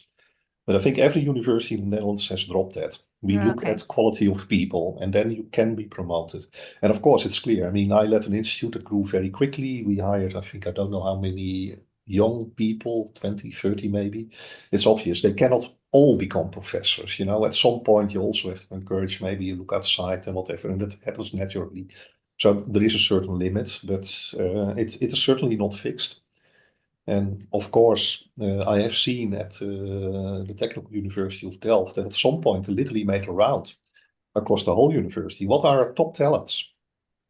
And they moved very quickly then to give them a professorship, just to make sure that the top talents that they thought that these are crucial for the next 10, 15 years of the university, that he kept them. Yeah, so. Okay. Professor Bhattacharya, do you want to add? Yeah, same in the UK. So there's no, I mean, there's no fixed number, and we don't have a planning model. So if you want to recruit externally by creating an additional position, which I mentioned as either a replacement post or an extra post. For that, you need approval to advertise that post, and then you recruit. For promotions, there's no restrictions, so anybody can apply, and then their application is judged on their CVs, essentially, how they best fit the selection criteria. So no restriction as such. And in the UK, it's a legal requirement because we have the Equality, Diversity, Inclusion, the Equality Act, and by Equality Act, it's illegal to stop anyone from career progression.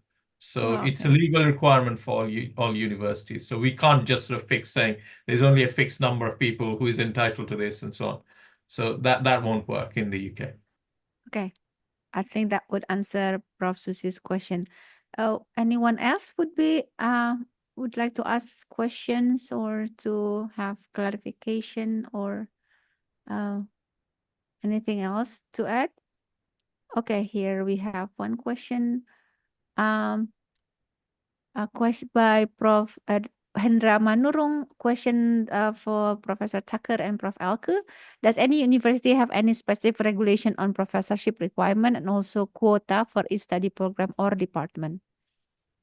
So maybe Prof. Elke would like to answer that first. Yeah, I mean, maybe I get the question right, but we have no quota. That means we have the chairs, and each chair has a professorship, and the chairs are developed or are fixed. And if someone is retired, then the faculty and the university council decide again, do we need this chair and this professorship again, or should there be a denomination, or should it go to another specialty? So this is not fixed. And quota for each study program or department, no, we don't have. It depends on the specific topic. As I said in my presentation, we decided some years ago to establish a department of a center of plant and animal breeding, and then we created 3 new professorships for that. And we created a new study program, but this is not there's no regulation for that each study program needs a certain number of professorships. Okay. It depends on the topic. So it depends on the topic and there is no quota. I think Professor Tucker, anything else would you like to add? No, I think I said already a few times, Yeah, we don't have a permanent structure, we don't have fixed. Of course, we also launched a new educational program recently on governance sustainability. And of course, then it was clear that the governance faculty with whom we collaborated, that it would be very good that they would have a new chair in literally sustainability governance. You know, they didn't have that. But yeah, it is all a bit looking like, what do you have already? What are the needs given your research strategy, your educational strategy, and you adjust from there. And then specific regulation on the professional requirement. I try to indicate we have a kind of like a loose set of criteria agreed upon by all the universities. And then we try to fill it in with this committee. There is one thing that I still forgot, that is maybe typically Dutch. We also have the duty that if I wanted to appoint a new professor, I have to check with the sister faculty. So let's say there are other 5 institutes on sustainability, and that is actually to understand a little bit if there were some history of bad things or whatever, that they would know that, of course, a candidate never would tell and whatever. That is a kind of, I never saw something going wrong about that, but that is something that I didn't hear in the whole discussion, and maybe is good to just to throw in for consideration of you guys if you want to do that. Okay. Yeah. That's very interesting how, you mentioned about whether people have done something wrong or something bad before, which is something that we have to really take into consideration before making one person a professor. I think that's a note that I think we would all should take. Yes, Professor Susi, you have a question? Thank you, Professor Aquarini, and thank you for all the speaker for a very interesting presentation. And I'd like to ask to all of you, because here in Indonesia, the status of a lecturer in every university has a different status. Some has a civil servant status, and the other is a non-civil servant status.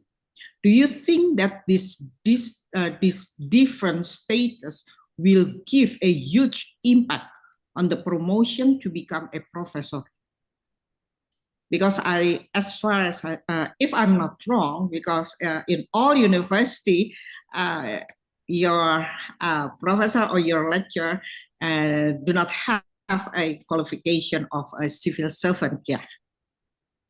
And the particular question I raised to Professor Elke, because you mentioned about that to become a professor in university is not from the university itself. It should come from out of the other university.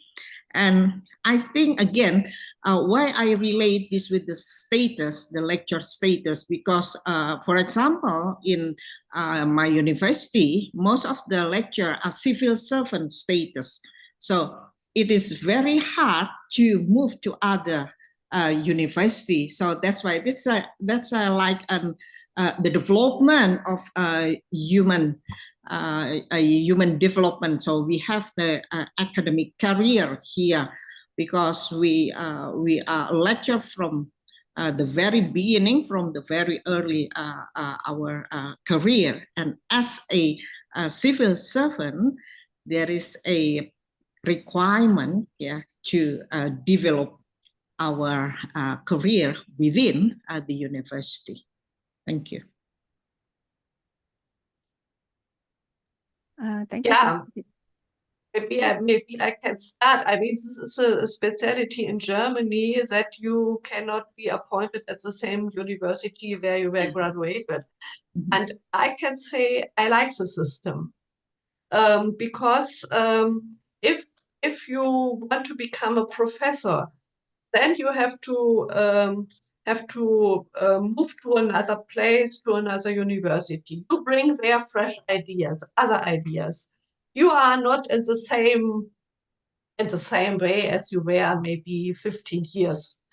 Of course, it could be sometimes hard for the people, and if they all have the families, they also have to move. But in general, I think this system has a lot of benefits too.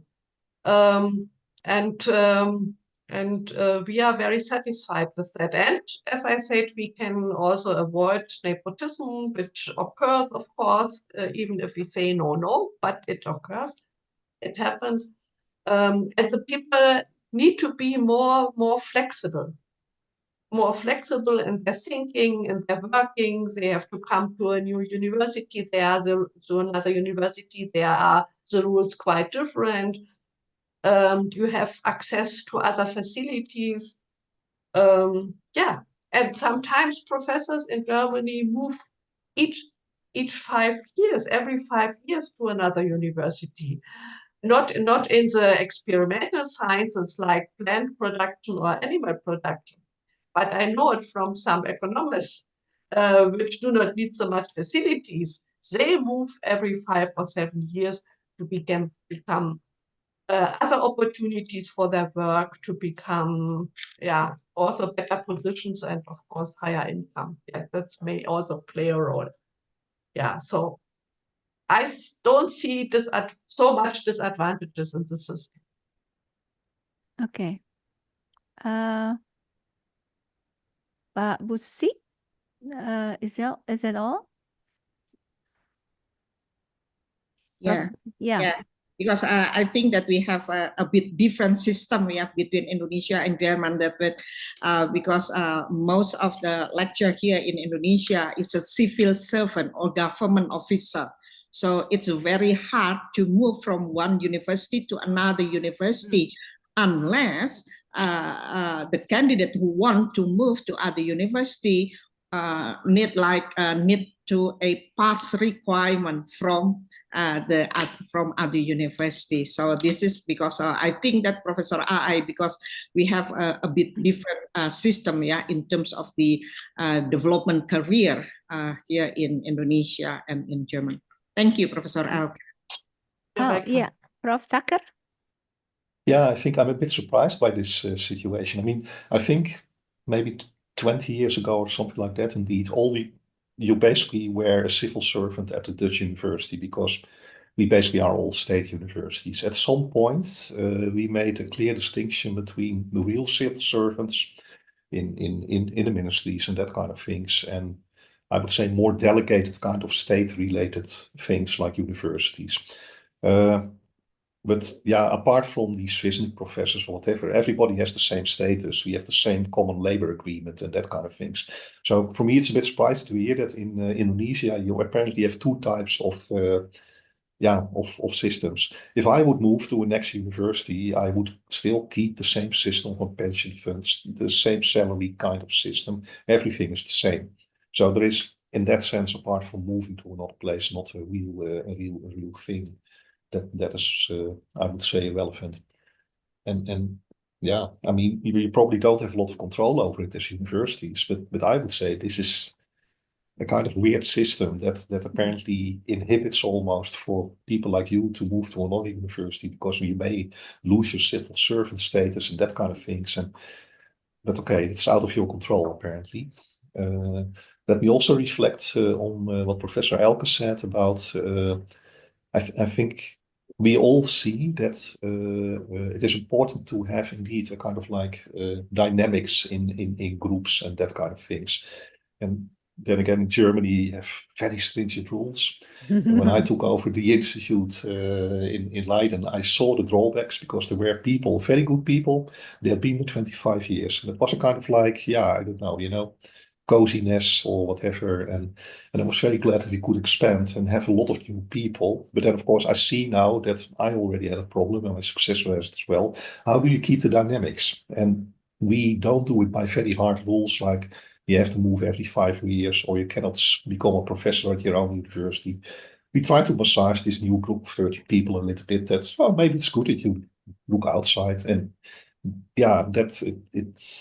but you have to have literally, career management, human resource management plans, and you really have to look at that. Otherwise, you end up with an old guard that is becomes a bit dull. Yeah. So I would almost say maybe to the UPAD people here, it is very much career management and human resource management. And how do you keep the dynamics in? And how do you make sure that you have the right quality of people, only appoint at the right level and that kind of things? I mean, and that goes way beyond a set of criteria and Yeah, managing that. Yeah. yeah. Okay. Obviously, we talk about a very, very closely knit intersectional aspects of career development, taking into account the different also contexts of the different countries. Is there any more questions from the audience? If not, I would like to, if there's no more question, again, I would like to thank Professor Arnold Tucker, Professor Elke Pavel Zikdan, and Professor Sambit Bhattacharya for your generosity in giving us this very insightful presentation and discussion today. And I think we have already taken notes of what things that we can learn from the different countries. I think I also take note, for example, a professor should be able to get grants from Prof. Sambit, which is something that has not been mentioned in our discussion in our country. So I would like again thank you very much on behalf of Universitas Padjadjaran. And now I think I would not summarize our discussion because it's very complex. I think now I'm going to return to Professor Arif. I'm sorry, Yusuf. Thank Prof. you. Arif. Thank you, Prof. Akwarini. So it's time to close. But actually, I was tasked. I know that is the information is a lot in scope and details.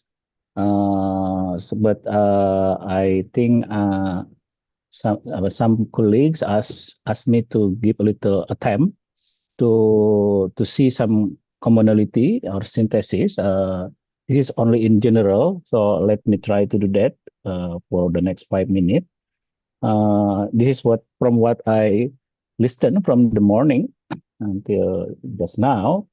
So there are so many lessons learned, of course, many in detail, but I think I'd like to share some at least 4 points. First, in terms of the principles, I think it also depends first in what is our focus, what is our university focus. Is it research, is it teaching, or is it both?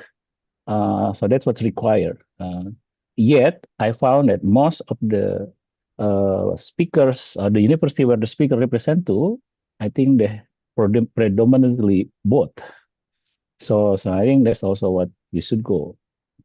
And then, of course, the principle is that from Budy in the morning, we learn that, we are reminded that the professor are, what we require from professors is their future expected contribution. And we look at that based on their past performance. So professorship is not given as a gift or a giveaway or a trophy, but it's a task, it's assignment. So that's sometimes we need to be reminded of that. And what interestingly also we learned that the aim is to serve university objectives, and the university objective can change. So for example, our university have focused one of them, to, for example, to contribute more to our local region, West Java. So maybe we should open a professor chair of export on West Java, for example, something like that. So it's very much have to aim to serve the university objective. So that's some principle that common, I think. And then the next aspect is vacancies. We also reminded that budget constraint matters. So we have to pay salary for professors, and that's a lot. So if you if you don't have resources to do that, so that's limit also the professor that we advertise. And we learn also, interestingly, there are several different kind of professor career path. There are expansion posts, and then also there are career progressions. So career progression is people who eventually is to be professor, but also there are some opening. So in Indonesia now, I think the latter one rather than the former. But I think in the future we should also consider both. So it's exactly the same as what Arnold mentioned and Sambit mentioned about the function play versus individual capacity approach. So I think we should have both. Now we only have one. And then some regulation in terms of vacancy also dynamic. So it depends. Sometimes change orientation of the university may change the vacancy, and some development of new science maybe can also change vacancy. So that's sort of vacancies. And then the next one is about expectations. I think expectation is one of the most important aspect because we learn, for example, if it's about research, I think most of the presenter emphasize quality over quantity. So you cannot. So John Jumper, for example, the one who just got Nobel Prize in chemistry, the publication is a lot less than our professor here in Padjadjaran University, but he got Nobel Prize. So so it means quality over quantity. And then most of the, I mean, also and as Samit and Elke and then Arnold also mentioned that professors are required, are expected to attract external funding. And in terms of teaching, not only experience, but also quality. So something like students evaluation, I think we need to improve that.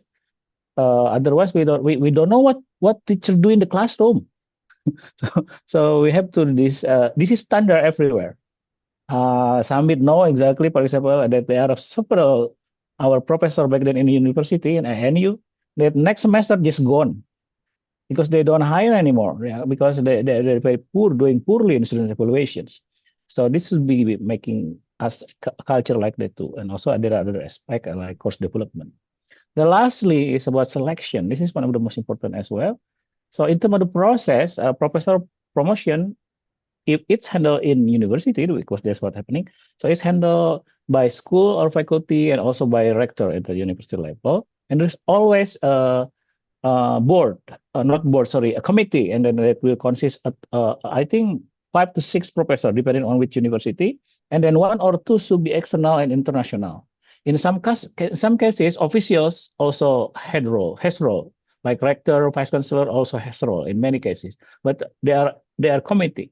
There are 5 to 6 committee members that are in charge. And the third one, I think we have to remember this one. Conflict of interest must be avoided at all costs.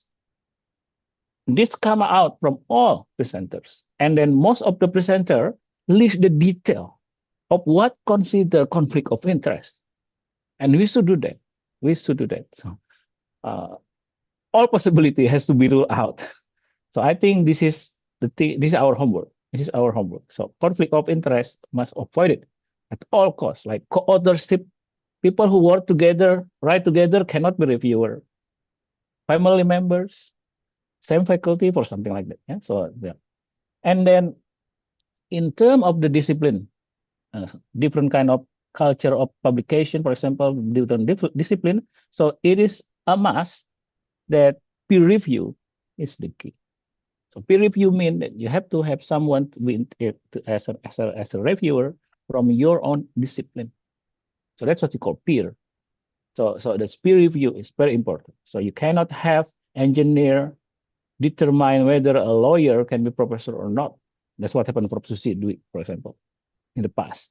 And then lastly, metrics like high index, etc., are used, yes, but with care. With care. So metric is with care. For example, there are DORA initiatives that are not mentioned. I think thanks for pointing that out. So I think that's my take on synthesis.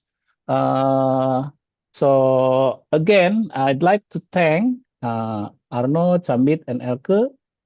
As I repeat from what Aquarini said, for your generosity. But I'm pretty sure that your intervention here will not help us a lot. Will not just help us, Padjadjaran University, but also other countries. Other university in Indonesia. And I believe that many other universities will learn from this too. We will put this on the web, in the YouTube, and I'm sure because the regulation just come out last week. So this will be the first reference nationwide because people will do it. Because university will not be granted the right to appoint professor unless they develop their own internal procedure. And this is, I'm sure it will be a national reference. So your generosity will be useful for us. So I just want to remind. So again, thank you. So by this, let me close. Thanks for everyone that already that helped us a lot from since this morning. Prof. Susi Dwi that moderating the morning session. Prof. Susi Ana that mastered the ceremony of the morning session. Prof. Akwarini Priyatna that moderating these sessions. And also I'd like to thank special to Wiksa, the operator that helped this Zoom seminar happen smoothly. So again, terima kasih. Thank you very much. I do hope that we can meet physically together. Maybe in Arnold, maybe in coming 2 months. Yeah, we'll do that. Cheers. Okay, Yeah. cheers. My pleasure. Bye. Bye-bye. Thank you, Samit. Bye-bye. Elke, thank you so much. Yeah. Yeah, Bye-bye. welcome. Thank you. Everyone, Thank you thank you for very much. invitation. Thank you. Thank you all. Bye bye. Bye-bye. Bye.